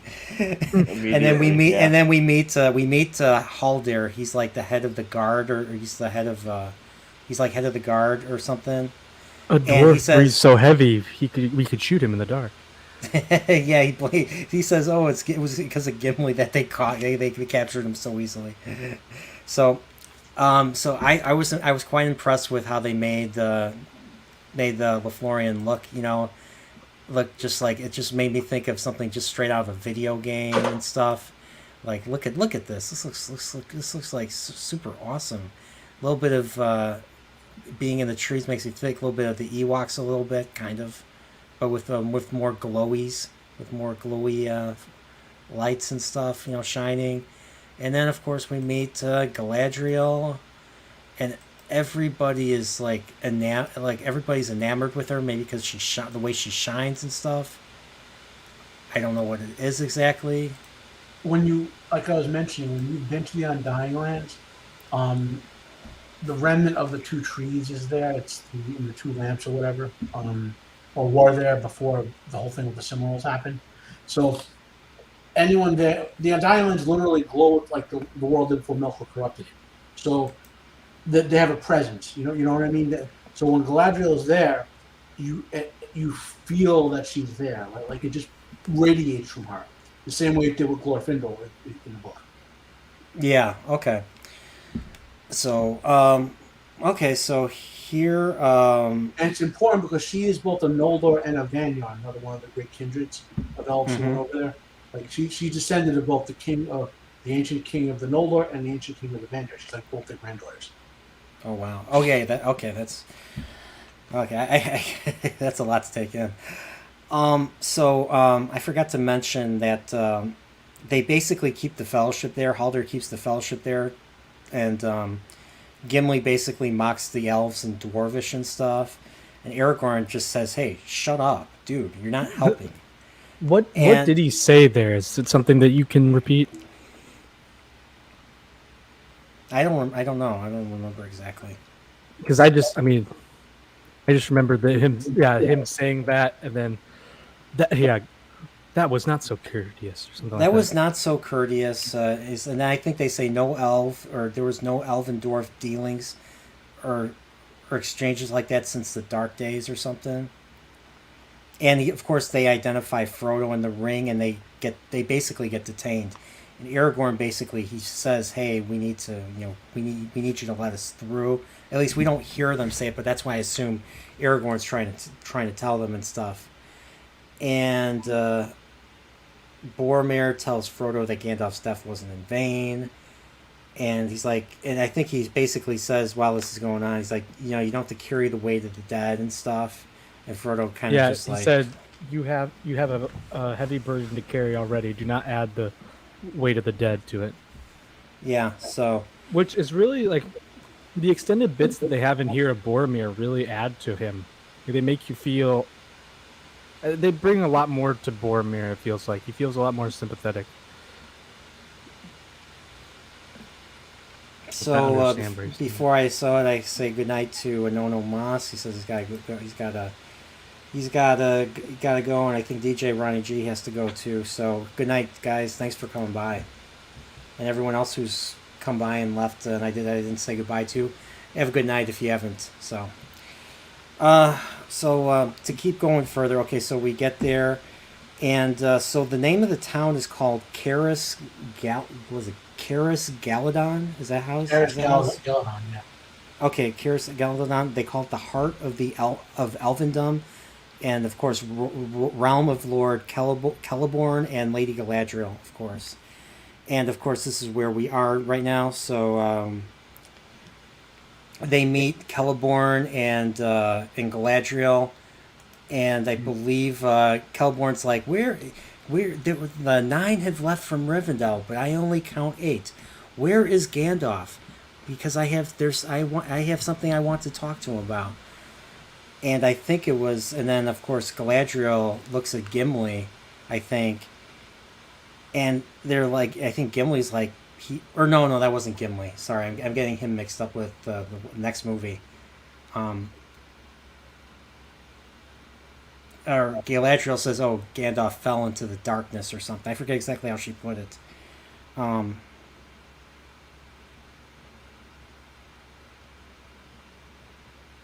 But yeah, I think they Celeborn declares that the enemy knows that they are here, and notices Gandalf isn't present. Galadriel knows that Gandalf fell into the shadow, so Gandalf's role was never needless. And here's something that's interesting that came out of her mouth. We don't know Gandalf's true purpose. So that's kind of a hint that he might not be out of the story entirely and stuff. So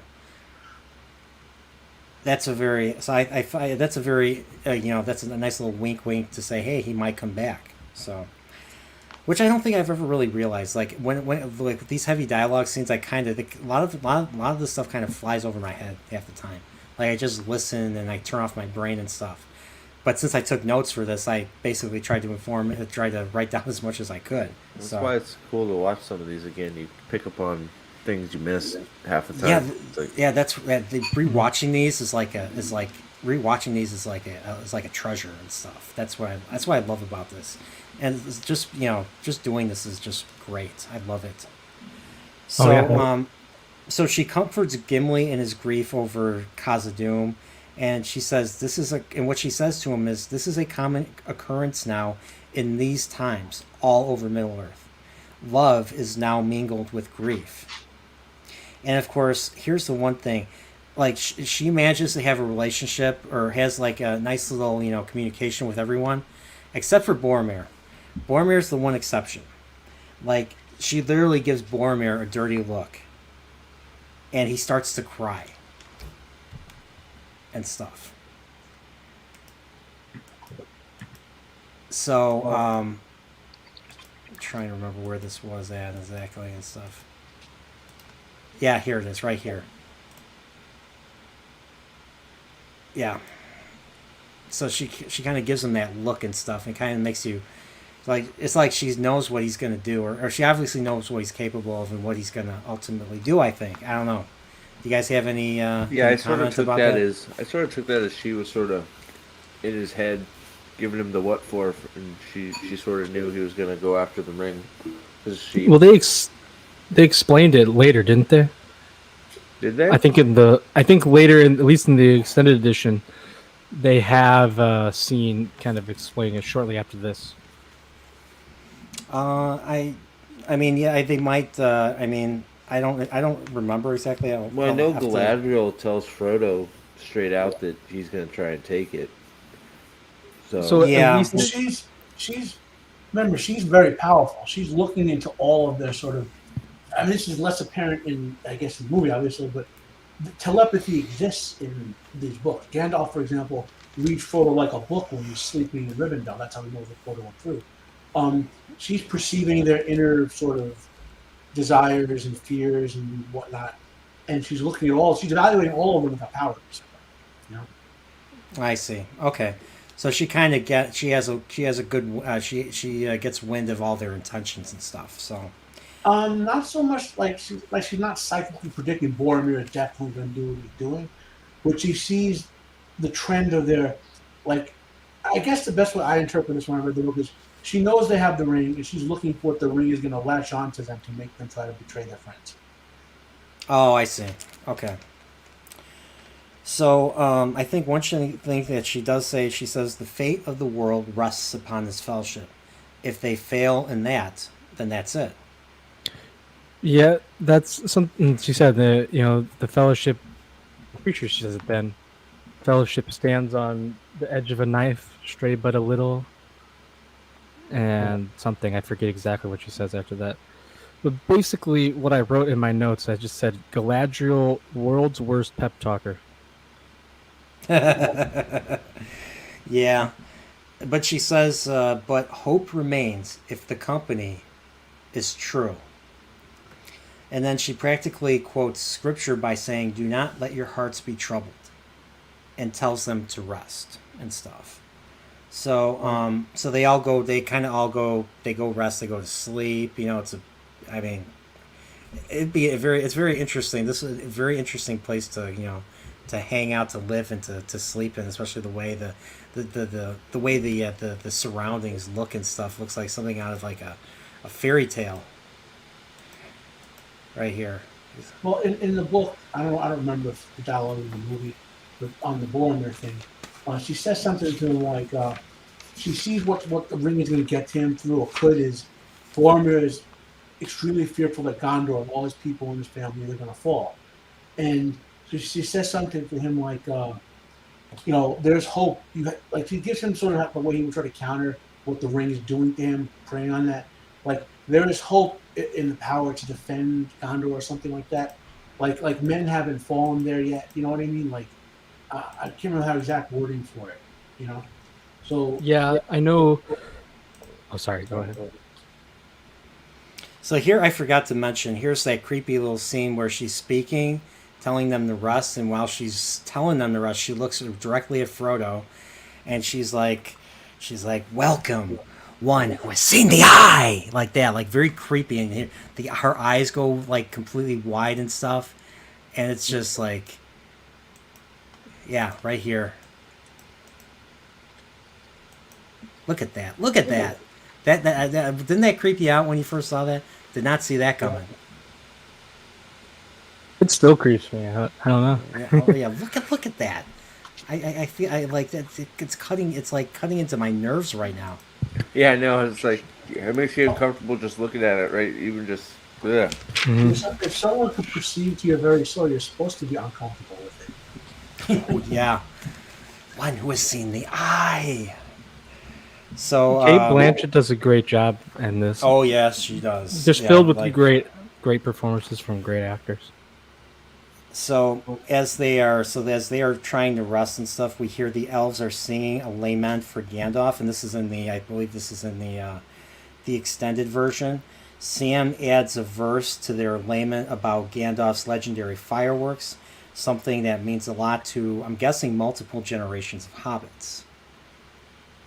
Because based on what we saw earlier in the movie, with that old man, the proud feet guy, kind of, even though he was giving Gandalf dirty looks, but when he saw the grandkids were chuckling at the fireworks, and he was chuckling himself, I am assuming, this might not be, you might have different take, but I am assuming that Proudfoot guy probably saw similar fireworks as a kid when Gandalf was, because Gandalf has been going around the Shire for generations. I mean, he was friends with with Bilbo's grandfather, so Bilbo himself saw Gandalf firing off fireworks as a kid, at least according to the Hobbit movies and stuff. So, well, the Hobbit book they talk about in the entry, because I think there was kind of a like Gandalf, the fire, I'm not saying correctly, but I thought I remember. They're like, Gandalf, the fireworks guy, when they're talking about he was in town, because that was kind of what he was known for in the Shire, at least. Yeah. So I thought this was a nice little addition from Sam and stuff. And the thing is, you don't really hear, like, because the elves sing in the books, like, the elves sing quite a bit. Like, the elves love to tell jokes. They love to mess with everybody. They love to quip and, and to jest, and they sing a lot. And I feel like, especially, I feel the elves in these are a little bit more stick in the muds, I guess. Well, you're encountering compared to books, the Noldor elves.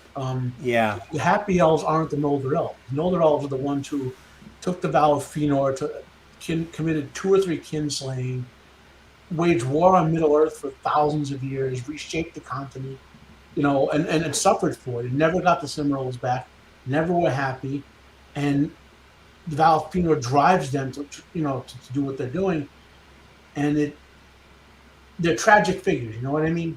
Yeah. So is it the Rivendell elves that are the happy ones? No. Elrond is an older elf. The happy elves are like Legolas's people, the ones who were just there, or the ones who were still in Valinor.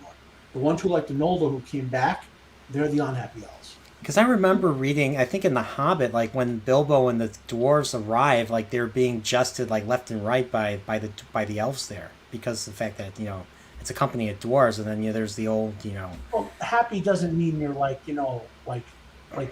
carefree. The elves and the dwarves have wars, but like, how do I put it? You ever have that relative who's always depressed even when he's laughing? Yeah. That's the older elves. Okay. Like it just weighs on them. Like the vow of Fëanor to relentlessly pursue Morgoth and regain the Silmarils, it just weighs on them. Galadriel was there when they did the kinslayings. It's. Okay. All right. That's actually a pretty good point. Okay. So we hear Aragorn basically tell Boromir to take a rest, and I think this was a great scene right here. Boromir says he won't find any peace here. Galadriel spoke to him in telepathy, talking about the fall of Gondor and his father's fall, but there still is hope. And he talks about Denethor's rule fading, and talks of their return to Minas Tirith. And talks about he talks about him and Aragorn, their ultimate return to Minas Tirith, and he wants Aragorn to join him and stuff. Yeah, and that's what that's what they were kind of explaining. That's what I was trying to think of. That's what happens and why he was breaking down. She was showing that kind of vision of Gondor burning, and well, no. It's not that she was showing him that. That's what he's thinking about. Oh, I mean, she sees it in him, and like he doesn't know how the ring is tempting him. Like he in his head, he's always worried about Gondor falling, like I was saying before. So he doesn't even know that that's how the ring is wearing on him over the course of this journey. And she brings it to the forefront and says, "Look, this is on your mind. This is what you're being tempted." I'm paraphrasing. You're being tempted by, but there is hope. There is a way to counter that. That's the gist of that conversation. I see. That's in his head already. Yeah, and I think I remember him saying, I don't know what is in the books and what's in the movies, but I remember he said that she says there's hope, but I don't see it, something like that. And maybe I have to put it in context. Gondor is at war right now. There's a humongous war with the men who serve Sauron going on in southern Gondor. Yeah, that's true. So to take this further, we see Galadriel is she's walking barefoot to basically go to fill a basin up with water, and she decides to pour it into this little what do they call this, like a mirror or something? Man, Dungeons and Dragons, I gave thousands of those stupid magic items. I don't know what they're called. Not brazier, not mirror glass. I'll remember this 3 hours from now when we're done. It's one of those things. And so she basically, the book has an interesting way of showing it. The way the book describes it makes me think of the Book of Revelations a little bit. But here it's a little bit more straightforward. So she basically beckons Frodo to see what's in there and stuff. And so he It basically means something like sees. scrying mirror. My brain is working on this right now. Sorry, go ahead. I won't say no. Go ahead. So he basically sees his friends, the Fellowship initially. Then he sees the Shire, which is what we see on the screen right now. And we sees that the Shire. Holy crap! Look at this. This is the Shire. Everything is completely burnt to the ground. Nothing but scorched earth right here. And we see hobbits being enslaved by orcs. Yeah, the contrast is pretty shocking. It's pretty crazy. And we see the eye speaking the black speech, and basically it literally draws the ring. Like Frodo's wearing the ring right now, and it's basically being pulled. The ring is basically it's basically pulling the ring towards it and stuff. And of course, that's when Frodo fights it, and he ends up falling, like that. So kind of like this to me is like Galadriel's kind of like Yoda. She's like, oh, it's the future you see if you should fail, and stuff. This is what will come to pass if you should fail. And she basically warns of the breaking of the Fellowship, warns Frodo of Boromir, and the same will happen to everyone else should the Fellowship remain and stuff. Plus, the ring will break them all. Yeah. And of course, we got to talk about this scene right here. So, Frodo basically offers Galadriel the One Ring. She's like, you offer it to me freely. And then she declares in a wild vision, herself becomes a queen. All who love and fear her, stronger than the foundations of the earth, all shall love me and despair. And then, of course, she manages to pass the test, and she ultimately will diminish and go into the West. And so basically she declines the ring, and she says to be a ring bearer is to be alone, because he's like, I can't do this alone. And she's like, well, Frodo, if you don't find a way, no one will. And of course, like Frodo once again says, he's afraid to do it, but she says, and this is very important, even the smallest person can change the future. Isn't it just such a great, this is so awesome. It's a great line. So good. I just applies to everything, to life. That's why that line's so good. It's just, yeah, it gets you right in the feels. And she also shows him what the ring is going to tempt him with, and that if he gives up, the ring will say, well, if you do what Sauron wants, the Shire might not be burnt to the ground. Frodo knows whether it's physically burned to the ground or Sauron wins and it becomes something else, it's going to be destroyed. That's the home where I love, and like what to hold on to for Frodo, All right, so let's read what MJ1 Media says. He says, it's heartbreaking. The scene shows Aragorn and Boromir could have gone to Minas Tirith, and yeah, it won't happen. Oh, yeah, that's true. Yeah. And then, of course, this one. This is an interesting one. I never heard this. When John Berman initially intended Excalibur to be a Lord of the Rings film, he intended Galadriel to be naked in the scene. Huh, really? I still have not seen it. I'll be honest, I have a confession. I still have not seen Excalibur. Oh, my God. It's great. I know. I have not seen that. I have not seen Dragon Slayer. I have not seen a lot of 80s fantasy films. So before you watch Excalibur, you should try to read one or two of the Arthurian books. Well, like the Once and Future King or something like that. Well, that's the latest one. Yeah. Forgive my bad French. The Morte d'Arthur, Isles of the King by Tennyson, and then Once and Future King. If you read kind of those three, you'll kind of get the sort of stories that Excalibur is drawn out of. Okay. All right, I'll definitely have to check those out then. So You guys ready to move on? Anything else left to talk about this particular scene? All I can say is that if he had done a film with Galadriel naked, Tolkien would have come out of his grave and dragged him into it. What would Christopher I remember Tolkien was the alive moment- in? Yeah. Wait, I thought they were gonna have her come out in full plate armor. Oh, sorry, my bad. That's wrong show. Wrong show indeed. So I think right after this we skip to we're back in Isengard after a long wait. So here's Saruman and the is that the I think that's the Uruk-hai leader, right? Yeah, that's the Uruk-hai leader. And Saruman basically recounts how the orcs came into being. And he says they were elves once, taken by the dark powers, tortured and mutilated, it was a ruined form of life, but now perfected. And then Saruman basically sends the Uruk-hai out to hunt down the Fellowship and bring the halflings alive and unspoiled, but kill the others and stuff. Now, so you back to my thing about Peter Jackson's pacing issue. They're over 600 kilometers from where Frodo is right now. Yeah.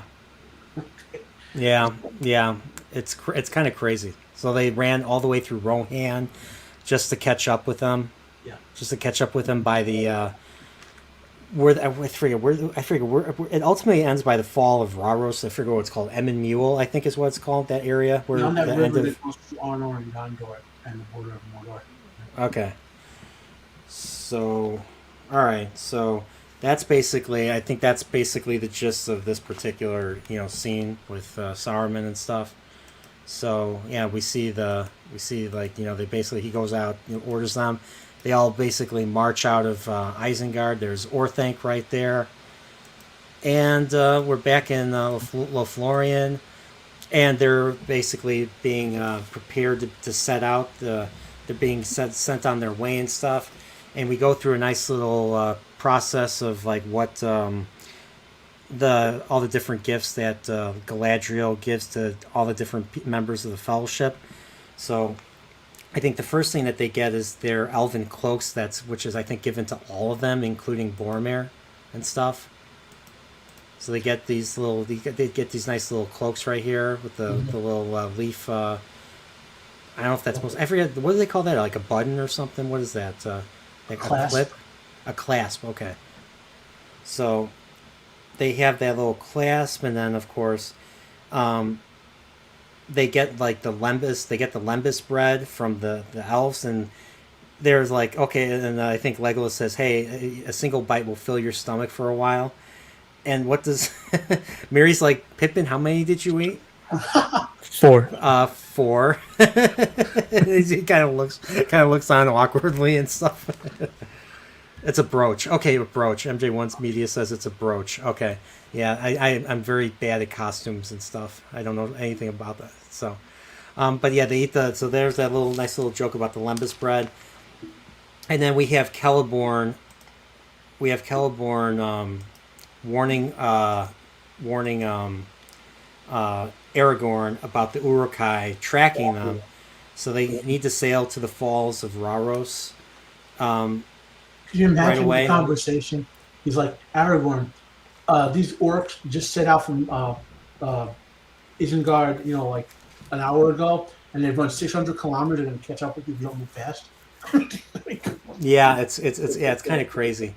Yeah. So I'm gonna have to name drop it. Like I think Zelda named one of their sages after the Falls of Rauros, because there's a sage in Ocarina of Time, and there's a town in Adventure of Link called Rauru. So I just couldn't help but notice the connection. So there's okay. That's it. Let's keep going. So Legolas gets a new bow, and it's I think its strings are made of Galadrim or something, or it's a bow of Galadrim or something. I forget. And then Merry and Pippin get Noldoran daggers. Sam gets some elven rope.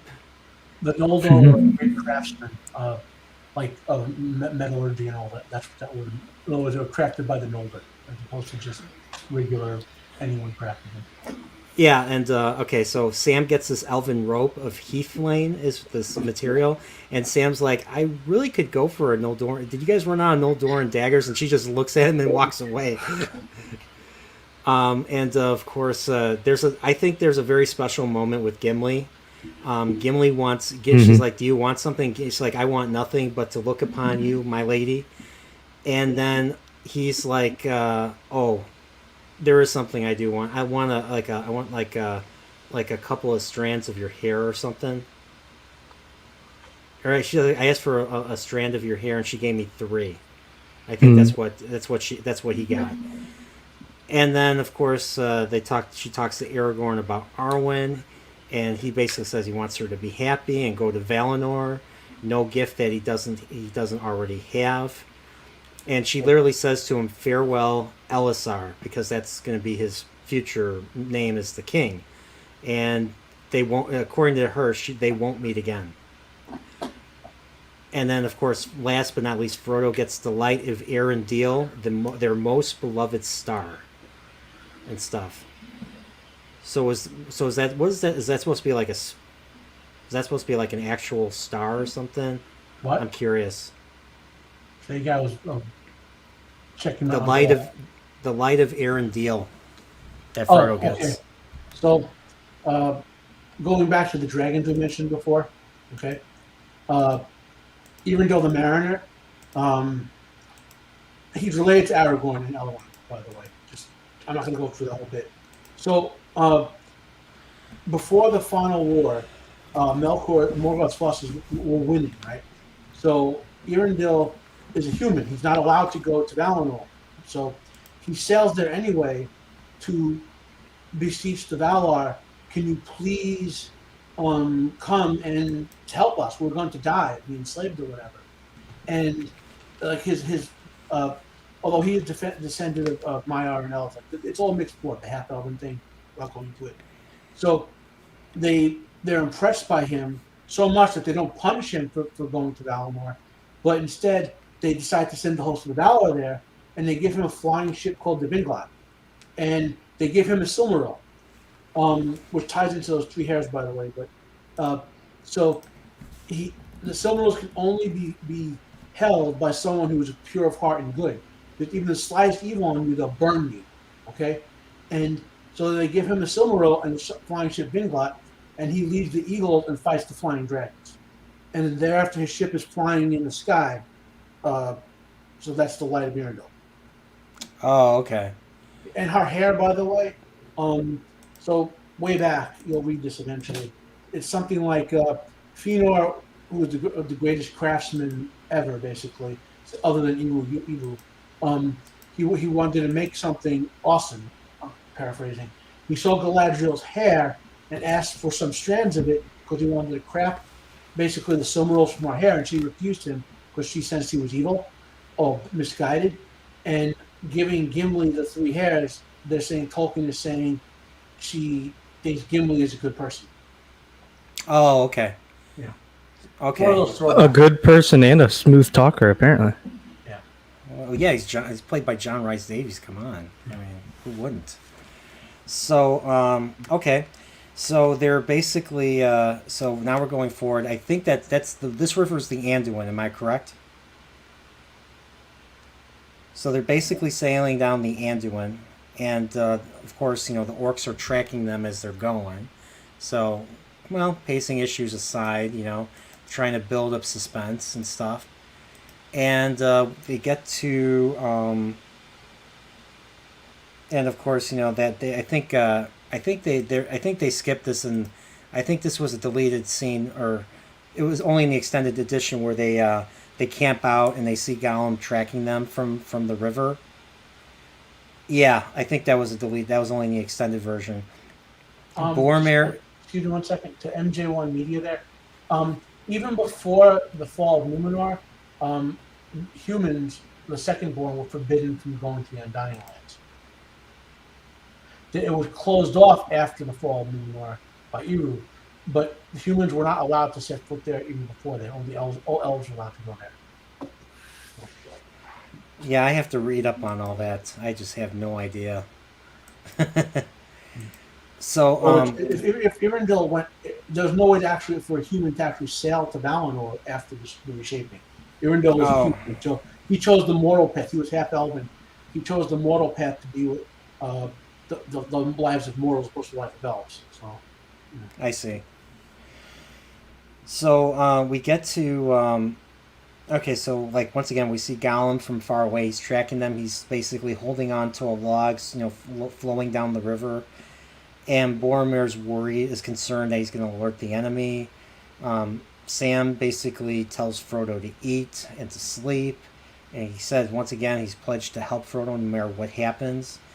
And, of course, we see, once again, Frodo contemplates leaving and stuff. Of course, Boromir, once again, argues with Aragorn, waiting to take the ring to Gondor. Or he argues with Aragorn about taking the ring to Gondor. He says, Aragorn basically says, I wouldn't bring it within many miles of there and stuff. So, of course, there's tension building. And, of course, here we see them, they're once again sailing. And they get to those two giant statues right there, which I believe is the Argonath. Yeah, it's the Argonath, which basically are giant statues of the kings of old. Aragorn's kin, and hence they arrive at the fall of Rharos and stuff. So they land ashore, and Gimli basically forewarns like what the rest of the journey to Mordor is going to be like and stuff. So they basically there's going to be there's Emyn Muil, which is basically a labyrinth of rocks. And then there's the marshlands with all the undead, like they're not undead, but there's like marshlands, which is like a tomb for like a lot of fallen soldiers and stuff in the water and stuff that we'll see in the next movie. And Legolas says right away that they need to leave and stuff due to the approaching forces, but Aragorn wants to wait for cover of darkness before they leave. And of course, once again, Frodo vanishes, he disappears, he walks off. And he ends up walking by a giant head and stairs. I forget what they call that. Is there a name for that or something? Right here, what this is?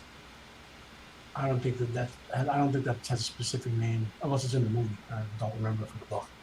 Okay. I remember there was ruined. The place has a name, but I don't remember right now. The head. I don't remember the head having a name.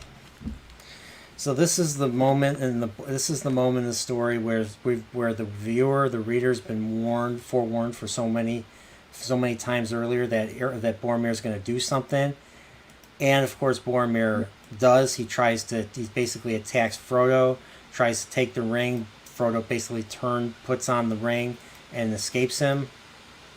And of course, Boromir starts lashing out, screaming, "You would do this to us!" And then he falls, and then he comes to his senses, and he's like, "I'm sorry, Frodo. I'm sorry, and stuff." And so this is basically a bit of a moment for this is a very strong moment for Boromir and stuff. Frodo is invisible, and he manages to see the tower, Barad-dûr in Mordor, and the eye itself once again. He takes it off, and this time Aragorn finds him. And now Aragorn, this is the test that was discussed between him and Arwen early in the film in Rivendell, that Aragorn is eventually going to be tempted by the ring. But unlike Boromir, he manages to resist it and lets Frodo go. And he says, "I would have gone with you to the end."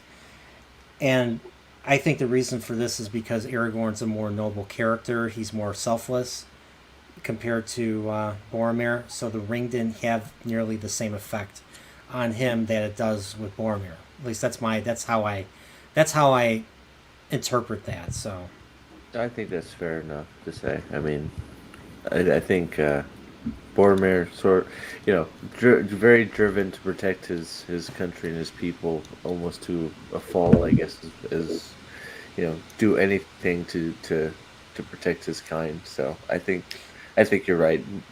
More noble means in Aragorn's corner. Yeah, the ring, like if you have like if your desires are more profound than, let's say, like another person and stuff, and you really want something to get done, the ring will use it against you. Will find a way to use it against you and stuff. So that's why, especially people that have, are in positions of great power, want to steer clear from the ring. Hence, someone like Gandalf, or someone like Galadriel, or the elves, or men, or anybody else. That's why, once again, that the ring bearer ideally would be a hobbit and stuff. So, but yeah, so. Well, the yeah, more you hold on to, the more the ring has to tempt you with. The more you have to do that. That's absolutely true. That's going back to Tom Bombadil. That's why the ring didn't tempt him at all. He had nothing to hold on to. Then I think he's yeah. Then I think because he's no, he's not. He explicitly said he's not even. Oh, he's not. He didn't identify who he was. Like he said, well, there's a couple of letters. One of them is like, I can't identify Tom specifically because he represents a mystery that if I revealed it, it would be like destroying the effect of him in the book, type of thing. But he's not evil. He's not anyone from outside. Oh, okay. Interesting. Now, don't get lost in it, but there's a lot of different essays and takes on it. Like one is that if you read a lot into it, Tom and Goldberg are Ulda Smith and his wife Ivana. Mm-hmm. That's one sort of. All of you have different takes on who it could be, or he's just someone mysterious representing the lost period of the world before Melkor destroyed it, corrupted it. I see. And Tolkien never got specific for a reason. You're not supposed to know who Tom is. Okay, I see. Yeah, sometimes certain mysteries should remain a mystery, explaining everything. I mean, look at the way things are now. Every mystery has to be explained and stuff, and it's just Sometimes things are better left unsaid and just let your mind fill in the gaps. Says more by being left incomplete. So I totally agree. So as we so basically Aragorn basically passes the test. He manages to resist the ring. Now, and then I only apologize in advance in case this is one of the few things on a 48 that can still make me cry like a baby. Is the boring ass scene. So, and just I don't think I'm going to do it, but I'm just saying if I do, that's why. So. Okay. So the orcs have arrived. The orcs got there really quickly. And Frodo basically runs and Aragorn holds them off. And it's just I love that shot of of Aragorn preparing for battle and stuff. Where is it?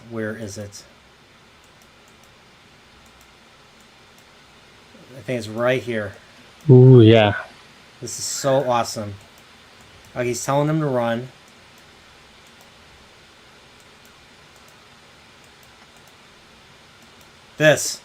Look at this. Oh, they're so awesome. I love this. Oh man, I can't. This is.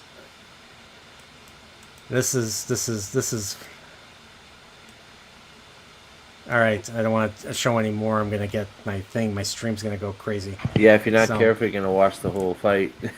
Yeah, that's true too. This is one of those times where you just want to keep watching and stuff. So, but this never ever gets old and stuff. So, and I think the crazy thing too with this one is this is the movie that's kind of has. I hate to put it like this because it's still awesome. It's just this has like the quote unquote, I guess I'd say least epic fights. Yeah. Because when you're looking at Two Towers, obviously has the simultaneous fights, and then Return of the King. Well, there's a war. They're dealing with bigger, larger scale battles. This is just like a band of. This is just a band of a few people warding off attackers and stuff. So this is much smaller scale. I was just saying, like, even with that being like the smaller scale, these fights are still just awesome and epic. Just love watching. That may be true that they're more epic in scale.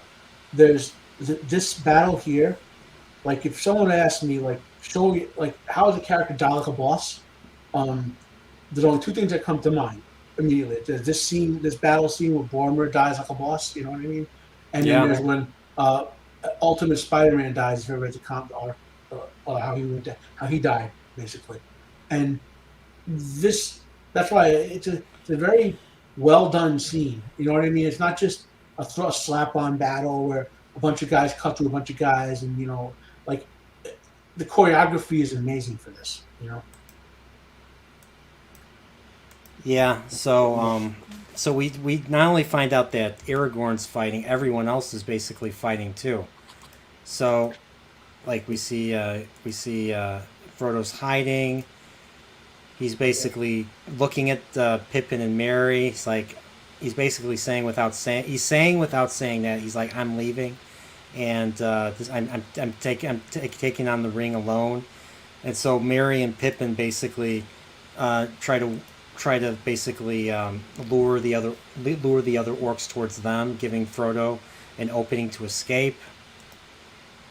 And of course, Merry and Pippin are trying to defend themselves, but they're getting overrun. And of course, Boromir comes in and starts fighting them off and stuff. And Boromir's just like, this is probably this is probably one of the most meaningful fights in the entire movie, because Boromir's just, this is his redemption right here. He's basically fighting for the lives of these two hobbits and stuff. And this is basically his atonement, right? I don't know if he'd say this is his atonement, but this, in the eyes of the viewer and the reader, I think this is basically his redemption right here. His atonement was doing it, not dying to do it. Doing it. Yeah, exactly. So Boromir's basically defending them. Legolas is doing his thing, just basically shooting a whole bunch of them. I think Gimli's fighting too and stuff. Boromir gets shot 3 freaking times. He gets shot twice, and he's still fighting. Then he gets shot a 3rd time, and he's freaking down. And of course, the Uruk-hai leader tries to shoot him a 4th time. Merry and Pippin are taken away, so he can't do anything. And then of course we get the Uruk-hai leader is about to hit Boromir a 4th time. This shot was what I was going to say. This shot means this is a better shot than, like, in this shot alone, where you see just the feet walking towards Boromir and Boromir sitting there. Like, that's more impactful in that shot alone than what seems like most directors nowadays can do with an entire movie.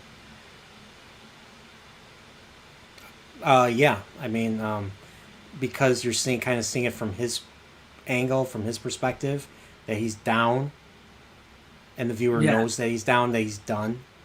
And it's just like builds up that anticipation. Like, you just see the feet, you know what that is. You know who's coming towards him. You know what that means. It's just like, wow. And he's waiting for his end, for his demise and stuff. Mm-hmm. But, and of course, here's that shot right there. He's down right here. The Uruk-hai leader is standing elevated from him, and he's taking this final shot, his execution shot. And what happens? Aragorn comes in, stabs him right in the knee, stabs him right in the leg, just like he's pulling a Dirty Harry right there. But the fight continues because this Uruk-hai leader is tough. But the thing is, this Uruk-hai leader is really strong, but he doesn't have the skill of Aragorn. Hence, Aragorn, see here Aragorn's Aragorn's basically overwhelming him, and then manages to get him. See? Cuts off his limb and gets him. So it's even though Aragorn's weaker than the Uruk-hai leader, he still, because of his skill, was able to still manage to best him. And of course, the Uruk-hai leader tries to pull a final, intimidation tactic by impaling himself. In Aragorn's defense, he just killed his way through hundreds of dudes. Like, that too. get a reason He's to- tired. He's freaking tired too. Yeah, exactly. I mean, all those guys around there, Boromir dropped all those guys too. Remember that. It wasn't like they just walked up and shot him 3 times. You know. Yeah, it's crazy. So you think the Uruk-hai leader has something up his sleeve by doing that intimidation thing? No, just Aragorn just takes it out and beheads him and stuff. And very interesting note there, the combat choreography in this. Like a lot of film, they had films would have Aragorn pull the thing out and do like a humongous backswing to kind of like spinning all the way around or whatever. You would never do that in a real fight because this guy is alive enough to stab you in the back. He pulls it out and just does a standard, beheading straight in front of him. You know what I mean? Yeah. If you watch a lot of the fights in here, like if you look at bad examples of choreography or where the actors aren't very skilled, they swing the swords at each other's sword, and not like whereas in real combat you swing the sword at the other actual person. Mm-hmm. And like the choreography is top level. Yeah, Yeah. I totally agree. These guys were really skilled and really cared about the craft. But what I wanted to say is something I kind of learned recently. Can you go to that knife throw? Or I guess you don't have to, but you know what I'm talking about. When you were talking about he stabs him in the knee. Yes, that scene. That what I found out was 100% real. That was a real knife that the actor playing the Uruk-hai threw at him, and it was supposed to miss entirely, and they were just going to edit it in later. But what happened was finding out apparently is that was it was a real knife, and the aim he was supposed to miss, but the actor aimed poorly, and it's actually coming towards Aragorn, and Viggo Mortensen actually deflected that. That was all practical effects with a real knife. I'm like, that's awesome. That is crazy. That's crazy. Oh yeah, Wow. That just made me have like a whole new appreciation for him. Like, wait, that's real. That actually happened. Okay, Whoopa, I want you to read this. Oh, one does not simply explain Tom Bombadil. There you go. Another meme for you. So, so basically we get to this point, and okay, I don't want to show this again. So he basically beheads the Uruk-hai leader. I don't know if they mentioned in the movie, but didn't we have a name for this Uruk-hai? I don't think so. I don't think they said so in the movie. I'll check the credits later. So Boromir is basically dying. He gets his moment, and Boromir basically declares, let me see, I think I wrote it down. He confesses to Aragorn what he did to Frodo, and he's basically in despair. Aragorn swears to Boromir that the White City, Minas Tirith, will not fall. And then this is a very special moment right here. Boromir acknowledges Aragorn as his king, and then he passes away. Now this all happens, or Boromir passing away. This chapter, I don't think we see the battle in the book. We just hear. I don't think we actually see the battle. The book Fellowship of the Ring ends basically where Boromir tries to take the ring from Frodo, and Frodo and Sam basically head off them by themselves. That's how the book ends. And then this is basically chapter 1 of book 3 in the Two Towers. And book 3 is basically everyone. Basically, book 3 covers everybody except for Frodo and Sam. That's book 4, which is the second half of the book of Two Towers. So, but all this, like Boromir dying, was in the first chapter of Two Towers and stuff. So, so Boromir passes away, and I think, and if I remember correctly, in the movie, in the Lord of the Rings movie, and I think even in the book, doesn't Boromir wear like a helm with horns on him or something? Yeah, the thing I remember most about Boromir is the horn of Gondor. Yeah, I know in the animated version, yeah, he had Viking horns. I remember as a little kid, I was like, I had my Boromir helm running around when I was like 5. yeah, and I've seen like artwork of Boromir wearing a helm with horns on him. So Yeah, so you'd think that I would think that like all of Gondor, it was a Gondor thing or something. I don't know. So yeah, the White City won't fall, and of course, once again, Boromir passes, and Aragorn says, "Be at peace, son of Gondor." And of course, they mourn for him. They send him off into a boat, and then they basically release him into the falls, if I remember correctly. Yeah, I don't know if he I don't know ends if up it's in the going to the falls. extended. I don't know if it's only in the extended version that we see that. I think it's in all of them, but I mean, it's all just great. But yeah, I'm pretty sure he goes over the falls in both of them. Okay, here's Sean Bean. He dies once again. Yep, good old How many times have we seen Sean Bean die? I've Captain seen him Death. die too many times. Yeah, Captain Death. I've seen him die in more than 15 movies. Yeah, I was like 22 movies. I don't remember. I don't know if I've seen every single Sean Bean film. I've seen a couple where he lives. It's not just one. I've seen a couple where he lives, but he dies like in so many of the movies. And there's a name for that. Not in American movies, but the Japanese movies. They have a name for the actor who does that, who dies all the time, like the specialist in dying on screen. Yeah. So they basically send off Boromir, and we go back to Frodo. Frodo basically takes one of the boats. Frodo takes one of the boats and tries to cross the river, I believe. And Sam goes after him. He's like, "You can't swim, Sam. You can't swim." And Sam, that doesn't stop Sam. Sam continues to try to tread through the river, and he starts to drown. And at the same time, poor Sean Astin accidentally steps on a piece of glass in the river, and he has to be helicoptered to a hospital for his foot and stuff. So Sean Bean wasn't the only casualty in this. So I want to say in the next film, Vigo break his leg or something in one of his fights. I don't remember. I'll have to look into that. I have Like, not watched remember the appendices in a while. Where the movie thing where he goes into the river. Yeah, he falls from the because with the warg, there's the warg fight, and then he falls he Yeah. falls off the cliff. Yeah, I remember reading that he broke a bone of his leg or something. I'll check. Okay, we'll both check for the next time. Okay. So so basically, Frodo goes back and manages to grab Sam before he drowns and stuff, and Sam basically recounts the promise that he made to Gandalf. He's like, "I made a promise, Mr. Frodo. I made a promise," and stuff.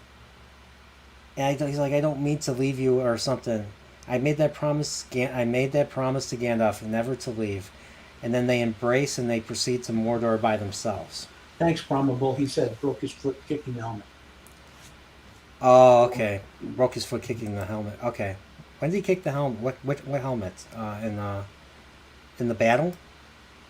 In when they're looking for the hobbits or something like that. He kicks the helmet. Oh yeah, that's right. Yeah, when because they find out that They find a pile of Yeah, it's dirt. after they think they burned the body, or after they burn the bodies, he kicks the helmet because they think the and then he Merry screams. and Pippin Okay. are dead. Yeah. Yeah. Okay. Yeah. Okay. He's like, and then of course Gimli's then like, we failed them, and then of course Aragorn uses his raider, or is this not raider he's not a raider. What do they call him? Rangers. Ranger. He uses his ranger senses to see that they somehow survived by just looking at the ground and seeing what I think he sees the footprints and stuff. But that's a story for another day. So Yeah, and I wanted to respond to someone in the chat real quick because MJ1 Media was talking about Sean Bean doesn't die in movies that involve Greek mythology. Apparently he lived in Troy and Percy Jackson's The Olympians, but I just wanted to say there's no Percy Jackson movie. I don't know what he's talking about. That never happened. I'm taking it something you've read and stuff. Yeah, it was something I read, and they made a movie, and it was pretty bad. And then they made a second one that no one even knew about because the first one did so bad. Is the book any good? The book was good, but it was kind of. I mean, it's like a. It's a And why- It's made for Sure. young adults. It's made for young adults. Yeah, it's definitely like a. It's not going to be something to level of. Oh, that's right. That's not like Okay. Harry Potter, like see people talking about it a few years ago. Yeah. Yeah. So, okay. So, so basically,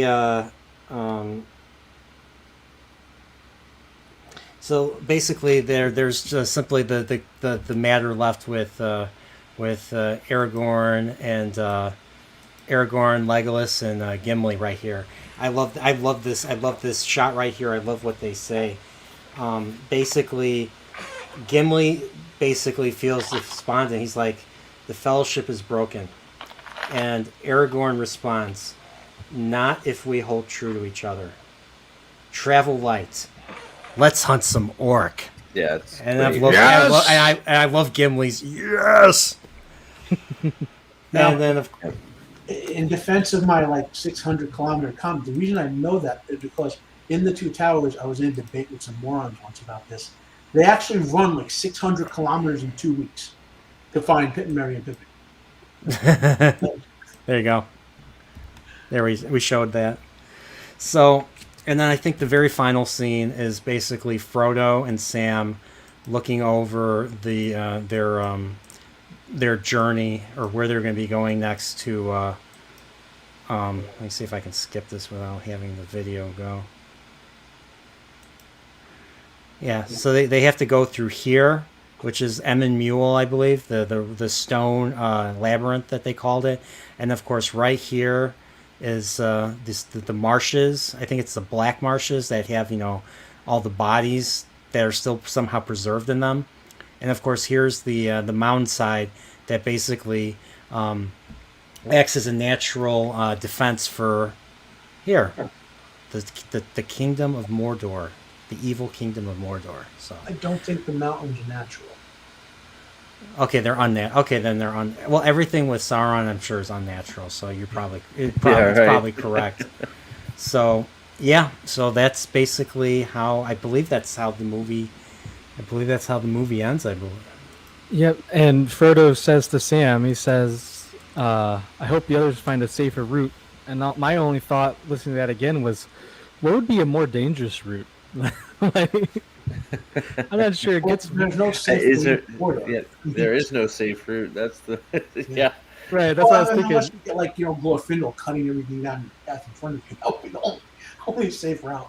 If you get an army of Noldor elves and have them cut their way through. Yeah. So I believe that's the end of Fellowship of the Ring. We made it. Whoopa! You didn't think we'd make it, but we made it. I mean, it's late. It's 12:30, but we made it. It took an hour longer than I expected, but we made it. So We did. So any my final? friend Samuel L. Gandalf thought it would take him 12 chapters to do this. So any? Do you guys want to share any final thoughts about Fellowship of the Ring before we go? Probably my favorite of the three. I mean, the other two are awesome too. It's hard to pick a favorite, but it really is a fantastic movie. I've watched it a million times. Watch it a million more too.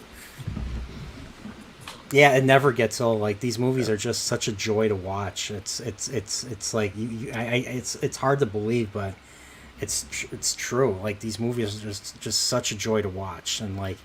Especially with stuff coming out, like movies like these exist. It's funny as we now talk about, the stuff that comes out now, but stuff like this just really cleanses the palate and stuff. Oh yeah, it really does. It makes you appreciate movies, especially with all the junk. It's amazing. 3.5 hours, 4 hours can fly by so fast. Yeah, I could Yeah. I couldn't believe what I watched when I first saw this. Like. I was so excited for the following years when the next two movies came out, and every time I was blown away.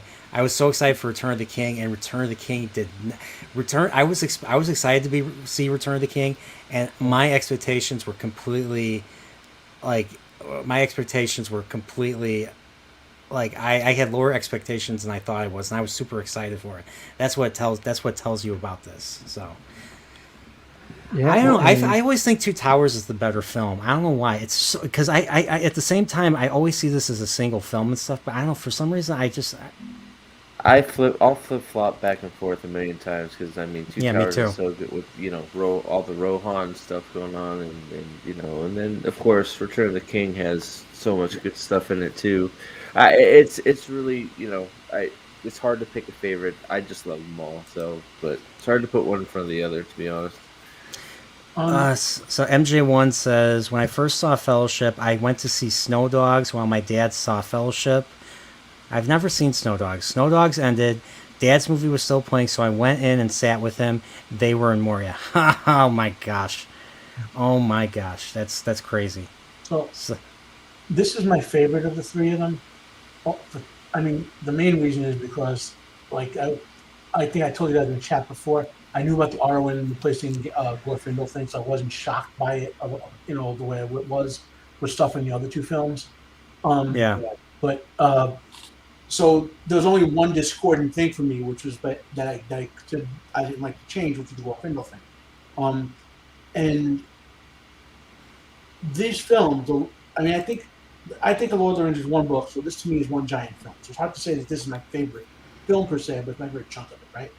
And if you guys, I think, are a little younger than me, so maybe, I've noticed in the last 10 or 15 years, when they make these big, like, what do they call them, like big tent movies or whatever, the movie that everyone's supposed to think are blockbusters, they tend to put like one star or maybe two of them in it. Whereas this is like the last film where if you go back on the decades, you'll see that every decade they have 5 or 10 films with like 10 different big stars in them. This was the last one with a bunch of big stars in it that I can remember. Yeah. Like after this, I'm trying to think what else had all the big stars in it. Like, because all the people in the Star Wars movies, obviously the Disney ones were crap. There were very few big names there. Like, have there been any big time epic films since these three films have been made? I mean, Troy came out after this. We're talking about that with Sean Bean. That was intended to be a big epic, but I can't really think of something that was intended to be as big as this was.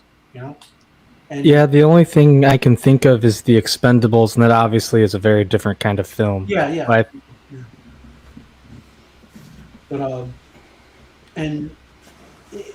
I mean, The Lord of the Rings has great impact for me for childhood reasons, obviously, and all that. But I'm even with my problems with these films as a purist, I'm glad they were made. I don't have to watch the extended ones, which disappoint me, which have my problem. You know what I mean?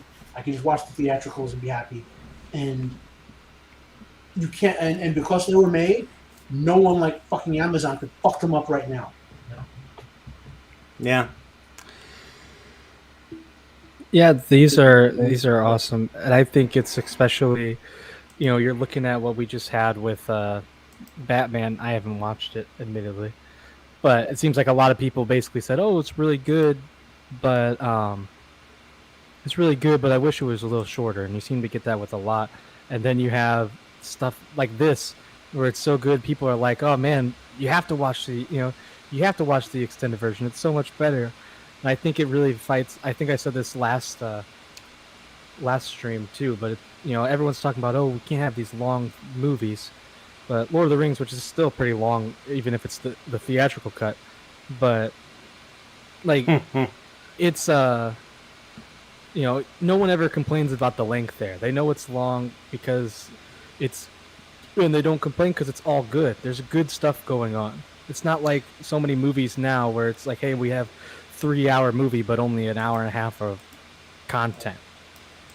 This movie is the theatrical cut right here. This movie is 2 hours and 50 minutes long.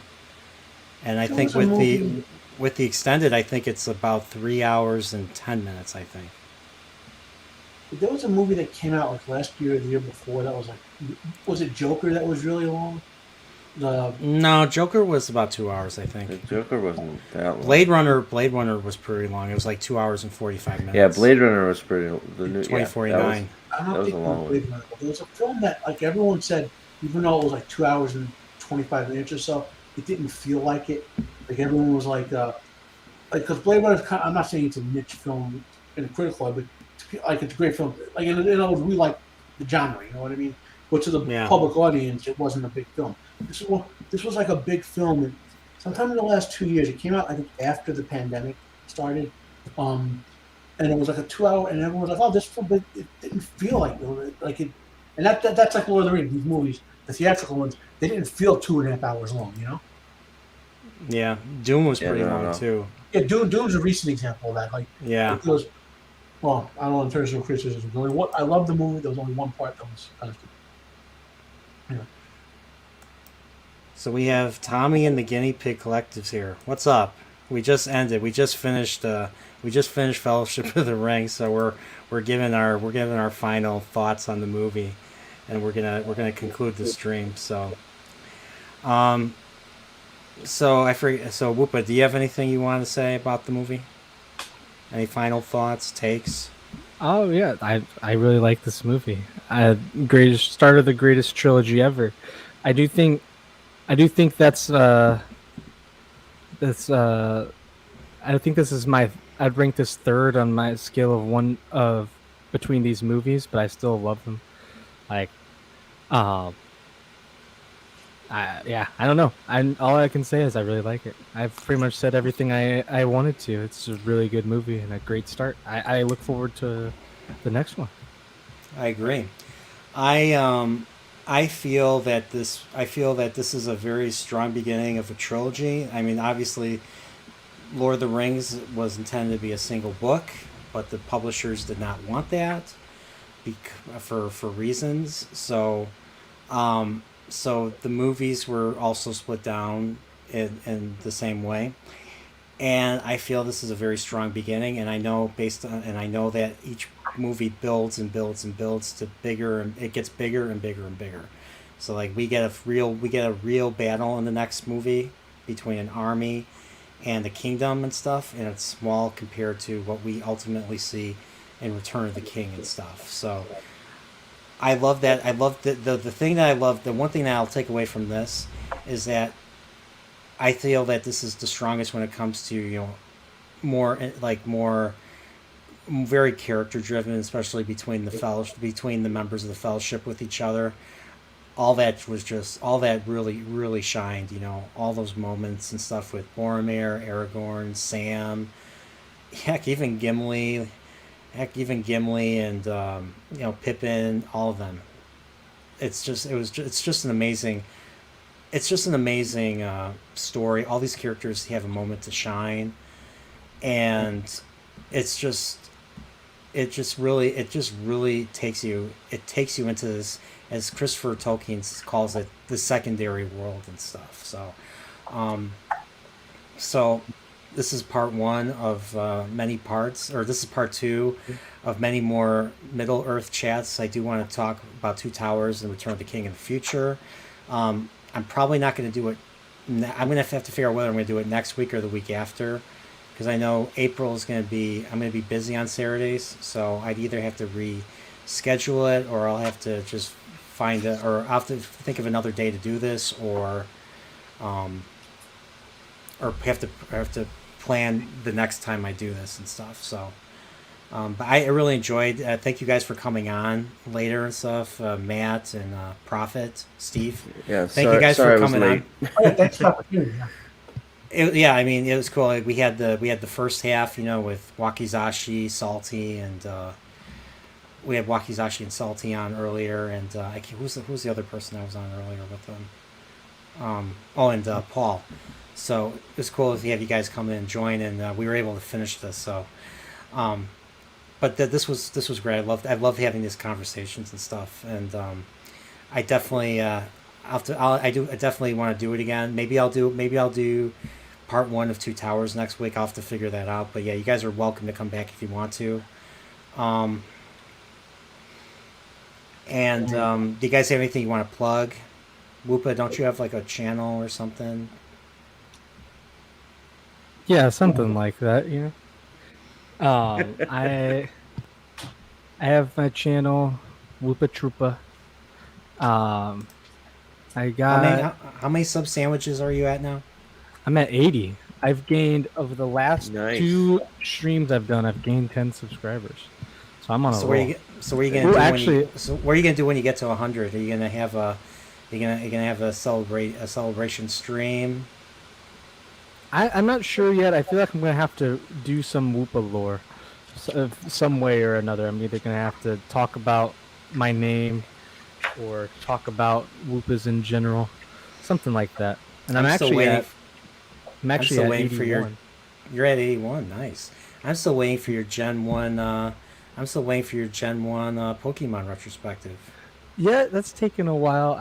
I've been playing on stream every Wednesday, every Woopa Wednesday. I play my game. I haven't beaten it yet, but I did just take out Sabrina, so it should be smooth sailing. Hopefully from there, 6 of the 8 badges, and then got the Elite 4 and the champion. So it's a lot of fun. I'm having a lot of fun. I am gonna have to start working more on that retrospective now, since I'm getting close to the end game.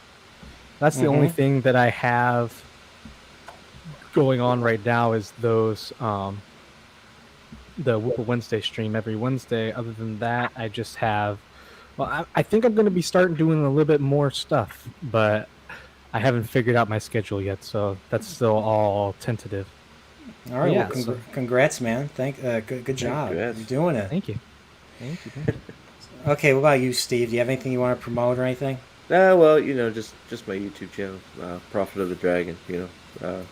Basically covering Wheel of Time stuff and Wheel of Time drama for the most part, getting into some other things. Am I sub to you? I have to check. Prophet of the Dragon, Wheel of Time. Yeah, so I've been getting into it with Salty over some of this White Cloaks subreddit stuff, banning subreddits and all that kind of stuff over Wheel of Time. Amazon's doing some dastardly stuff. So, but yeah, man, just plugging away. Haven't started streaming yet. Maybe I will eventually, but it can be a beast out there. All right, I put your link in the chat. So thank you, appreciate that. Everybody sub to Prophet of the Dragon, because if you don't sub to him, he might tell your future, and it might not be so great. Well, just kidding. Yeah. But I appreciate you inviting me on. It was fun. Thank you. Yeah, I mean, yeah. Salty recommended you, and if Salty says something, I obey because I'm a millennial and I have to listen, and I have to believe in older people and stuff. Yeah, Oops. yeah. Believe your elders. Exactly. Yeah. What about you, Matt? Do you have anything you want to promote? Well, my content channel is Unbearable 73, and I'd like to thank some subscribers. I got 2 or 3 of them out of tonight. I'm still at the bottom of the total ball. I did 20 subscribers out of this channel. Is that a YouTube channel? Unbearable. Yeah, 73? Unbearable 73 on either YouTube, Odyssey, or Rumble. Some people don't like to follow YouTube because of the corporate stuff. Okay. Yeah. You have the grizzly bear on yours. Yeah. Yep. Okay, I will share your link. So, I do fandom stuff, like modern articles, talk about it. Also, I work on reviews for stuff I read or watch. Like I'm doing a review for a horror movie called The Last Possession right now, which should be out tomorrow. Okay. Oh, Unbearable 73. I see what you did there. And I got one thing to share with you guys. I didn't even know I had this in here. Right next to me on my desk where my Dungeon Master's Guide was. If you can see this. I'll let's see. I'll do your. This is the picture book for the Lord of the Rings animated, which I probably should do a review of for that for people. Like this is the scene for Popping. There you go. So I talked about Boromir with the helmet, with the spiked-headed helmet. There you go. Okay, yeah, that's what I was thinking. Yeah. Okay, and this is the scene outside of Moria in the animation. Yep, that's Bakshi. That's a Ralph Bakshi version, all right. Yeah. I should do like a scan, like a take pictures of the page and do like a live reading of this or something. So it's true that they never intended to complete the story like that. They always intended the movie to just end at Helm's Deep and never make a follow up to it. I've read different versions. Somewhere was a rights issue, like They lost. They couldn't get the rights to do the rest of it because someone didn't like what they had done so far. Or I mean, honestly, I probably should investigate it. It's that one type of thing I would be like, you know what I mean, that I would do on my channel anyway. But Okay. you know, this is like what 40. Oh my God, I'm 48 now. This is like 42 years. This book is older than some. I think all three of you, and it's like. So I'll look into it. Maybe do a video on it. Find out what happened with it. But it literally ends with Smeagol, you know, leading them into Mordor. Yeah. Okay.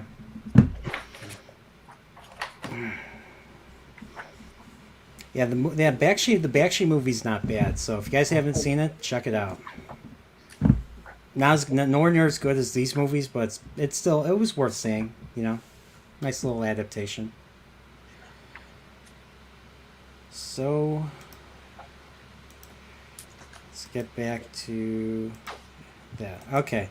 So all right. So everybody subscribe to Unbearable 73, Prophet of the Dragon. And yeah, if he feels it, Whoopa Troopa too. So, Wow. So yeah, I'll add you. I'll have to add your link to Whoopa. And you have the H at the end. 81 subs. Wow. Jeez. I'm jealous. I'm jealous, Whoopa. Oh, you really are you? Well, you know, you're growing. I'm not. Like I'm getting like stagnant for some reason. The algorithm doesn't like me. I don't know what it is. It's weird. It's weird like that. Sometimes it's nice to be down. Like I'm not high at all, but like I've been stuck for like a month. Thank you, subscriber number 21. I just got another one. Woo! Yeah. So I did get. Sorry. Yeah, subscribe to all these guys. Subscribe to Whoopa, Steve, Prophet of the Dragon, Unbearable 73, Wakizashi's Tea House, Salty Texas Sea, Star Wars guys, everyone that's on the link. I'll add both of you guys to my description. So appreciate it. Thanks, guys. I wasn't sure if you guys had channels, so now I know. So perfect. I have sort of one. The makings of one, I guess. Yeah, and I will say, I was pretty stagnant for a while, and the last 3-4 days I've gotten 11 subs, so hopefully the waves are coming for you guys as well. Absolutely. When I started doing this, like I've been thinking about doing this for a couple of years, but then said, other people do it better. Then that goddamn Amazon Wheel of Time crap happened, and I was like having a stroke trying to watch it, you know, and then episode 8 happens, and that blatant character assassination of Rooster and Telemon with that opening scene. And I literally started to record my first video. Salty said something to me after you should do it. And then like that scene, Salty, and I started recording videos. I couldn't remain silent anymore about the crap. Yeah, it's enough to make your head just wanna, I don't know. It made my blood boil so much. That's, you know, my whole channel started because of that, because I had the feeling in the back of my head it was going to be bad, but it was, before it started I was hopeful, and then episode 1 I was basically nothing but ranting and raving about how pathetic it was. And I'm a live and let live guy. If there were a little bit of woke connected out, that's fine. The woke people get their stuff, I get my stuff. We don't get the perfect adaptation, we're all happy, you know. I can't. It was like if they remade The Godfather and made everyone I don't know, Irish. I'm Italian American, so that would be like that would be the type of spit in your face thing. That what they did to Wheel of Time, and now I guess they're doing it for everything. You know? Did you catch my Godfather reference earlier? I was like, I don't know any person or something. I was imitating Pentangeli when he's sitting on the chair and stuff. Yeah. Yeah, I love part 2. Part 2 is I love part 1, but part 2 is my favorite. I like part 2 with young Don Corleone. Like of anything in all three of them, that part. Yeah, those movies are definitely going to be future Nerdporeal film chats. Like that's something I just got like the 50th anniversary like coffee book version of the Godfather trilogy and stuff. So yeah, I'm probably going to watch them pretty soon myself. So this. Well, if you want to do one of these with The Godfather, consider me for it because, like the second time I saw The Godfather, I was saying it to a literal Godfather, like an Italian mobster. Really? Yeah. And he was telling us all like, "Oh, it's like that, but that's fake, but that's real." He was saying stuff like that. Yeah. That's awesome. Yeah, they really would kiss his ring like that in the old days. They don't do it now because they're old kaboom. You know, That's awesome. All right, guys. All right, so all right. Well, once again, I'm going to close the stream right here. Thanks, Darius. You just complimented me. Darius says Unbearable 73. You know your stuff. Thank you. I hope the inflection matched what he was thinking. So we'll see. So on my end, so I just I don't know if any of you guys like the Orville, but I finished my layman's guide to the Orville, which is basically me trying to introduce the series to like a normie and stuff. So I go into the history of television, science fiction. Of course, I worm my way into Star Trek, and then I talk a little bit about the Orville and what to expect, and why it's truly the heir apparent to Star Trek, and why there's a little bit of assaulted new Trek bashing that I do in that video. Just a little bit. Just a little bit. Like I say, unlike New Trek, this show has heart, and it's kind of like that. It's very passive aggressive of me. And of course, I showed the worst stuff, like the eye ripping and 7 of 9 murdering, that woman in cold blood and stuff, stuff like that. Yeah, the fun stuff. So, season 3 is coming out. Wait, what? Did they say when season 3 of the Orville is coming out? Yeah, it comes out June 2nd. So I'm going to be covering every episode every week. So I'm going to be streaming, talking. If somebody wants to join me, they can join me. I'll put the link up in the chat and stuff, but I'm going to be I'm going to watch the show, I'm going to take notes, and I'm just going to talk. I'm just going to chat. I'm going to chat about what goes on and stuff. And I'm going to be doing the same for Better Call Saul as well. So, Awesome. So, but I'm doing another stream tomorrow. Called Trekporeal. It's called Trekporeal Adventures of the 735, where I basically have a special guest star, and we talk about 5 favorite types of Star Trek episodes. So tomorrow's episode, I'm going to have Lord Crit on as a special guest, and we're going to talk about our top 5 Picard episodes of Next Generation. So I have to prepare for that, and that's going to be at 4 p.m. Central tomorrow. So that's going to be my next stream, and then after that, I want to resume probably on Thursday a Nerdporeal Sci-Fi chat where I'm looking for guest stars to talk about Forbidden Planet. So that's basically where I'm at, and I'm not sure. I can't think of anything else I'm doing. Of course, I have to figure out when I'm going to do Two Towers. When I'm going to do Two Towers next for this. So so that's basically where I'm at. So I have to highlight this. So Darius Munchausen says, "Murder Trek: The wrath of a particular color of a man and stuff." And he also says he loves Forbidden Planet. So okay, It's a great movie. it is.